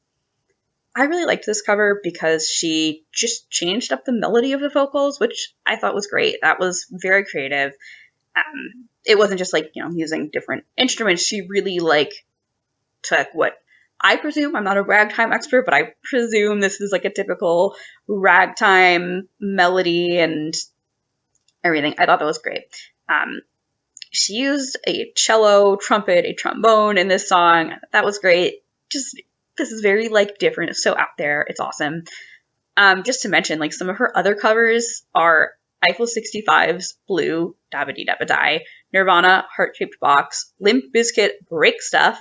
She also did a cover of a Metallica song, Nothing Else Matters. It is a soul cover. So the final cover that I am going to discuss, although there are so many covers of Lifestyles of the Rich and Famous, so many, I just wanted to spotlight a couple in some different styles. But the final one I'm going to discuss here is by Alien Cake Music. This was released in 2022. Per their Instagram, they describe it as bringing you lo-fi, grunge, emo, and pop punk. So yeah, that's what you're getting here. It's an instrumental take, right? So there's no vocals here. The vibe is like almost like atmospheric elevator music, but it's a lot grungier. The vocal melody is played by these like twinkly keys, this like synth sound. But then you'll have these like grungy, crunchy guitars coming in for emphasis periodically, which I thought was great. That was kind of the highlight of the track for me. Some other covers that Alien Cake Music has done are R.E.M., Losing My Religion. They have done a few Nirvana covers, Smells Like Teen Spirit, Come As You Are, Heart Shaped Box. They covered Foo Fighters' Everlong, Blink-182's Adam's Song, and that's just a few. So yeah, that was a really fun cover as well, and we got a cool variety here. To wrap up my own little part, I guess now it is my turn to share a memory that I have about lifestyles of the rich and famous. And the one that comes to mind, and I've probably shared this on the show before, but this is just a really fun specific memory, is being in science class in the 6th grade. And this was before I had bought The Young and the Hopeless, and before I was like a GC fan. And this kid, George, who was really annoying, he was singing this song under his breath. Lifestyles, the rich and famous, always complaining. And I probably like rolled my eyes at him and like told him to shut up. It was like, you're so annoying. Anyway, George, sorry about that, because not too long after that interaction, I went out and bought the CD, and 20 years later, I'm still talking about it. Another story tangentially related to this song is about a year or two ago, I walked into a Trader Joe's, and I was like, I heard a very familiar drum pattern playing on the loudspeakers, and I was like, oh my god, they're playing Lifestyles of the Rich and Famous at Trader Joe's. They were not. They were playing Lust for Life by Iggy Pop, but, you know, also a great song, and obviously a very similar drum part. So how has Lifestyles of the Rich and Famous held up for me over time? I think I've just really come to appreciate how bold this song is, but specifically like bold and how vulnerable it is. Like in the same way that songs like Waldorf Worldwide were, with that like foolish optimism in their eyes, you know, that like they're so determined to like be hopeful, right? Even if like objectively they have so much like shit going on. And I get some of that with this song too. Like, if money is such a problem, well, they got mansions, we should rob them. You know, we'll take your clothes, cash, cars, and homes, just stop complaining. Like, there's a little bit of like a pain there, right? Of a, geez, you're complaining about like your designer clothes, your fancy cars, your multi-million-dollar homes, and we are like sleeping on friends' couches or homeless, you know, can't make rent. There's definitely like a pain point there. And there's also, of course, like a cultural conversation, right? I think that's really significant. This song still to this day, I feel like, is relevant to kind of conversations that we have about celebrities and celebrity life. And of course, the references made in the second verse are pretty specific to that time. But, you know, the overall conversation about celebrities complaining, that goes on to this day. Think of people like Chrissy Teigen, Jennifer Lawrence. I don't know. I'm just thinking of like celebrities that have been criticized for complaining about their problems, but it's like, I don't know, I would be upset if that were me. You know, it's still relevant. And there's like so many different directions you could go in when discussing this song. So that's why I had to have such a long episode. And this song is also, it is a lot of fun. It's catchy. It's upbeat. It's a little silly. In terms of last verse, I mean, yeah, that's about it really for me, is this song is a little silly, but it's great. Like it's such a powerful song. It's so bold, but it's fun. Like, it's just got such a good groove. You're going to have fun listening to it. For my song rack for the Generation GC and Friends Spotify playlist, I'm going to include How Dare You by the artist Blue Eyes. I've had that on repeat lately. I am so obsessed with Blue Eyes. She's great. And I will, of course, share my socials and the podcast socials again at the end of the episode. But you can find me, Molly, at mhuddleston on Twitter and Instagram, MHUDELSON. And you can find this podcast at Generation GC Pod, POD, on Facebook, Twitter, and Instagram. Hey, I'm Jeff Todd. My pronouns are he and him. Thank you, Jeff. And Jeff, we have a lot to get into with Lifestyles of Rich and Famous and the legacy of this song. But first, I want to help our listeners get to know you. And the first question I like to ask everyone is, when did you first hear Good Charlotte, and what were your first thoughts on them? Man, when did I first hear Good Charlotte?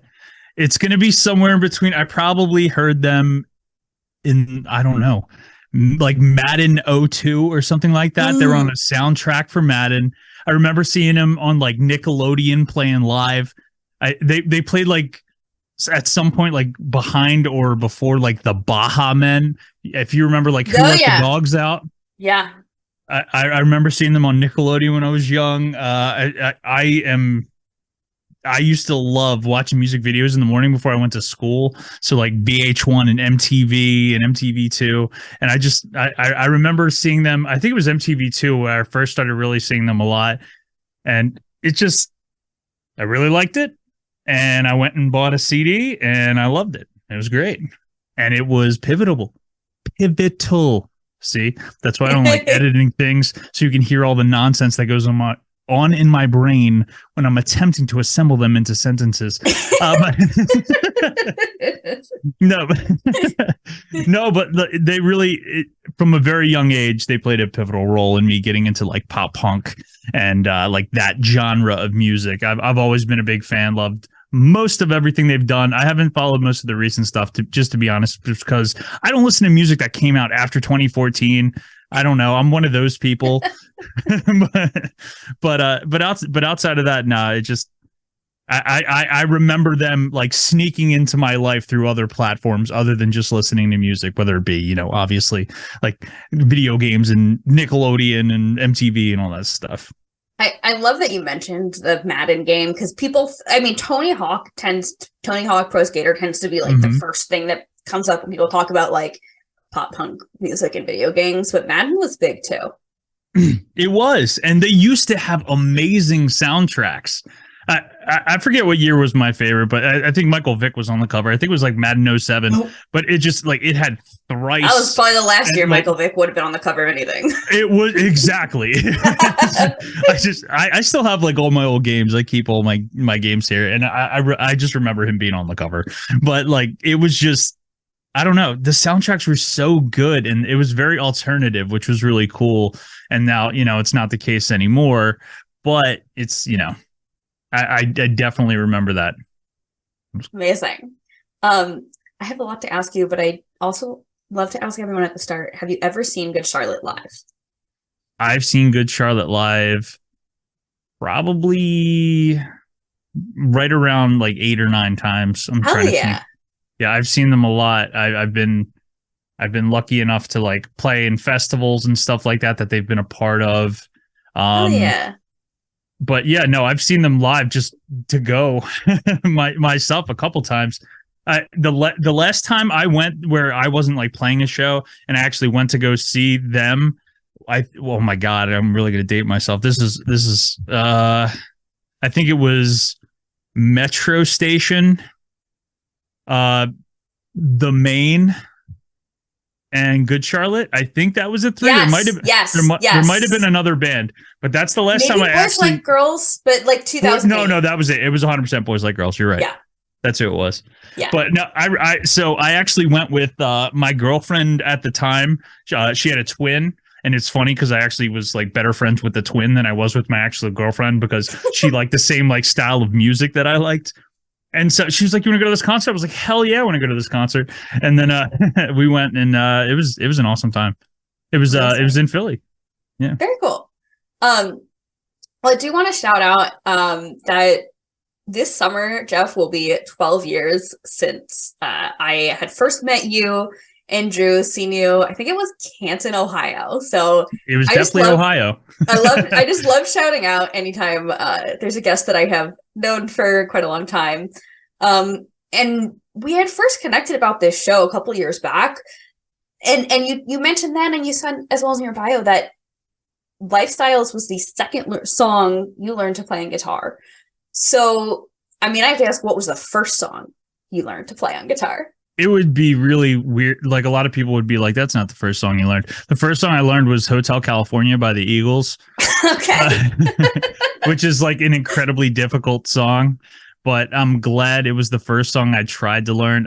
My biggest like musical inspiration in my life is my father. I grew up like he's been in bands and like playing music and all that stuff. And one song that he would always play when he picked up a guitar, he would play it like the little lead licks from Hotel California. And I was always like, I'm gonna learn how to play that song. And from a very young age, it was tough. It was a very, very difficult song to learn how to play, but it's still a great song. And that was the first song I learned front to back.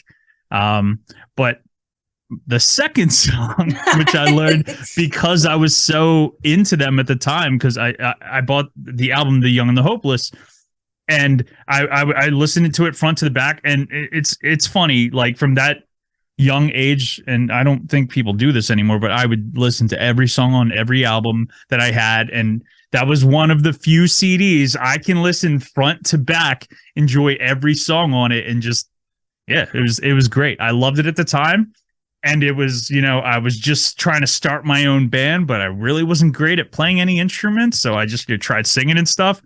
But I would take my dad's electric guitar. It was like a $3,000 guitar. He was always pissed when I took it, but I would sneak into the basement and pretend to, like, I would blast the music, which was ironically at the time it was Good Charlotte. I was blasting The Young and the Hopeless and Lifestyles of the Rich and Famous. I'm jumping. I'm like pretending I'm playing. But like not plugged in or anything. Not plugged in. I'm not playing the right notes. Like I am just pretending to play. I should have been playing like air guitar, but instead I was jumping around my basement with like a $3,000 guitar. Oh, and it was, my dad was furious.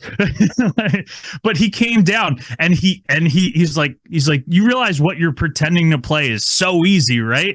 And I was like, then teach me. And he's like, here. And he's like, this is just a bar chord going up and down. I was gonna say it's probably here. like a 1, 4, 5 bar chord or power chord. It was the most simple thing in the world.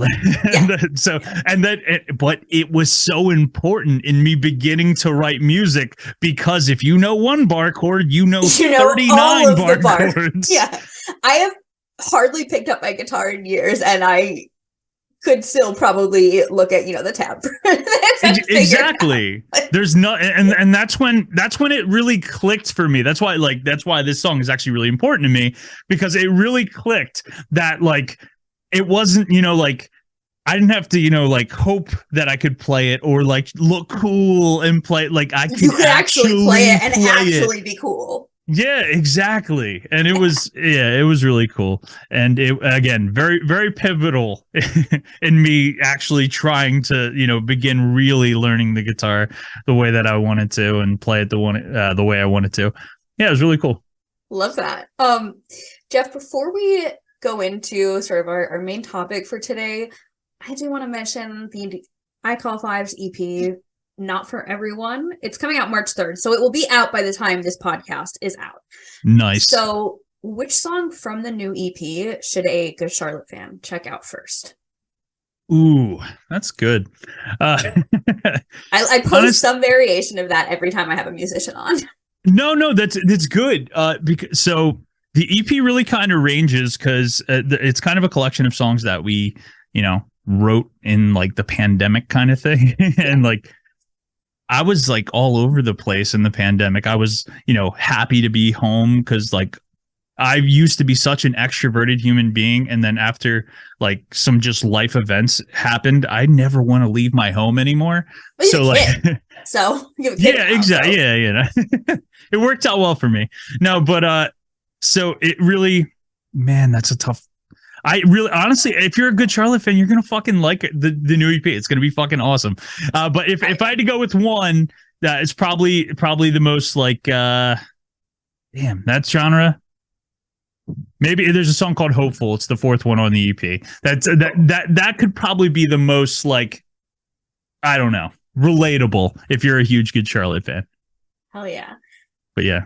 Amazing. Well, I can't wait to. Yeah, what a horrible answer I just gave you. But the important thing to remember is if you enjoy the artist Good Charlotte. I truly believe you'll really enjoy the new I Call Fives EP. Hell yeah. Amazing. I mean, I'm going to say just plus one to that. Have not heard the whole EP yet, but as a long time I Call Fives fan, I can attest that if you like Good Charlotte, you will probably like most of I Call Fives, if not everything they've done.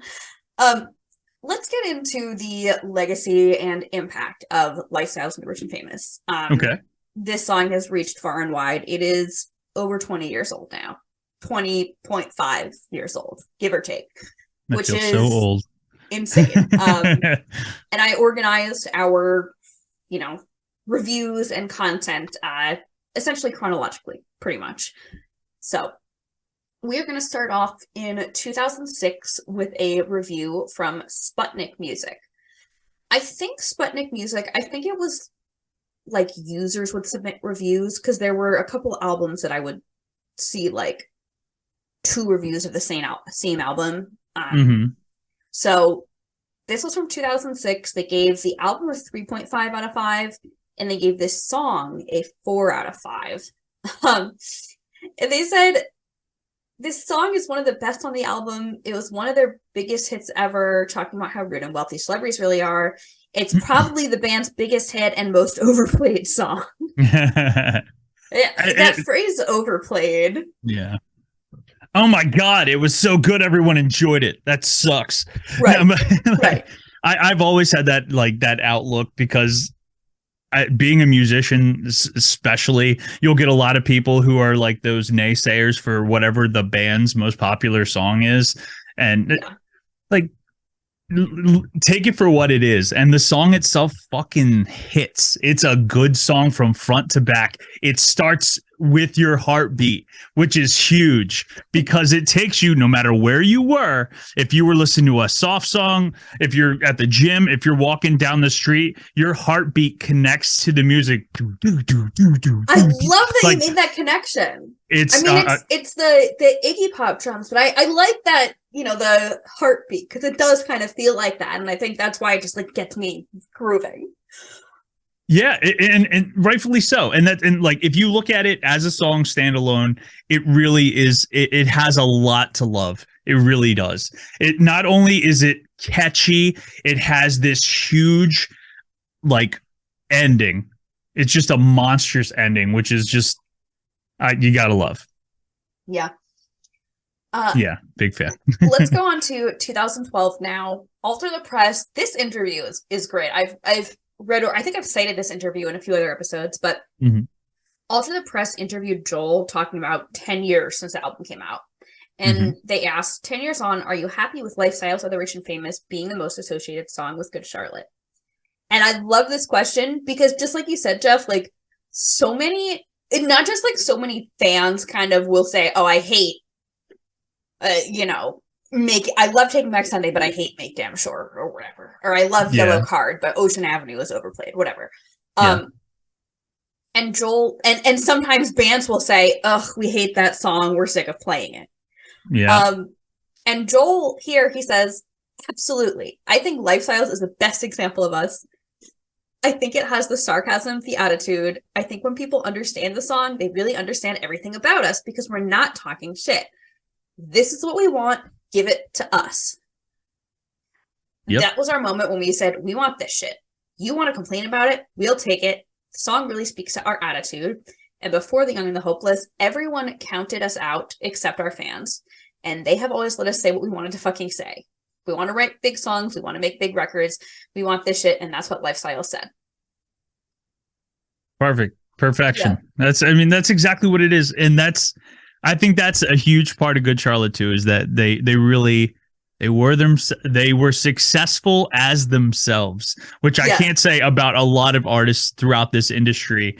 A lot of people try to curve their sound to find like a certain audience or what they believe is going to be next or what is currently popular. And I think that fucking rules. It's legit. Yeah. I've always been a big fan of them. Wanting to be successful.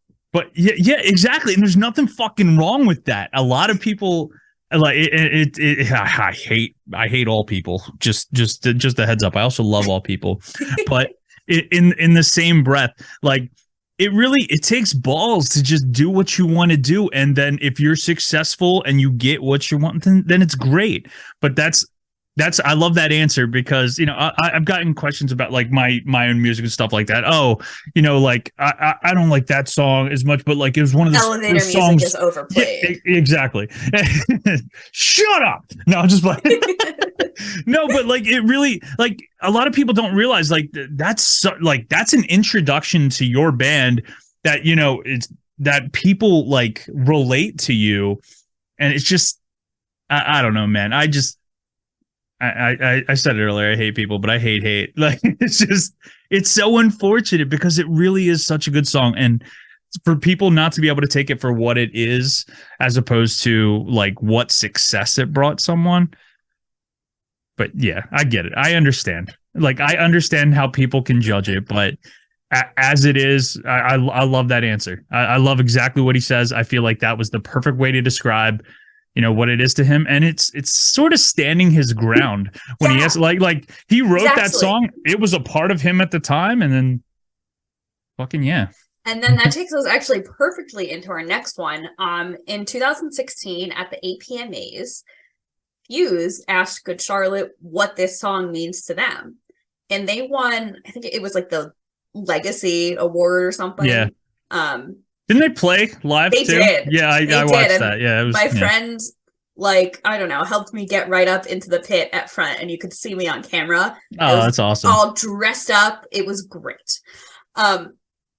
Anyway, Benji talked about how they made a lot of social commentary in this song and in Girls and Boys, and that never changes. He said, if you have those realizations as a young kid and you said it on record, none of us have really changed. And Joel said, we still feel the same way.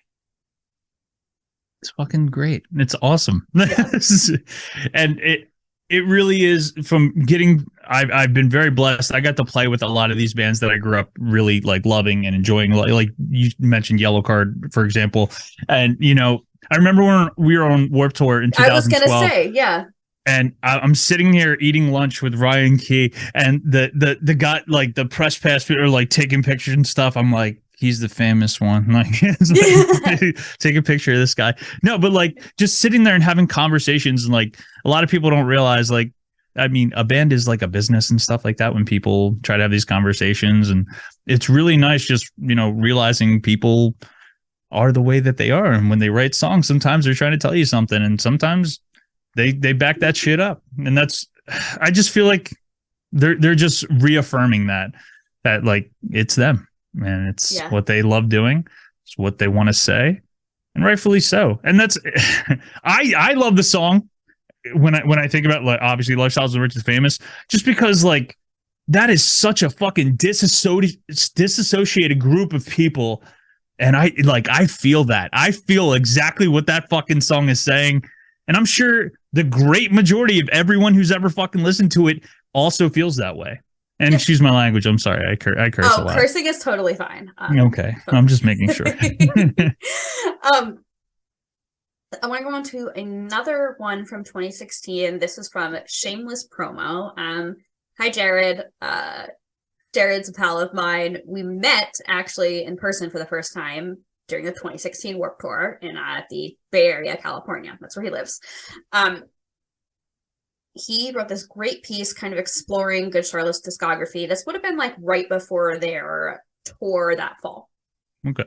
And about this album and Lifestyles, he said, nothing could have prepared the band or their fan base for the album that would eventually go on to shoot them into international superstardom. Good Charlotte's second studio album is a snapshot in time of what early 2000s pop punk was all about. Insanely catchy choruses, a metric fuckton of distortion, hard-hitting drums, and harmonized, almost pop-like vocals talking about how stuck up the rich and famous are. I'm telling you right now, one of the deal sealers as a singer that I loved about Good Charlotte was the harmonies. Loved them. Yes! So huge to me. It's fun. No, sorry, go on. No, I was gonna say I covered Lifestyles of the Rich and the Famous in my first, shitty garage band. And one of the things, like every time we played it, I was like, we can't play this unless someone can sing the harmonies. And so people tried, it was bad, but but actually like listening to like through the whole their whole discography, really, they have such a solid, and I'm sure it's just Benji and Joel, such a solid harmonization and like everything they do. And they put it in the right places too. Some people will overshadow some of the song with a little too much, but like that whole album's fucking flawless. Love it. Yeah. And you know what? It's funny that you were just talking about the harmonies, because just as I was re-listening to the song before we got on, I was like, no, like that was what was popping into my head, was like, wow, the harmonies are really impressive. They're so fucking sick. And the heart, and I know it's not Lifestyles, but the actual, like the title track, that the fucking, oh my god, so goddamn good. I'm just like listening to it in my brain because I like it's cemented there, having listened to it so many times on my Sony Walkman. It was yellow. Yes. It was compact disc player. Yellow. And obviously it was a black disc with a green GC on it. I can see this in my memories. It was so good. Loved it. Incredible.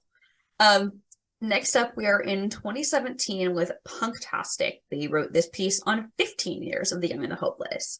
And they were talking about, just hearing them sing about, the pressures of making a success of yourself, and the anthem kind of give people something to cling on to. And they went on to say, these frustrations were emphasized in Lifestyle for the Rich and Famous, an upbeat yet seriously message track that summarized our frustration towards anyone better off than us, but still not happy. We'll take your clothes, cash, cars, and homes. Just stop complaining. We all belong. Angry at everything the metaphorical famous represented. Parents, teachers, whoever fit the role. What so many see as a silly sing-along was for us a relatable look at things affecting us at the time. Absolutely. And there's literal references to that period of time, well, maybe slightly thereafter, when they reference OJ and their local political figures and stuff like that. Like that's huge. Like that people talk about OJ to this day. Like 100%. I saw there was a Saturday Night Live skit like maybe like 3 weeks ago. I saw that had referenced OJ Simpson, and it's funny because it wasn't really.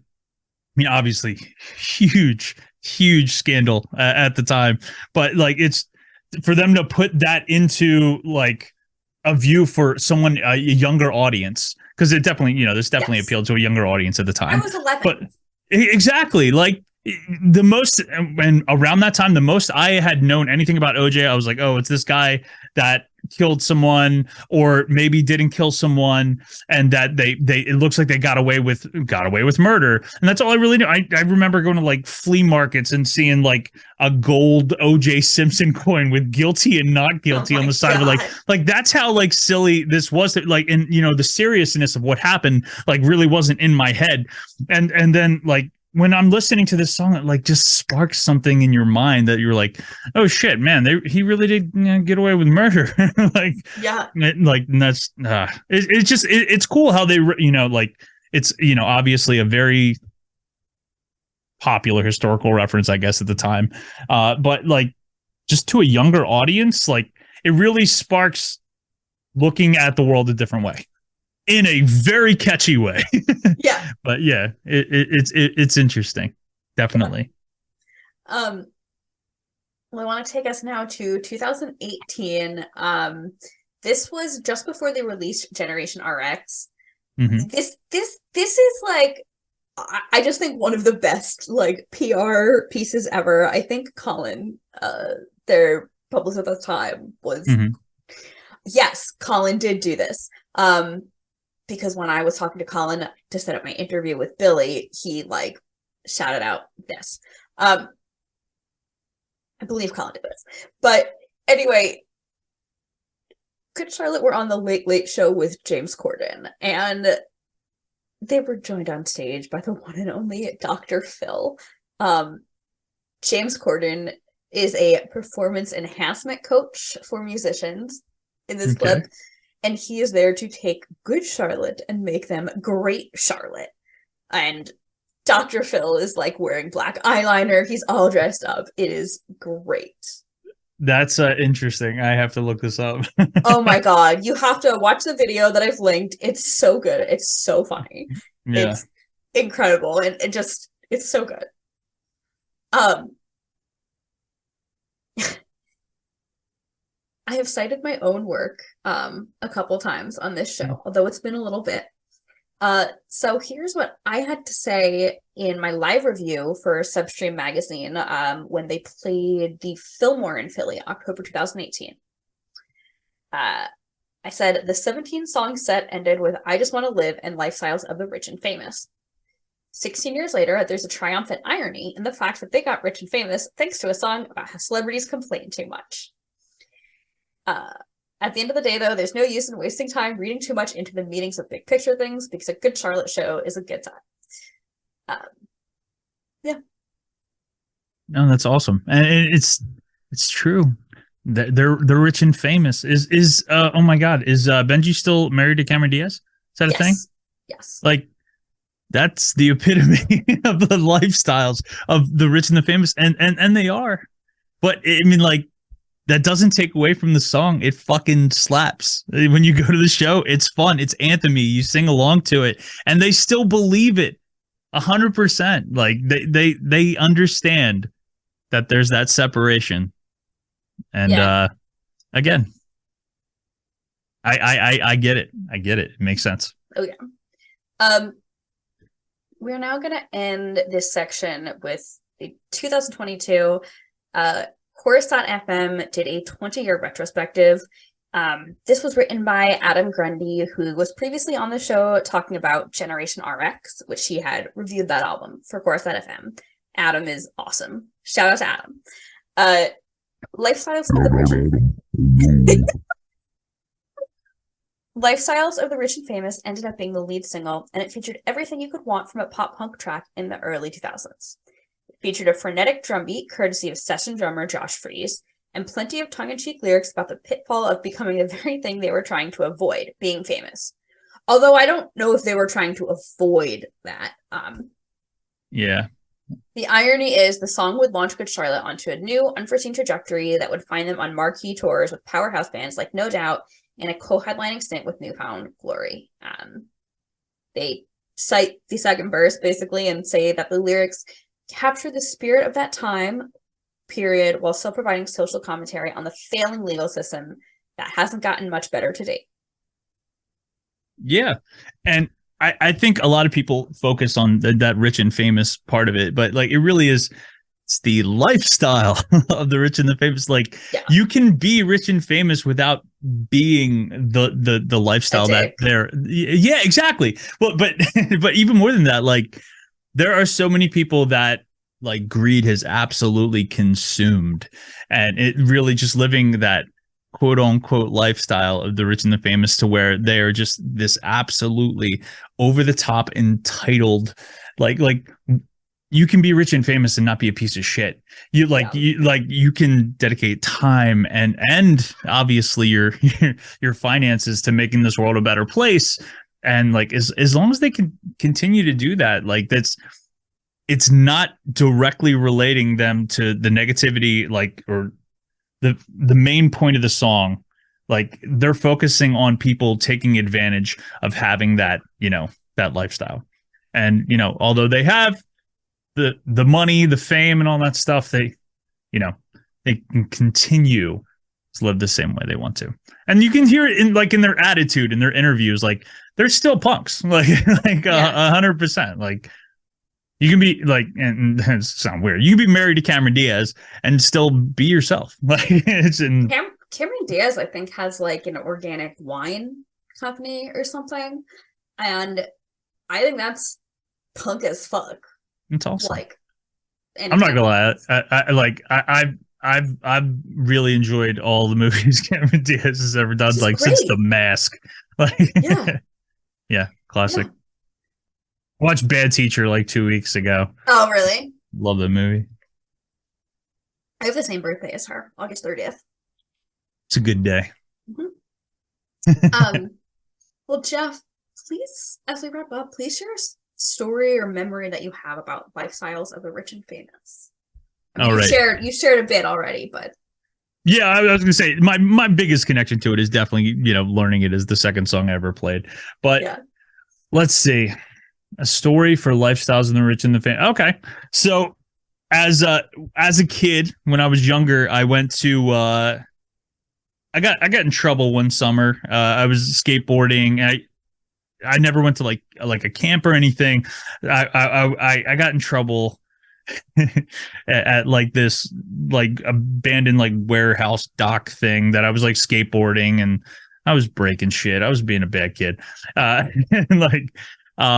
And my parents were like, "Oh, you're gonna have to do something over the summer." So I like chose this acting camp that we went to, and like every morning I was like pissed about going. Didn't want to go.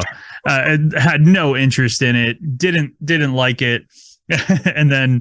And then they forced me to sing, and I was just like, okay, you know what? I sing like punk rock music, so like I guess I can try this. And I fell in love with it. It was like the greatest decision I ever made. But because they really helped me like, get my vocals to where they want to be. But so cool. one of the things that really like broke me out of my shell is that in lunchtime they had it in this big like open field. It was at a local college here. And it was really cool. So I would bring my acoustic guitar, and because I only knew like 3 or 4 songs, I would play, like one of them being Lifestyles of the Rich and Famous. I would play it, and then like kids would gather around and like start singing. And that's what like really like got me out of my, I wouldn't say I was shy, but I was definitely not the outgoing human being that I am today. What were the other songs? So Hotel California, right. Ironically, laugh at that. No. But A Favorite House Atlantic by Coheed and Cambria. I know it sounds stupid, but it's just like, it was, if I found a song that I loved, I took all the time in the world to try to learn it. And the other one was Wonderwall by Oasis. Okay, I was going to say Wonderwall by Oasis. If you're holding an acoustic, you have to learn Wonderwall. But I got one of those right. Yeah. No, so my favorite band of all time growing up when I was Green Day. Dookie was the first album I ever bought. But in terms of like when I was sitting in that little field playing guitar, like I was playing Lifestyles of the Rich and the Famous, and all the other kids sitting around were like singing along with it, and it was awesome. And it's just like that, like little things like that are such like cool moments that like get ingrained in you, and you realize how they like become huge parts of your life down the line. Like again, and I always like, I feel like I'm fucking bragging when I try to tell a story, but I remember like one of the like coolest moments in my life was playing Warped Tour in my hometown. Well, it's not my hometown, but it's 5 minutes from my hometown in Camden, New Jersey. Yeah, exactly. Yeah, and I'm just like standing in front of that fucking crowd of all this people, like singing like the songs that like, it started like with me singing in front of my mom and my dad. Then it went to like, 10 people at acting camp. And then it turns into like fucking thousands of people, and it's fucking awesome. And it's really cool that this song was a part of that, and it's cool. Hell yeah. I remember I went to a couple Warped Tour shows that year, and I remember watching your set in Camden, and I was like, this is so sick. Like, there's so many people watching California. This is great. Yeah, if I can that was great. That was a great year. That day, I will send them to you. Oh, thank you so much. Oh yeah. I sometimes I look back and I'm like, damn, I was fucking skinny with beautiful blonde hair. What happened? The summer that I was on Warped Tour in 2016, I was like, my pants fit at the beginning and they were too big at the end. Oh, 100%. You sweat profusely every single day through every piece of clothing you had. I literally, every single day I would go, because you make friends with everybody. That's why I fucking love Warped Tour. That was one of the greatest experiences of my life. But I really made friends with everybody and made it a point that no matter what, I'm like, yeah, let me get a shirt, bro. I'm gonna wear it on stage today. Because I would sweat so much in one day. And I like at the end of the day, I put it like in a trash bag, loop it up, because I wanted to keep the shirts. I'm not throwing them away, but they were drenched. So I did laundry every chance I could, but I also got a shirt from like every band that ever played that year, and it was it was awesome. Hell yeah. Well, Jeff, how has Lifestyles of the Rich and Famous held up for you over 20.5 years? It's awesome. The only time I really listen to I'm always like writing music and stuff like that, but the only time I really like listen to music is when I work out now. Yeah. So I work all day and at night, like I play video games as my escape. But like, so I listen to music while I work out and while I do like chores around the house. It's like my, just I'm in a zone. Listen to my music. And when it comes on, I don't skip it, which is huge because I've heard it a million times, especially when I'm working out, because as I, alluded to earlier, it's got such a solid beat and it just takes you through and it just builds up to this huge halftime ending and it keeps you going. That's why I said like when I'm working out and stuff, like that's huge. That's huge to me. And then obviously I enjoy the song the whole time while I'm listening to it, but it's definitely stood the test of time because I can't tell you how I like everyone listens to Spotify, Apple Music and stuff like that. I told you I don't listen to shit that came after 2014 because I have 15,000 songs on my phone, which is still like my iPod. I call it my iPod. But like, and I listen to the same shit all the time. But like there's stuff I'll skip. I don't skip that song. Oh cool. Yeah. I love that. Jeff, what has Good Charlotte meant to you over the years and how has that changed? So, and again, this is really just me going into not listening to music past 2014, but they went from very, very influential to being someone that I really, as we were getting a little bit more popular and stuff like that, they're getting to someone that like I wanted to become friends with.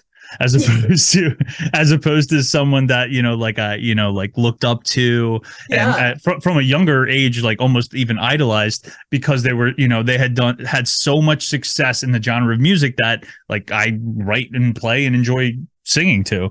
So it got to the point where I was like, I'm gonna get on a fucking tour with Good Charlotte. It's gonna happen. Like, and unfortunately, it didn't come to fruition. But there's still time. Who knows? There's still time. I would love that. I would vouch for that. I would be there. I love that idea. Good Charlotte's booking agent, whoever you are, if you're listening, take I Call Fives on tour. Call Fives is the best. No, but no, that'd be a dream. That would be an awesome time. That'd be pretty sick. Jeff, do you have any last words about Lifestyles of the Rich and Famous, about Good Charlotte, about I Call Fives, or about yourself? I just want to say thank you for having me. It was a fun time. I enjoy just conversating. As I mentioned earlier, so I unfortunately very recently stopped streaming, so I haven't been able to like really talk out feelings and just thoughts that as they come to my brain right away. So everything like that's posted like has like this aforementioned thought or idea, and then like I go through and like make sure this looks do I sound stupid here? Like I like rifling from the hip, and like Good Charlotte was a huge band in me growing up and developing as a musician. I love them for that. I really do. I've never met any of them in my life. I wouldn't say I love you to their faces. I've made that mistake before. Like to just say bands like real quick story if you have time. When we were on Warped Tour, Matthew Lillard was at the after party. And he's like fucking Shaggy from Scooby-Doo. He's in fucking SLC Punk. Great fucking actor. Scream. Like, and I walked up to him. I was like, dude, I fucking love you. You're the man. And he was so weirded out by it. He's like, cool, man. I was like, damn, I sound fucking weird. I'm sorry. I was like, I'm Jeff. And then he was like the coolest guy ever. But yeah, so I'll never walk up to a complete stranger and tell him I love him anymore. But and it's cool because actually we actually like talked a few times after that because he was actually promoting a movie he did. So he was actually on a couple dates of Warped Tour, which is pretty sick. Oh, yeah. After we finish this recording, I will tell you the story of when I met Joel at Warped Tour. Oh, yeah. Jeff, so I have a Generation GC and Friends Spotify playlist. So I will include, obviously, Lifestyles and some I Call Fives. But I would love to hear a recommendation from you. Anything you're listening to lately. It doesn't have to be new. It can be from 2014 or before, but just anything that is not Good Charlotte or your own band. Hold on. I want to choose the songs I listen to. Actually, here's a band that I found during the pandemic that just kind of caught my ear and is a little bit newer, and they are definitely not mainstream. There's this band, they're called The Living Strange. They're from New York. They're kind of, I was going to say, I don't think they have a huge following, but they're indie. They're a little weird, but it's really good. There's a song called "In Another Life" that really caught my ear, and they have some good stuff. Other than that, if I call fives wise, if you're not listening to Honest and Only already, go check that out. That song means so much to me. It's about the relationship between me and my wife, and it's very, very important to me. It's the most important song I've ever written. Hi, Ben. And yeah, I don't know if she can hear me. She's probably creeping by the door. She's always doing that. No, I'm just like, she got home from work maybe a half hour ago. So I don't know. Who knows if she's creeping? Probably though. But other than that, I always like to expand my musical horizons, even if it's older stuff. I'm trying to think what the hell else I listen to. Fucking. I don't know if you ever listened to Daphne Loves Derby. I'm a huge Daphne Loves Derby fan. Oh, wow. Not in a long time. They played a reunion show 4 months ago, and I got a Facebook event invite, and I was like, what the fuck is this? And it re-sparked my interest, and I checked it out. But yeah, I love all those old school, slow, chill Daphne songs. So good. Hell yeah. Jeff, thank you for coming on this show. Where can people keep up with you and keep up with I Call Fives? Probably Twitter, but definitely Instagram, Facebook are going to be the biggest. I have a TikTok and stuff, personal stuff for me, but that's just for my stream. I do play a lot of music on there though. So if you if you want to check out, I do little live covers and stuff like that, along with video games and stuff on TikTok. Jeff Todd Live. That's what the JTL back here stands for. Sick. Jeff, thank you so much. This has been wonderful. Absolutely. Thank you for having me. Hell yeah. Thank you so much for tuning in and for listening to this absolute beast of an episode. I told my dad, just as a story, I told my dad I was working on this episode, and I was like, yeah, this is going to be a 4-hour podcast episode. He's like, on the whole album? And I'm like, no, just on one song. And if that is not just completely on brand for me to spend over 4 hours talking about one Good Charlotte song, I don't know what is. Thank you for tuning in. I hope you enjoyed this one. My name is Molly Huddleston once again, and as always, I have been your host, as well as the producer, creator, and editor of this podcast. Last time, we talked about I Don't Want to Stop from Good Charlotte, the band's self-titled debut album. On our next episode, we'll be talking about a song from the Chronicles of Life and Death. Please keep up on social media. You can follow Generation GC at Generation GC Pod, POD, on Facebook, Twitter, and Instagram. You can also follow me at M Huddleston, MHUDELSON, on Twitter and Instagram. If you're curious what I am up to besides this podcast, I'll share other things on my own socials. Thank you so much for tuning in. Please subscribe to the show wherever you listen. Please rate and review if you're on Apple Podcasts. That's really huge. But most importantly, tell your friends. Spread the word of mouth. That is the best way for the Generation GC fam to grow. Thanks for tuning in.